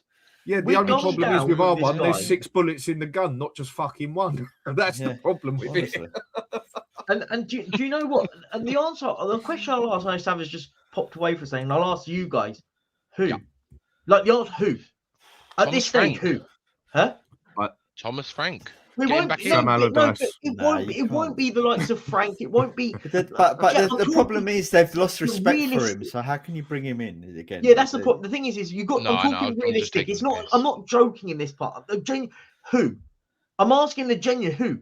Ryan Mason. Will he put West Brom in a relegation battle this season? Sean Dyche. Sam Allardyce. Sam Allardyce. I'm not being funny, but they would. I mean, they've got as good a chance as anyone, right? Coming in, I guess. Yeah. Do you know what, Maz? I agree, mate. Go stick Mickey Mouse on there. He's got just as much chance as Ferguson. Can we get Mr. Bean? He'll have some good. I don't know. I'm always at that stage. Do you just give it Ben Davis to the end of the season and say, look, be player manager for the end of the season? Because I'm at that point, I don't know. No, it's serious. Oh my God! Wait, guys! Breaking news. Susan just texted me. He's been sacked. He's actually been sacked. Oh my God! Susan just texted me. He's been sacked. Dude, right, so it's a legit question. Hang on. Okay. Hang on, do you think this is a possibility, right? Does something like a Hoddle Sherwood come in? If like read that. I don't think that's the worst idea, Maz. When it comes to it, can you say anything is a bad idea now? Because people can't hear. Sava's not here, but he's been sacked. Pochettino's there, by the way. Do you try and hoodwink Pochettino there? Sava, he's been sacked. Who has? Tudor's been sacked. You've been sacked. Just now. No, he hasn't. He's been sacked. I just got the text from Sue. She went, they've sacked him. He's talking. There's still. He's being interviewed live right now, or I don't know if this is a playback. Oh, wait a minute, is this a joke? Sacked. Hang on, who said he's sacked? Sue's texted me going, just so he's been sacked. I got the he's been sacked on my phone. Hang on. Where? Have we got actual confirmation he's been sacked here? Everyone's saying Tudor sacked. I'm waiting. I can't see it written anywhere. I can't. No, I'm just looking at it at the moment. No, Perch, have you done us? You've done us, mate. Hang on. To be fair, loads of people are messaging me saying Tudor sacked. By the way, since the beginning of last season, we've lost 44 games of football. Fuck me, man. Are we San Marino? Oh my God! What a revelation that is. Right, Sam, right now, Spurs Marino. Right now, we would give San Marino a game at the moment. They'd beat us at the moment. Hang on. First of all, Perchy, before we all think you're the biggest fraud ever, where has he been sacked? He's on TV. Are you calling my partner a liar? Are you calling my partner a liar? By the way, just Suze, if you're watching, Savage just called you a liar. By the way, I'm just saying. I'm asking who is saying he's been sacked? I can't see it anywhere. Perchy's ITK. Yeah, Suze is the best ITK ever. By the way. Has anyone got Lubo's Jeff on speed dial? We need Jeff. Hang on, let me go to Sky Sports News. One second. Sky Sports News. They're talking about Henry Winter's talking with Nick Miller or someone. It hasn't gone on the little bottom thing. Are we going to? Is this anywhere? Is this? No, it's not in there anywhere. Perchy. Perchy. Oh no! Have we gone too soon? Have we gone too soon? I was actually going to be happy for a little bit. No, not we. You. No, you. I'm not part of this. Yeah, innit? Trust me, mate. I don't go as early as you. I was with that one, literally about to go into the back office of YouTube and change my title to breaking news. Fake news. Too early. He'll be sacked. He's got to be sacked though, surely. It's the only gotta be. logical thing you can. It's the last hit. It's the last chance. Do I think anyone's got a chance? Not really. There's that glimmer of hope there. There's that 1,000,000 chance that we can do something, because for a fact we haven't gone down yet, and for a fact you can't say we are going down. But for 95% sure, you can pretty much say it's a fair thing to put the probability money on that we is will there. go down. Exactly. Yeah. And the bookies have got us favourite to go down. Clutching at straws and everything and that. You got one last chance. Get rid of him tonight and just get someone else in there, even if it's Glenn Hoddle to take it over with Sherwood, or do you know what? Give it to Sherwood. Go and give a fan a go. Go and just do something. Give a fan a go. I'll do it. I would. That's all you can do. Much the fan base would hate me. I would fucking love that. Oh man, I would throw games. I would literally be like, right, okay. Who's that with? Perchy is your right hand man. Yeah? Okay. What Perchy be the one with the book with like Perchy the suit trainer. and tie manager, or would you be like a tracksuit manager on the side? Like what? Maz, I'm disappointed. I'm wearing a gilet, mate. I'm doing a Tim. I'm going full Tim Sherwood with the gilet, and I'll give it away at the end of every game. I'm not seeing. I'm literally scouring the internet. It's not anywhere. By the way, Sousa's absolutely Perchy out. Get him ever, out. by the way. Get him out. Fraudulent. Can I just ask, guys, just quickly? So we've got Liverpool at the weekend. You know that easy game away at Anfield, right? Am I right in saying, does that mean that Paulinho and Romero are now going to be out because of the concussion rules? It also means, Saba, that your bet might come in. Hang on, Dan. Let me land. Let me land. Bro, let me land. Right? if Van der Ven is suspended, if Romero misses through suspension and Paulinho misses through suspension, at what stage you just have to go, oh, this is now, we are now a Benny Hill comedy sketch. Like, at what point do you go, this is ridiculous? Like, I've never known a football club like this. Like today, he brings on Xavi Simons with 7 minutes to go. Like, what are we? Why? Oh, God. Right, Bromley.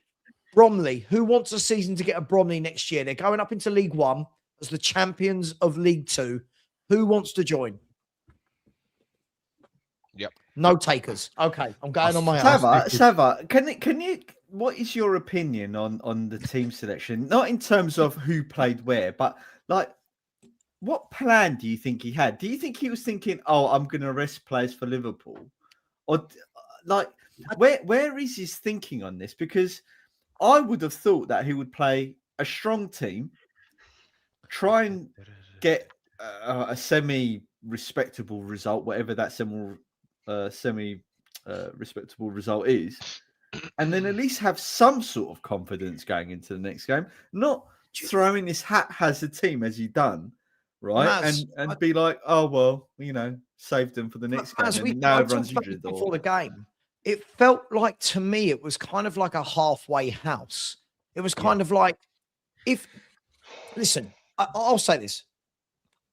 Whichever footballer I talk about for Tottenham is not playing well at the moment. So this isn't about who's been good. Yeah. Surely, though, Maz, when you go to a place like the Metropolitano, when you go to a ground that is notoriously one of the most difficult places in Europe to go, you go there and you go, right, I need Paulinho. I need Gallagher. I need these seasoned pros. I need Simmons because he's my only creative player. Surely you go, right, let's get a free in midfield. Let's make this hard to beat. Let's go for a 4-3, whatever. But this guy he's persisting with the back three. And as I said the other day, Maz, right? Gone all box office there. As I said the other day, right? You may have been slightly premature. Perchy bought that, by the way, not me. You may have been slightly premature. Yeah. Any other nuggets of wisdom you got there, Suze, for us? Maz, as I said the other day, right? Spurs have not won a single game this season when playing three at the back. Yet all I ever hear is, can we play three at the back? Three at the back. Lovely. It does not work. These players are this not lot. three at the back players. If you're Inter Milan, if you're AC Milan, you're Bayer Leverkusen, these boys play it week in, week out. So to answer your question, no fucking idea is my answer to your question, Maz. I've no idea what he was trying to do.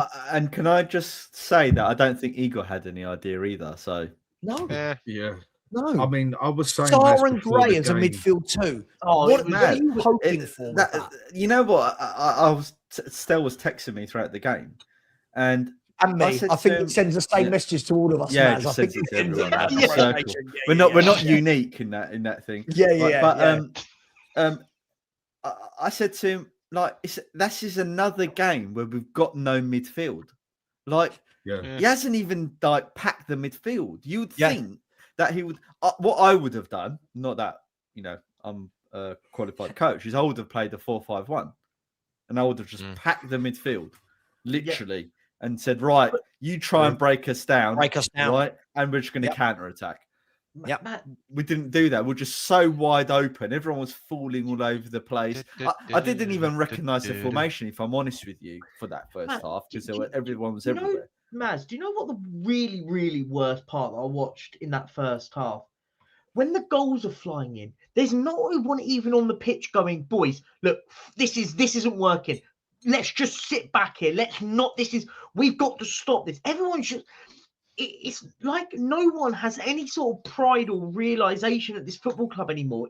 Players, like, do you know when you know it's going wrong? Like, players must know, like, this isn't working. This is going completely wrong. This is where, like, and people always think, like, I bring up Romero and Van der Ven, for example. Where are those two, the leaders at our club, going, boys, sort it now. It's like the saboteurs of the club. Just sit back. Like, can I just say, and this is the last thing I'm going to say, I'll shut up going forward. I've never been so disappointed in one player this season as Van der Ven. His star, in terms of how bad everyone was, his star was the highest. But fuck me, has he dropped down into the point where I don't even want him to play for us anymore? Yeah, I said this already, man. Because I feel he's given up so badly. Not only is it disrespectful to the club, it's disrespectful to the fans who actually believed in him, right? And now there's just nothing there. He's like an empty shell of a player, and I almost resent watching him play, even more so than I do Romero. Yeah. Do you know the problem, Maz? Can I just say the problem with Van der Ven, right, is I think that he got a lot of hype because of his pace, getting him out of trouble. Yeah. When you actually, a lot of people said, didn't they, in the summer, let's see how good a centre half you are when you're actually asked to be a centre half and not a ball recoverer. Yeah. And unfortunately, when Mickey is asked positionally, one-on-one, right, composure, he is left wanting. Now, if anyone out there will be better teams that he goes to where they're going to have 70% of the ball in games where he'll just be able to get away with recovering the ball. But in a team that don't do that, I think we're seeing that he's a decent defender, but he's not on this pedestal that Spurs fans put him on. Same as Romero. 100 million. Certainly not. 100 million, some are saying that he's worth. Do you know what? I'd love someone to pay 100 million for him. It would be so good. I'll give you that one, yeah, because I think if I'm going to be honest here, Savvy, you were actually the first one who did question it. And I agreed with you on that one because I was on the show with you. You were the first one who actually did question, is he just good at getting back with the ball with the Ange tactics as such, where he has to leg it back and recover it, which he was obviously very good at? What is he like on a flat back line, basically? What is he like when he's got to be a defender? Now, I don't think he's bad. I think he's a good defender. But then this is where people use different words, whatever else, and this and that. He is not fucking world class. He is not £100 million player, and neither is Romero under any way. Look, I just want to make an admission here as well. Yeah, I've been screaming we play three at the back for a while and play with wing backs. Because I look at those players, and if I put it on paper, it still looks like the best formation for the players. So this is all your fault. But when I've seen it, blame me. But when I've seen it play, I put my hands up to it. It don't fucking work, and I got that one wrong. FHTV exclusive. Danny admits all of Spurs' problems are because of his love for Italian football and the way they play through it in the back. Yeah, it just doesn't work with this club. On paper, No, I agree. it No, I actually agree. looks like it works. You On know, paper, Nothing though, works. No like, formation it's the works. best way. Do you know? But Do it you just know don't what? work. It's not even. Do you know what? It's not. I'm not even worried about the We're formation. more anymore. open with three at the back. But That's the you know- joke of it. We are you more know- open. You know the wor- Do you know the word? Sorry. Do you know the worst part when we talk Oh, about Van dear. der Ven? You can talk about Romero. Again, I'll bring it up. Do you know what? It's not even about how good or bad as a defender they are. I think they're all right. Do you know what the problem is? And I think it's sort of alluded to what Sam was saying. We've got fans that put them up here. They don't even treat themselves up here because they think that they've almost believed our fans in telling them that they are better than sliced bread, and they've almost acted now that they're better than this football club. Like Van der Ven, by the way, I can't remember whoever said it. I think he's been absolutely horrendous this season. Romero, I mean, it's just funny, right? But I said to someone, I said, Romero and Van der Ven have been horrendous. Oh, Romero wasn't that bad today. Really? Did you watch him defend? It was dreadful. He again. was dreadful. And you know Shocking. what? Equally, he's meant to be the captain. Where is our captain going? We haven't had the captain this season. When the second or the third go in, it doesn't really matter at that stage. One of the problems. Where is the captain pulling everyone together, going, boys, we're not going to kick off right now. Come here. Let's just calm down. Let's sort this out. Let's sit in here and just try and stop this rot. There's Perchy. There's been games, right, where he stepped up, right, and he scored a goal and he saved us. But he's the worst kind of captain. He's there when things are going well. And he disappears when things are going bad. You know what I mean? He's just like a prick. Yeah, basically. I just find it mad, and like even with the lineup at the start, right? Like it was weird. It was like when he put those two in midfield, it was almost like a Wolves kind of toying around with players, going, "Let's see who's good enough for the Championship." So we'll put. Because we know Archie Gray and Sarr will probably play in the Championship, so we'll throw those into. Mate, I don't even want Sarr in the Championship. I think he's absolutely crap. Dan, I've been saying this about Sarr for so long, and the amount of abuse I used to get about Sarr. Danny, hang on 1 second. Hang on, Danny. My point was though, I agree on that point. My point was it wasn't about the personnel, but it was like. You've left Gallagher on the bench, Simmons on the bench, and Paulinho on the bench. And you're going, do you understand this? Whether or not some are playing better or so, they're all playing crap. But you're going to put them in one of the most hostile grounds in Spain, where they are in Europe, right? And you're going to go and throw in Pape, Sarr, and Gray. It was almost, do you know what it was? It was almost like he was trying to prove a point, the manager. And right now, your joint is to get us a point right now. Like, you know what the biggest travesty is? Try and get us an actual fucking a point in the. Like, you know what I mean? Even playing. You know what the biggest travesty is this season, and this goes to all of the managers we've had, right? So Frank and Igor. All of them. How many of them have not started Paulinho? I mean, what is wrong with these managers? He's our best midfielder, for God's sake. Yeah. Or what is wrong with him? If three have been like that, but I've got to It's agree. weird. He's been our best player, most probably. Yeah. I don't get it. Is it a physical thing? Is it a little injury we don't know of? I don't know. But if three managers have done we're going to find out, think, aren't we? But I'll make you right, Maz. God knows. Is that Stell? Is that actually Stell? I think it is. Is that a picture he took today in Cyprus? Is that Stell? If that's you, he's got the link if he wants to come back on. I don't know. Stella, get good times. It's funny. Liverpool fans think that that we're going to get a result against them. I find it almost hilarious. Like, I'll tell you what's hilarious, isn't it? All the Liverpool fans coming into our chat going, "You should have seen us against Galatasaray. Don't worry, you'll beat us." And I'm like, Did you watch us? Yeah. Hold my beer. Do you know the worrying thing about all of this, guys, is look how remarkably calm everyone is after a 6th defeat in a row and being slapped by 5. I mean, look, since this manager's come in, it's 4 goals, 5 goals, 3 goals, 2 goals. And I think Perchie is right. Not one of those games we've been in, like not one of the games where you go, do you know what? I feel we could snap some. We were out of the Fulham game by half time, right? We were out of the Palace game by half time. We were out of this game after 15 minutes. We were 3-0 down. Yep. You know, the closest we came was being 2-1 down to Arsenal with about 30 minutes left. And the worrying thing is still, we will have people going into the Anfield game going, I reckon we could nick a draw up there. You know, Liverpool aren't good this year. And, well, I don't know, Van Dijk's shit. We can get him. He's not what he was. You know what I mean?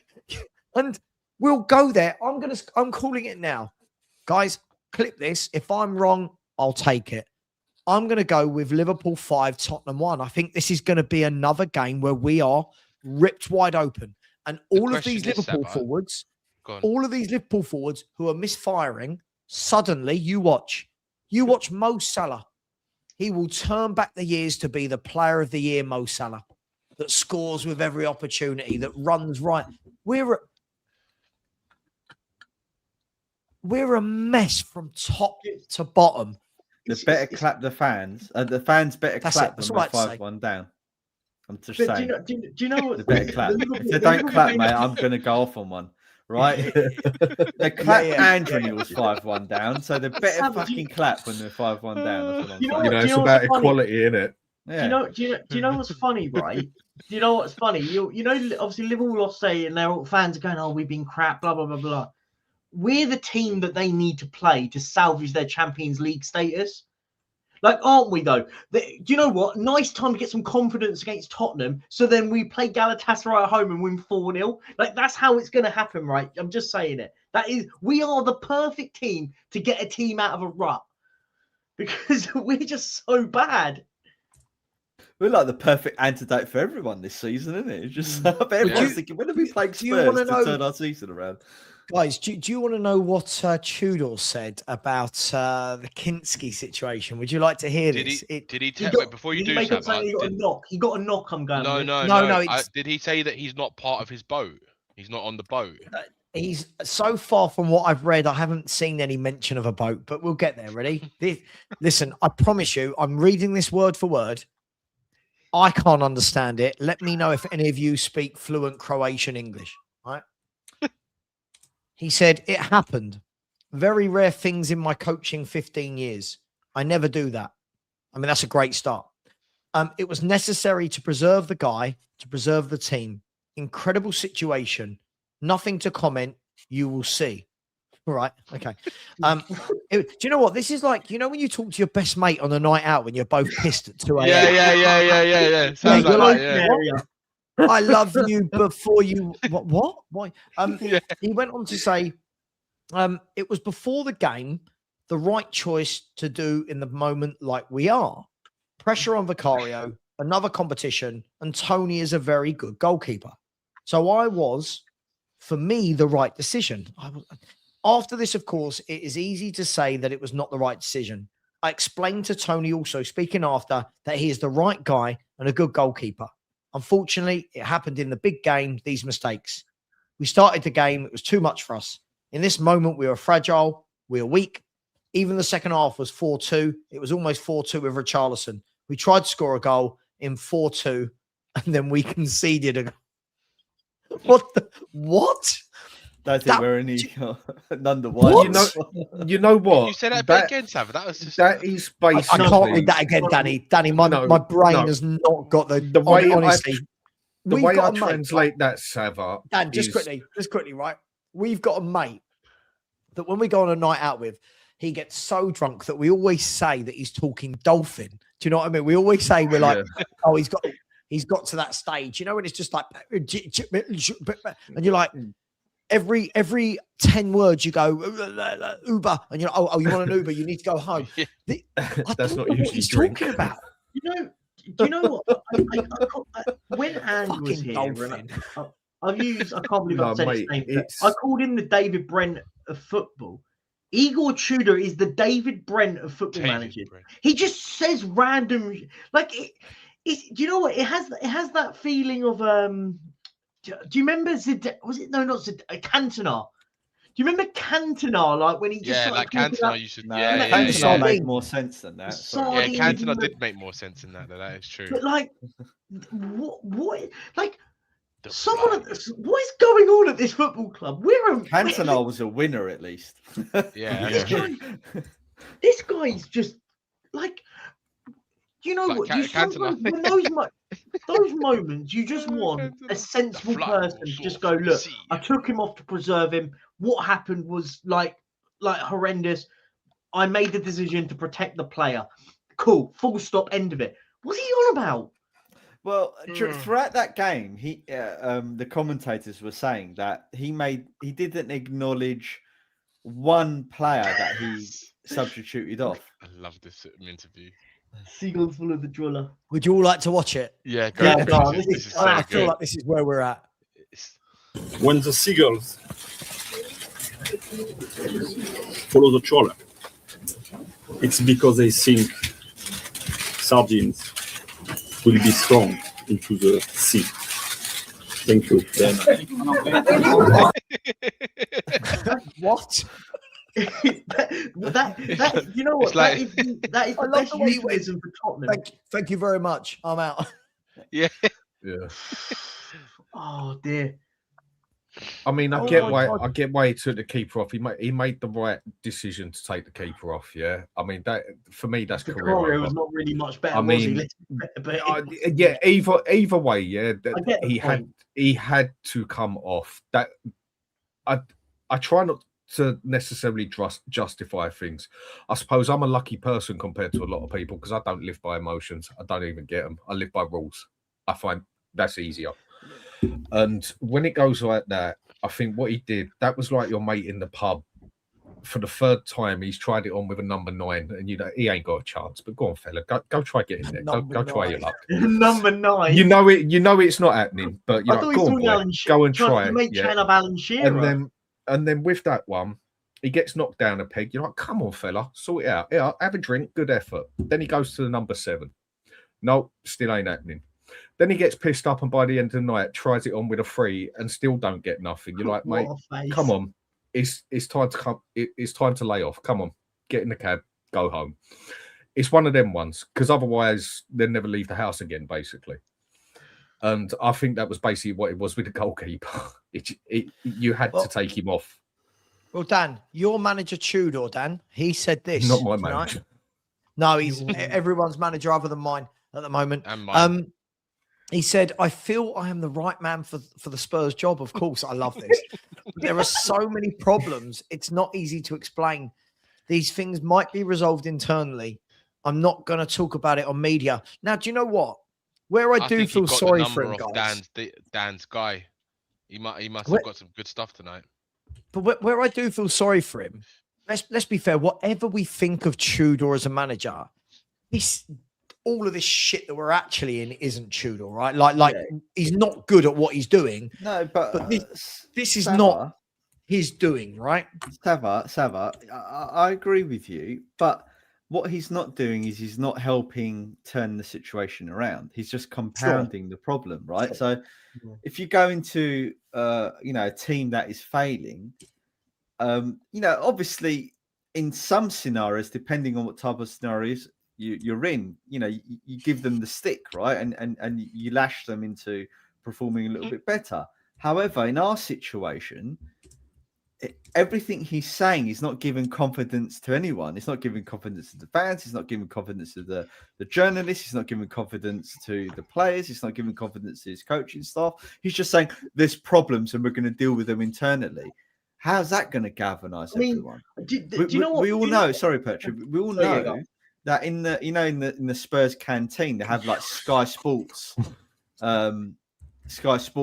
playing in the background, don't they? We know in the documentary they've got all the news cycle going round and round and round. All they're going to see is Tudor's quotes in the bloody you know, in the news cycle going round and round and round about, you know, there's problems.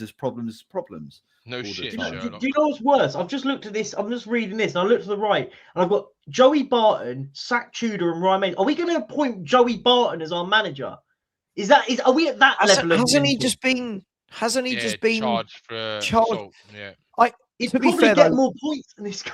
But I love that Igor Tudor's. This quote is amazing. Right? I know it's in isolation, but Atletico Madrid were too good for us to face tonight. Thanks, Igor.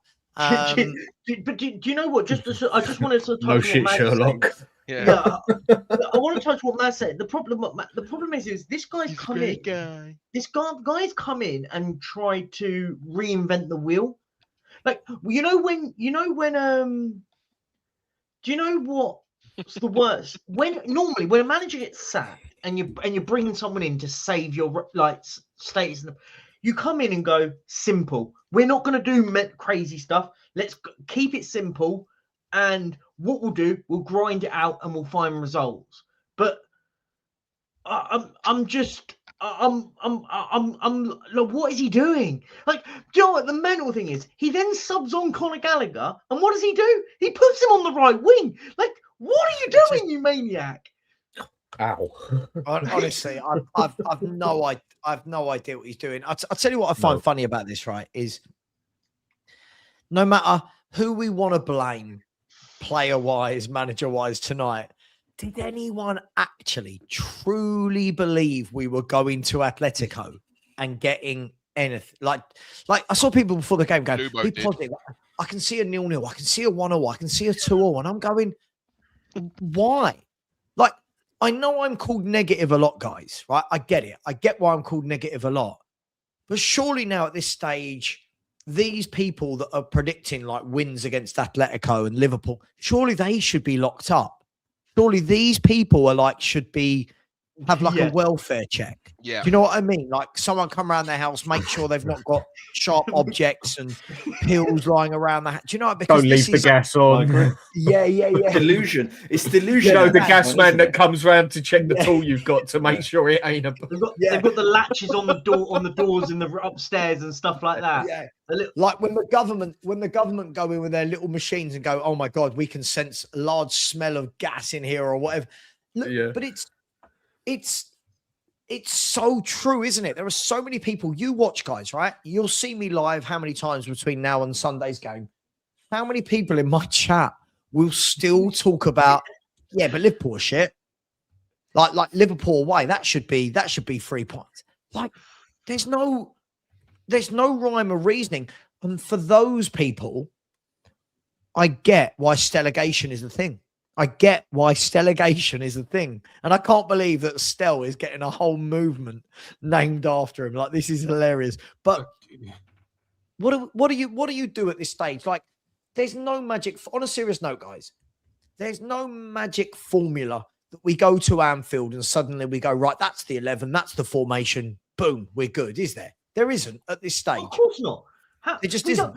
But Stava, we don't even beat Liverpool at Anfield when we're decent. Like, we don't go to Anfield when we're in our pomp and we beat them. We're absolutely toilet right now. Like, do you know what's crazy? Do you remember back when we were talking when they sacked? Do you know when they sacked Frank and everyone's going, who do you want? Do you remember the outcry when I mentioned Gareth Southgate? I'm all. If we I had said Gareth that last season, I'd be all over Gareth Southgate right now. Anyone think that's mental at this stage? And Gareth Southgate would come in, put an arm around the shoulder, and maybe just blow a bit of smoke up here. I actually do think that's mental, Perch. I'll tell you why. Because I'd rather have Sam Allardyce or Sean Dyche. Because I think they could. How bad he was at Nottingham Forest. I'm at this stage where we should just get YouTubers He ain't gonna do involved. better at Spurs. Danny, do you have any better ideas for a manager? Yeah. Go on. Do you know what? I've got no clue, mate. Exactly. Do you know what? At the moment, I'm at this stage where I don't even care about win, lose, or draw. I just want us to play a team that looks respectable. Like, just play an 11 where you go, that I can see why you've made that 11. Oh, Lubo really? incoming. Maz? Really? Lubo is incoming. Do you know what, Lubo, man? if you can hear me, he can. Lubo's incoming. Ready? Right, but Lubo's incoming. There he is. Look at the money shot. You sexy old man, you. Oh my god, he actually went out there. He actually went out Where there. are Did he you? go out there? yeah. Morning, guys. Why? That is Hello, the hello, height hello. of delusion, mate. I Bro, can't we've believe not you been went on out that there. long. It's morning here. It's Yeah, morning it is here. actually. Yeah. Where are you? Madrid Airport. Oh my Oh, god. so that's a really interesting upshot that we've got there. Lubo, I think big everyone's so past being angry that they're delirious about this now. What you went? I mean, you madman! How much did you spend, and why did you go? And what was it like being there? Well, we had a nice social during the day. You had a lead And up. that's normally how it works with Spurs trips into Europe. The social's good Right. during the day, and the evening spoils it. But that's Tottenham for you, isn't it? We just sat there, just couldn't believe. I mean, we've given away some bad goals this season, but those first three they topped the lot, didn't they? Did you think Kingsley played well, Lubo? Pardon? Do you think Kingsley played well? Daddy, shut up. Do you know, Lubo? Do you know what's quite funny? I saw a mate of mine actually went, and he took a picture of him outside the stadium. Woke up at 4 a.m. I left before 20 minutes. Did He he? woke up 4 a.m. Traveled all the way to Madrid in the morning. Literally walked out the stadium on the 20th minute. Went, I can't be asked. Like, what is going on? Do you know what I just feel a bit devastated that this is where our club is at the moment. Yeah, I feel that. This is the comment I have to put up with off of my wife. I mean, she's not wrong, to be fair, though. I know Yeah. she's not wrong. She ain't wrong, is she? I mean, Luke, let me ask When my Lubo. own wife sees how shit we are. Sorry, go on. No, you're right. I mean, Lubo, a big up, Beth. Big up to you. Lubo, let me ask. I mean, aren't we at the stage now? And I know you're a glass half full person, and you tell me off for being glass half empty. But right now, isn't the glass not half anything? It's absolutely bone dry and in the cupboard. There's no liquid in it at all. This is the worst I've ever seen this club. Surely you're there now. Surely, tell me you've joined. Maybe a bit Tell of me you're there. condensation. I think I think we're at the same level as I was watching the team that went down in '77. It's just one of those situations where, and you know what, we had players like Hoddle and Perryman then, so you know there was some hope. Well, we had You know, Graham Sarr in midfield tonight. That was all right, wasn't it? Something's not right. So you think they were to blame? Oh no, the whole thing's shit, mate. The whole thing's shit. Screwed, mate. I'm just messing with you. But Can I I know, just I say know. though? I can don't know. just- Sorry, The- Lima. The manager's got to go. I mean, it's a disaster. You know, 14 goals in 4 games and 4 defeats. Oh. I mean, what on earth? Seriously, what on earth was he doing putting Kinski's first game since Newcastle at the end of October, throwing him into a last 16 Champions League game at Atletico? Just madness. It was absolutely crazy. You know, and he just doesn't have a clue. And to ignore the kid as he walked off. I mean, you saw 2 or 3 of the Spurs boys go up to Kinski as he was coming off. That was madness. The whole thing Lubo? is that the club's rudderless. Lubo, would you like to, for all of you, by the way, would you like to hear tonight what the Tottenham Hotspur Supporters Trust have written tonight? Does anyone care? Even if you don't, I'm going to read it. So just say yes. Yeah, I'm going to read it. Yes. Right? This is what they've said. They Is it a said, joke? It's going to be quite funny, I think. I think it's quite funny that Chris in the chat has said Spurs don't have a glass. Like, we're not even glass half full, or we don't have a glass. I love that. On the floor. I know. Ready? It says, tonight's performance and result is a total disgrace. It's symptomatic of the abysmal state of things at Spurs right now.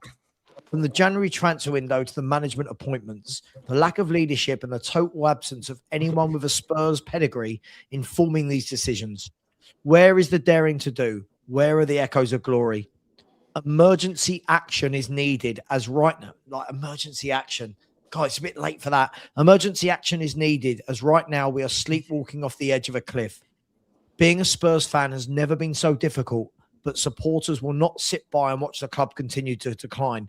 Sorry, I'm just going to add in. I'm going to quickly interject. Yes, they will. There will be more to follow. At the very least, those in Madrid should have their match tickets refunded. Hey, Lubo, you're getting some money back, bruv. Lubo? But all we really care about is the club to make us proud. We are here to support the team and be the 12th man, but we all deserve so much more. No, we don't. Lubo, just continue with you before I start with the others. The problem with that statement, I see they make the statement and change for Tottenham make these statements, but when they say the fans won't part with any more, they absolutely will, Lubo, won't they? They absolutely will. When you get 150 out of 55,000 turn up for a protest, there's your answer. And 50,000 just walk past. I'm going to call it out. The Spurs trust need to be sacked as well. I want to say something positive. We could have had 3 goals.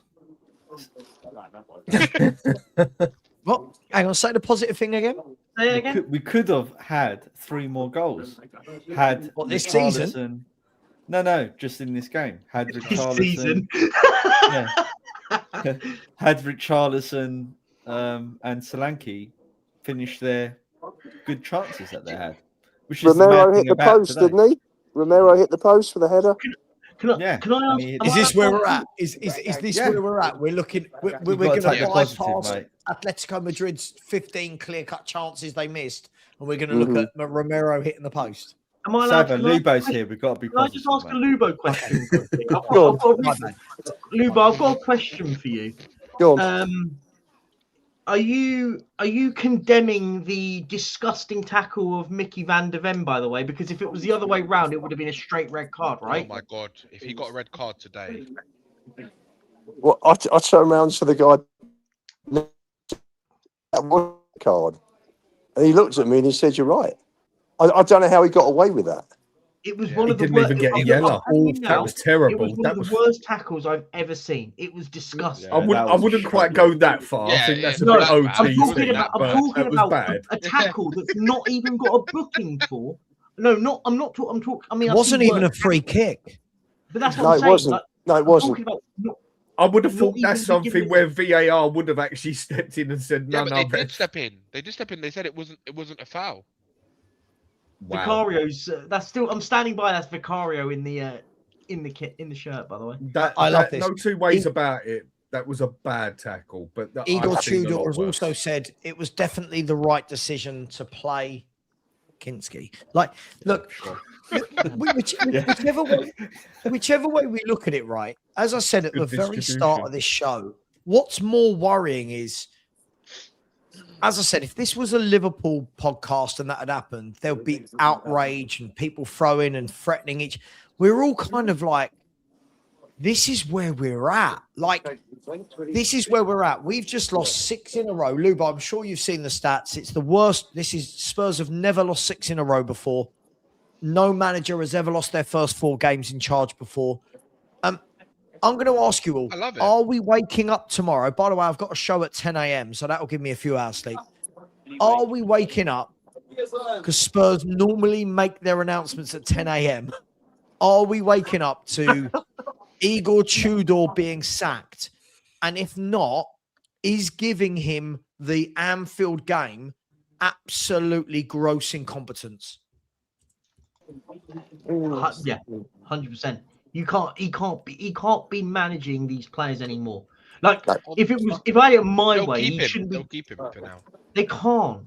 They don't know what they're gonna do, mate. The thing is but Danny, I don't disagree with you, but we're at a position now where, and that's what I said earlier. We're at a position now where this guy will take us down. You have to roll the dice. Like this isn't. Oh well, if you do it, whatever. Like, Tudor we are not staying up with this guy. I'm at the stage where even if you go and put in one of the coaches in charge, right? But like, remember when Chelsea got rid of Maresca and that, I can't remember his name, jumped in for that game. I'm at that. You've kind of got you can't have this guy in charge. Do you know what's crazy, by the way? We brought this guy in. We brought in his staff as well. We're about, if we sack him, we're going to sack another load of staff in the same season. This is mental. Perchy, his main coach hasn't even got a work permit yet. He's not even over here. You couldn't make it. I mean, it's that sort of mental at this football club, by the way. By the way, what's his main coach gonna do? Like, do you know what I mean? Not a lot. This is. I truly believe you could bring in Pep Guardiola, Alex Ferguson, Arsene Wenger, Carlo Ancelotti as 4. And I still think we get relegated. I still think this is the worst. I'll be honest. I think Romero is the worst captain I've ever seen at the football club. I agree. You know what? He makes Son seem imperious. Yeah, he does. I think agree. Mickey Van der Ven is the most overrated centre half people have talked about. Pedro Porro. I'm sorry. I've never seen the fascination with this guy in any way, shape, or form. Papa Sarr is not a footballer. I'm truly convinced that he is not a footballer. Great. Right? He's crap. But we're sitting here going, don't worry, because Adogi will be fit next week. And Bergvall will be fit. They'll keep us up. Guys, we're down. I'm telling you right now, if I'm wrong, brilliant. No, we are. But we're down. This is awful. This is awful. I can't wait for the sacking. And do you know what I can't wait for? The club do that. Sorry, Lubo, you like adding people to the stream here? I can hear people. No, but, I've muted Lubo. I've muted. Do you know what? I think he's walking through an airport. He is. Lubo, can you pull someone aside and ask him for that? We want to get their take on Igor Tudor. But hang on, Lubo, what time's your flight? Yeah, please don't miss your flight. Sorry, Lubo, what time's your flight? My flight takes off in an hour and a quarter. We get back to Stansted at 10 to 3. So what time will you be in having cuddles with Mrs. Lubo?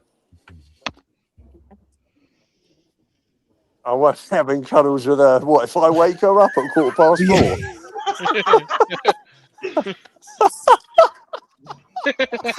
Yeah, seriously. Yeah. You imagine Lubo gets in and goes, love, we lost 5-2. She'll be like, I don't give a shit. Do you know what I can't wait for though? I can't wait for when just keep the volume. Just keep the volume low on the computer. All I saw on the unbelievable. What I saw on the family group chat. My son's in New York on business. Lucky so and so. Otherwise, he would have been here with me. And I just saw a text from him. From a wife to him saying, Johnny, I hope your day's been better than Dad's. Can I just say, she said, I'm going to sleep. Good night. Do you guys know how much Lubo pretends he likes me on stream? Do you know how much he actually hates me? I can he imagine. Actually called me and asked me if I wanted to attend this game with him in Madrid. How much have you got to hate a human being to try and ruin their life to get them to go to another country to watch that? No. Look, people talk about keeping this club up, yeah. I'm sorry, mate. Viagra ain't keeping this thing up. So no one else is going to do bad. It's bad. But as I was trying to say, like, I can't wait for the announcement they sack him. But I love when Tottenham put out, when they sack someone and it's, oh my God, we'd like to thank Igor for his time at this football club. He's made a great presence. And when they put all the fluff in, I can't wait for it. I mean, just put a line. We've sacked him. End of. That's all you need. But you know what? I don't want to hear this shit with. Can I just say there is one positive, by the way, about Igor Tudor. He now categorically becomes the worst ever Tottenham manager. He literally hasn't won a game of football. Perchy, do you want to know what's even worse for me as someone who lives in South London? Millwall won again tonight, Yeah. right? No. Millwall won again. They are 1 point off automatic promotion, and I have so many mates that I've grown up with that are Millwall fans that for years I've been like, oh, I don't talk about that low-level crap. I think going up. You know that, Mate, I used to go Millwall all the time. I used to go there all the time when I was younger. It was always a feisty place to go as such. I've always had a soft spot for Millwall. I'll give it that. Millwall. I'm going Millwall. But, and it doesn't matter because this doesn't say Tottenham anymore. At least their fans got more than bollocks on them, mate. You get on the wrong side of that lot. We're at that. We're at that position now, aren't we? Where if you don't laugh, you'll cry. It's as simple as that. I've been like that. I'm going to say the scary thing is.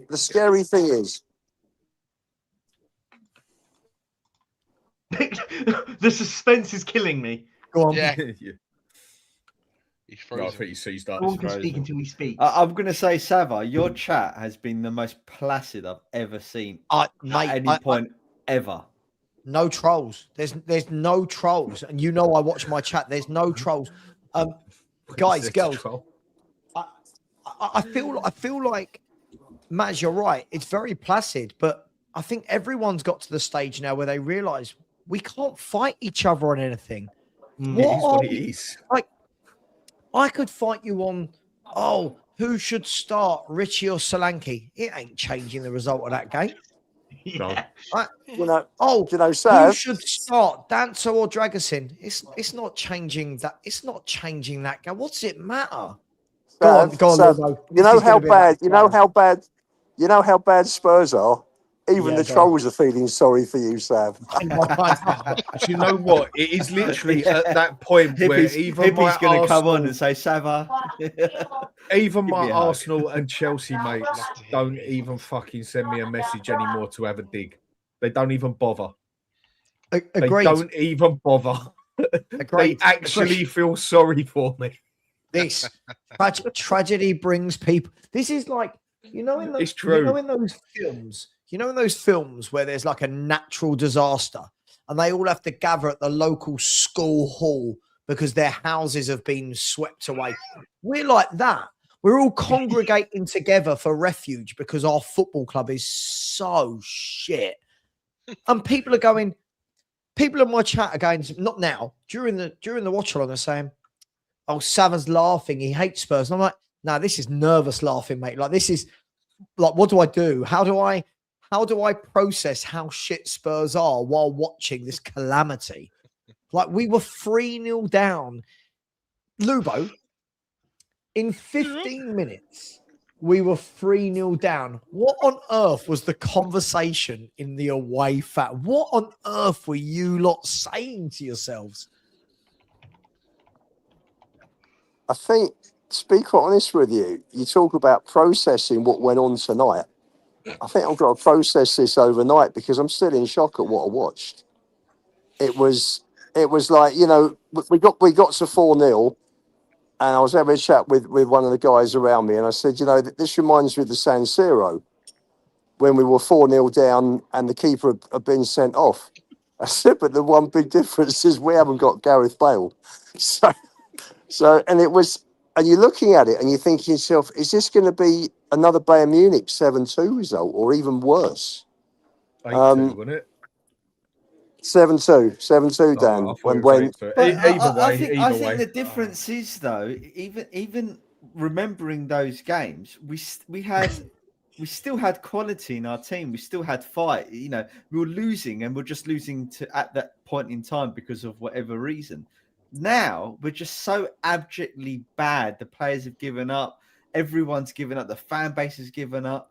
This is so much worse than any previous defeat I can ever remember. If I'm honest with you, because the fans have given up. Like there's no fight anywhere. Just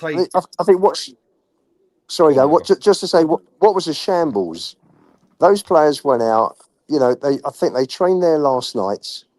They had a workout today, and okay, if the pitch has been watered during the day, that they're out there. Check your studs. Are you slipping?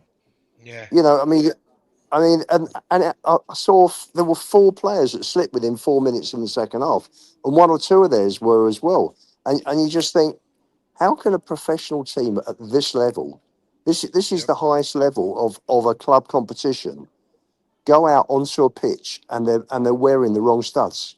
My mate Dave said that on the phone to me. My mate Dave said it while I was on the phone to him.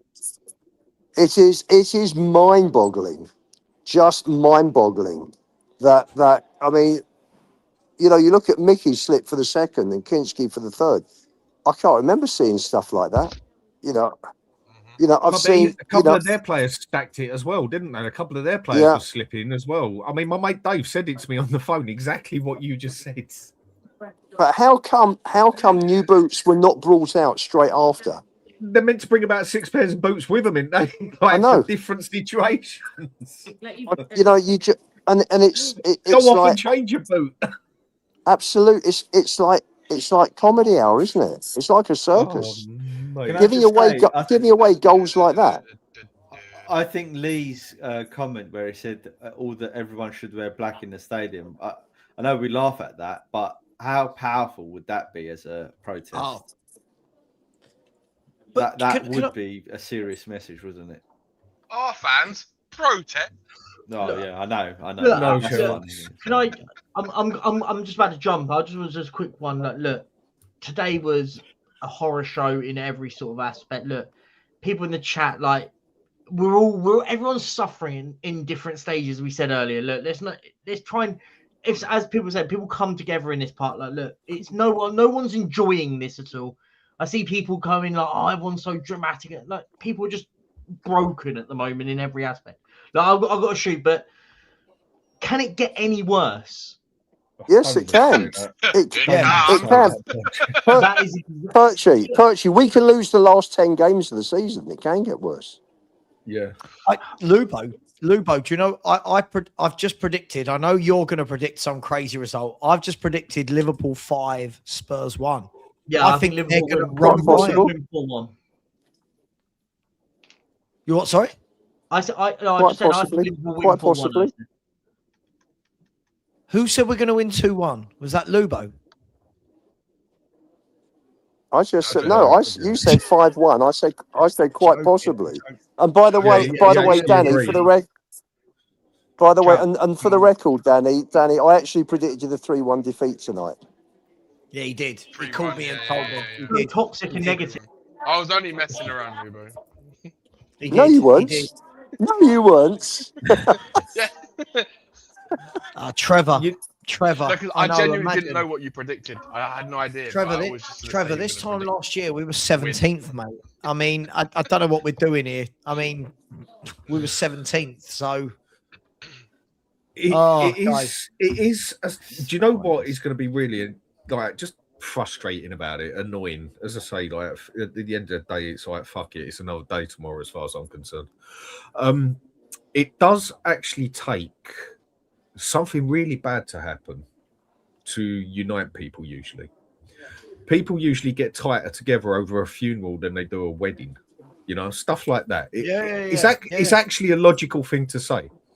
Yeah, but the thing is here is it's got that bad, and the only way it's getting worse is that we officially get relegated, when I think we have all pretty much accepted that it is a very high chance it's going to happen. Yeah, I think we all agree on that one now. There's that glimmer of hope there somewhere because it's not a fact yet. But the thing, you look at it, how many of these fans... Now, I get a lot of people can't get there, yeah? But bollocks to that. 60,000 make it to that stadium, yeah? How many of these fans have now actually got a pair of balls on them to actually stand up and do a protest, to actually act like they give a monkeys about the club itself and not just... I mean, how can they even justify, I'm just going out for a good night to watch the football or something? You can't even justify that shit anymore, yeah?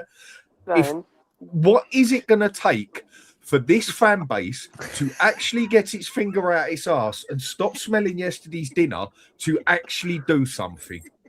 What is it actually going to take? Right, Dan, let me finish this because I'm going to shoot off. I'm going to go to bed. I've got work. Right.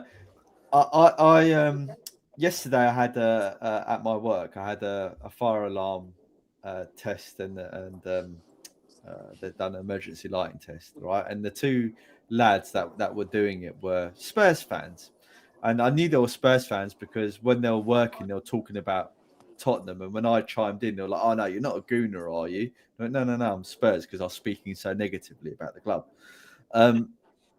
And I asked them like a series of questions about what they thought was happening and stuff like that. And I'm telling you now, I think they're representative of our fan base in the sense that they had no clue about the in-depth problems that this club has got. Like the Vinay appointment, the Lange appointment, the players we've been signing, Enoch, I was telling them stuff and it's almost like they were hearing this stuff for the first time. And in my head, I was thinking, no wonder no one's turning up to the protests, because most fans are almost oblivious to the bigger picture of what's happening. They really are oblivious to it. Because they don't care enough. That's the thing, man. I've been saying this for years. They don't care enough. There's a minority of us, like the people you see on social media, on YouTube and stuff, and a small percentage of match day going fans that actually have an understanding of what's really going on in this football club. Well, they were saying, Dan, they're saying things like, "Oh yeah, we'll be fine if we go down. We've still got the concerts and stuff like that." And I said to them, "What the hell?" Yeah, I was like, "Mate, we still owe 330 million in player fees over the next few years that we've got to pay back. All of our sponsorships are going. We've got to cut our wage bill from 260 million. Sava's gone on about this for the last month, every day about like the catastrophe of going down. They had no clue. They had no clue. It's mad, isn't it? All they could think about is, they were like, we've got a few decent players, they were like, oh, Van der Ven, and we've got Romero, and we've got Solanke, and I'm thinking to myself, are you really pinning your hopes on Tottenham beating relegation because of those players? You're looking at those players to save us from relegation. It's nuts. Yep. But the funny thing is, Maz. Sorry, I know you need to go in a minute, but we keep talking about when this player is back, they're going to help us. When this player is back, I think a lot of the players we're putting our money on are half the problem of where we are. Yeah. I think the Poros, the Romeros, the Bentancurs, they've been part of this toxic, turgid atmosphere for years. When Romero doesn't play, all I ever hear is he'll do. Oh, we missed Romero tonight. Romero's been part of most of our worst games in the last 2-3 years. He's always there. He's never. Today, he was absolutely shite again. Yes. Running into midfield, kicking people, out of position, lost every header. But this is why I think we need a whole clean sweep. We do. We need a whole clean. Like it's okay for us to get behind Romero saying, oh, the owners have done this and we need to. But these players are part of the problem. You know what? There's not one player, and I'm even going to put as bad as this. I know this will sound. I'd even put Kudos into the mix. Right? There's not one player I would actually keep at Spurs. Yep. There's not one.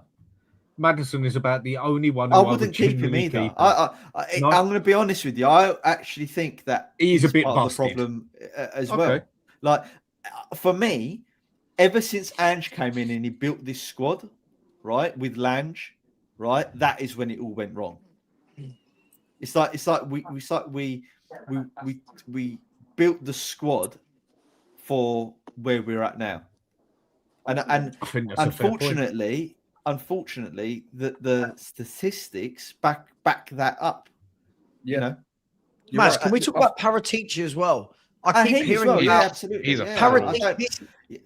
Most of these players are Paraticis, and this manager is the one that Paratici recommended. Can we please let that sink in? Do you reckon that was a little Do you reckon that was a little dig off Paratici just why he fucked off to Fiorentina and No, that? Yeah, have that ear Dan, door, right? I just think Paratici was that shit for all. Yeah, You've got to no, remember, I agree. Paratici's given us Nuno, Tudor, Emerson Royale. He's given us all the. Listen, it's a mess. By the way, I've just Brian seen. Hill.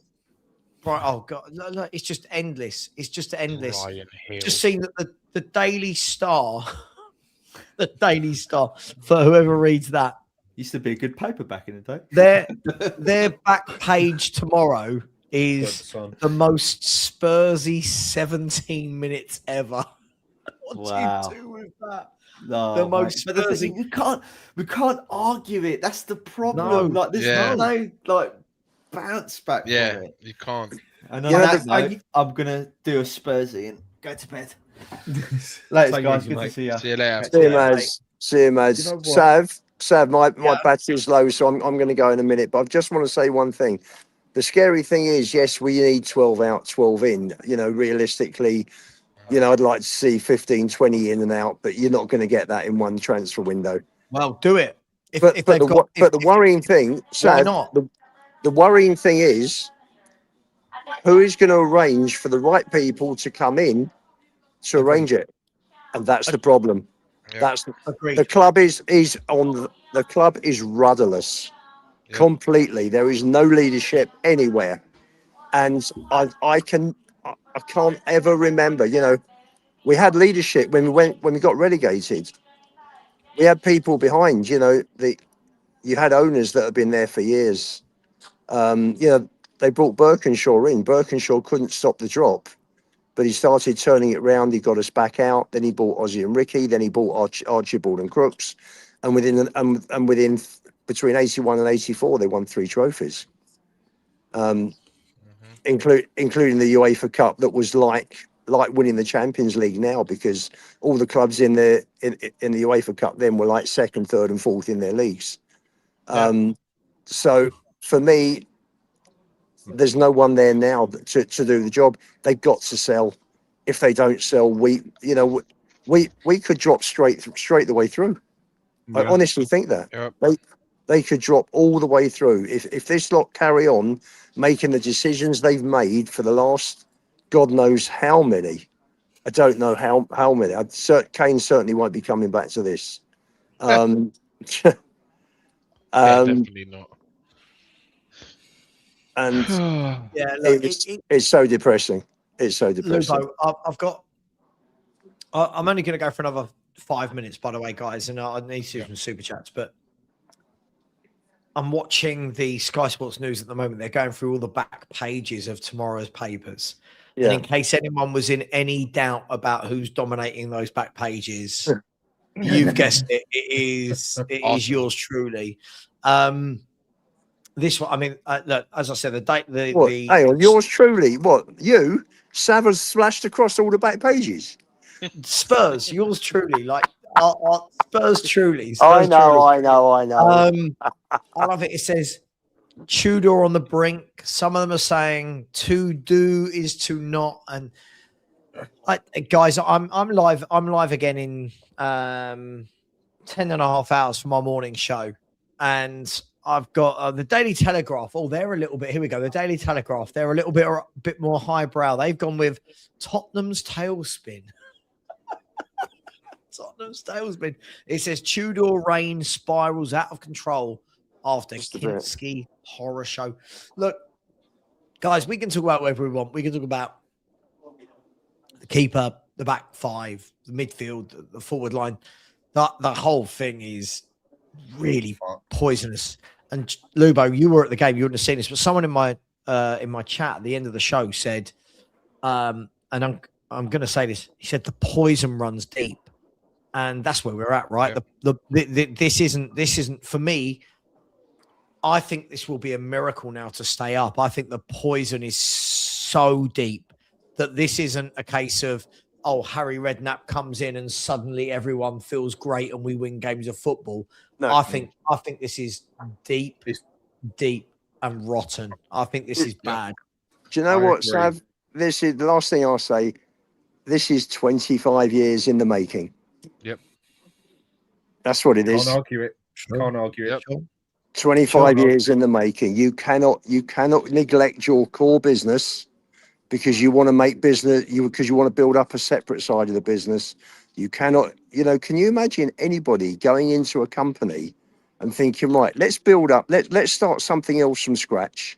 Let's have a long-term plan and let's ignore the business that is the football club that has been going. Imagine it, Lubo. Yeah, that has been going for 118 years, which is how long Spurs have been going for.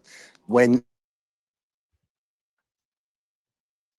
let's mug off the football side, let's just do enough just to keep people happy, but we're not going to stretch. We're just going to do enough. And you know what? As long as and it's always been profit before glory. Well, guys, the chickens are coming home to roost now, and their asset is diving. It is diving in value. And I hope Daniel and sod Daniel Levy because he fucking deserves it, that bastard. Excuse my French. We've had a lot of swearing tonight. Can I ask a question to you all just quickly before I do the super chats and we go? I love it. By the way, do you know how bad this has been tonight? This is my third biggest ever stream. That's mad, isn't it? It's been my third biggest ever stream. God. In the history of football that you've watched, and not for an injury, can anyone ever remember a goalkeeper being subbed off after 15 minutes that wasn't never for an injury? Never seen it. I remember. How long did the Liverpool keeper last? I don't know. Jose pulled Eric Dyer off, didn't he, against Olympiacos when we were 2-0 down after 28 minutes? Yeah. 25 minutes. That's the only one I can think of that is similar.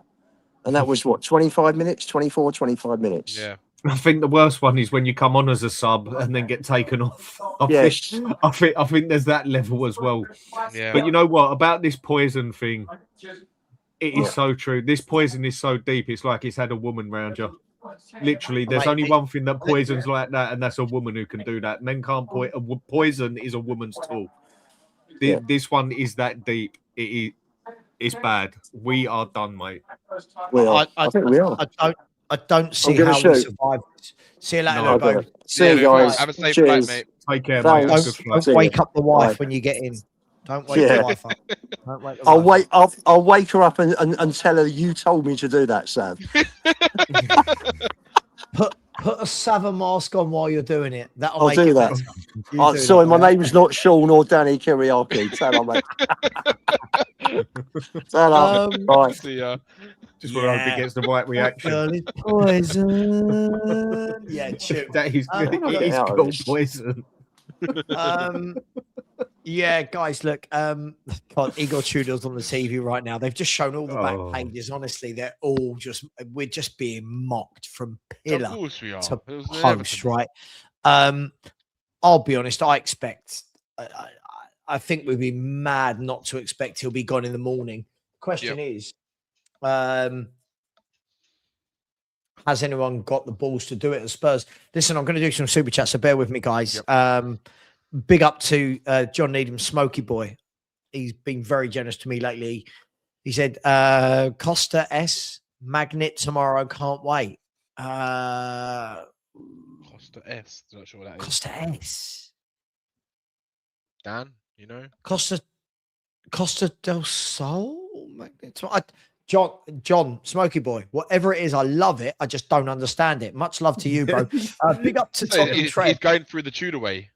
He said, Sava, the fans threw Frank under the bus after he got us this far into the last 16 with this terrible squad. When Ange done it with poor league form, it was acceptable. What a bunch of hypocritical fans we have. Listen, Trev, look, I think we can go down this route of the Ange and Frank and Tudor. I get it. I think it was funny. You are right. Last season, it was okay when Ange lost week in, week out. Everyone said we're in Europe. When Frank did it, it wasn't okay. But it doesn't solve the problem, mate. And very generous, though. Thank you so much, mate. The best looking person on the channel has gifted $5 TV memberships. Thank you to whoever that is. Oh, this guy. Big up to me. Well done, me. Look, these super chats are going back to 9:30. Fifth Elemento says, fans that backed Frank are paying for those fans that wanted him out. Fans that backed Frank are paying for that. Should have given him the Premier League. Oh, I see. Should have given him the Premier League and Champions League season, but no. Sack him is what they said. Thank you to those who wanted him out. Again, look, I feel like we've got to get away from this him versus him versus him. I feel like it's so big now. I don't think this is about Frank or Tudor or Ange. It's so big. But thank you, Fifth Elemento. Thank you. Andy Lester said, I'm so upset. We don't deserve this. Enoch do. Sure, I agree. I do think there are some fans, though, Andy, that I do think that are so head in sand that they do. But in general, I agree with you. We don't as a football club. Big up to you, my man. Big up to Premsy for the super sticker. Thank you very much. Really appreciate that. Here we go. Sia the Grey. Thank you very much. With a super sticker. Thank you very much. I love these people. Hobbit Warlord has said, you say they will be worse next game, as that's how it's been all year. Tudor goes, then on comes the next victim of Enoch's wonder plan. This is the thing. We could change manager and everyone will go, oh my God, it's Sherwood. It's this, it's that. I'm not sure what changes between now and Anfield, but hey, maybe the manager changes. We'll see. And Spurs will keep being a laughing stock. Big up to you. Thank you very much. Tottenham Trev said, look at that reception Gallagher got Sava, mate.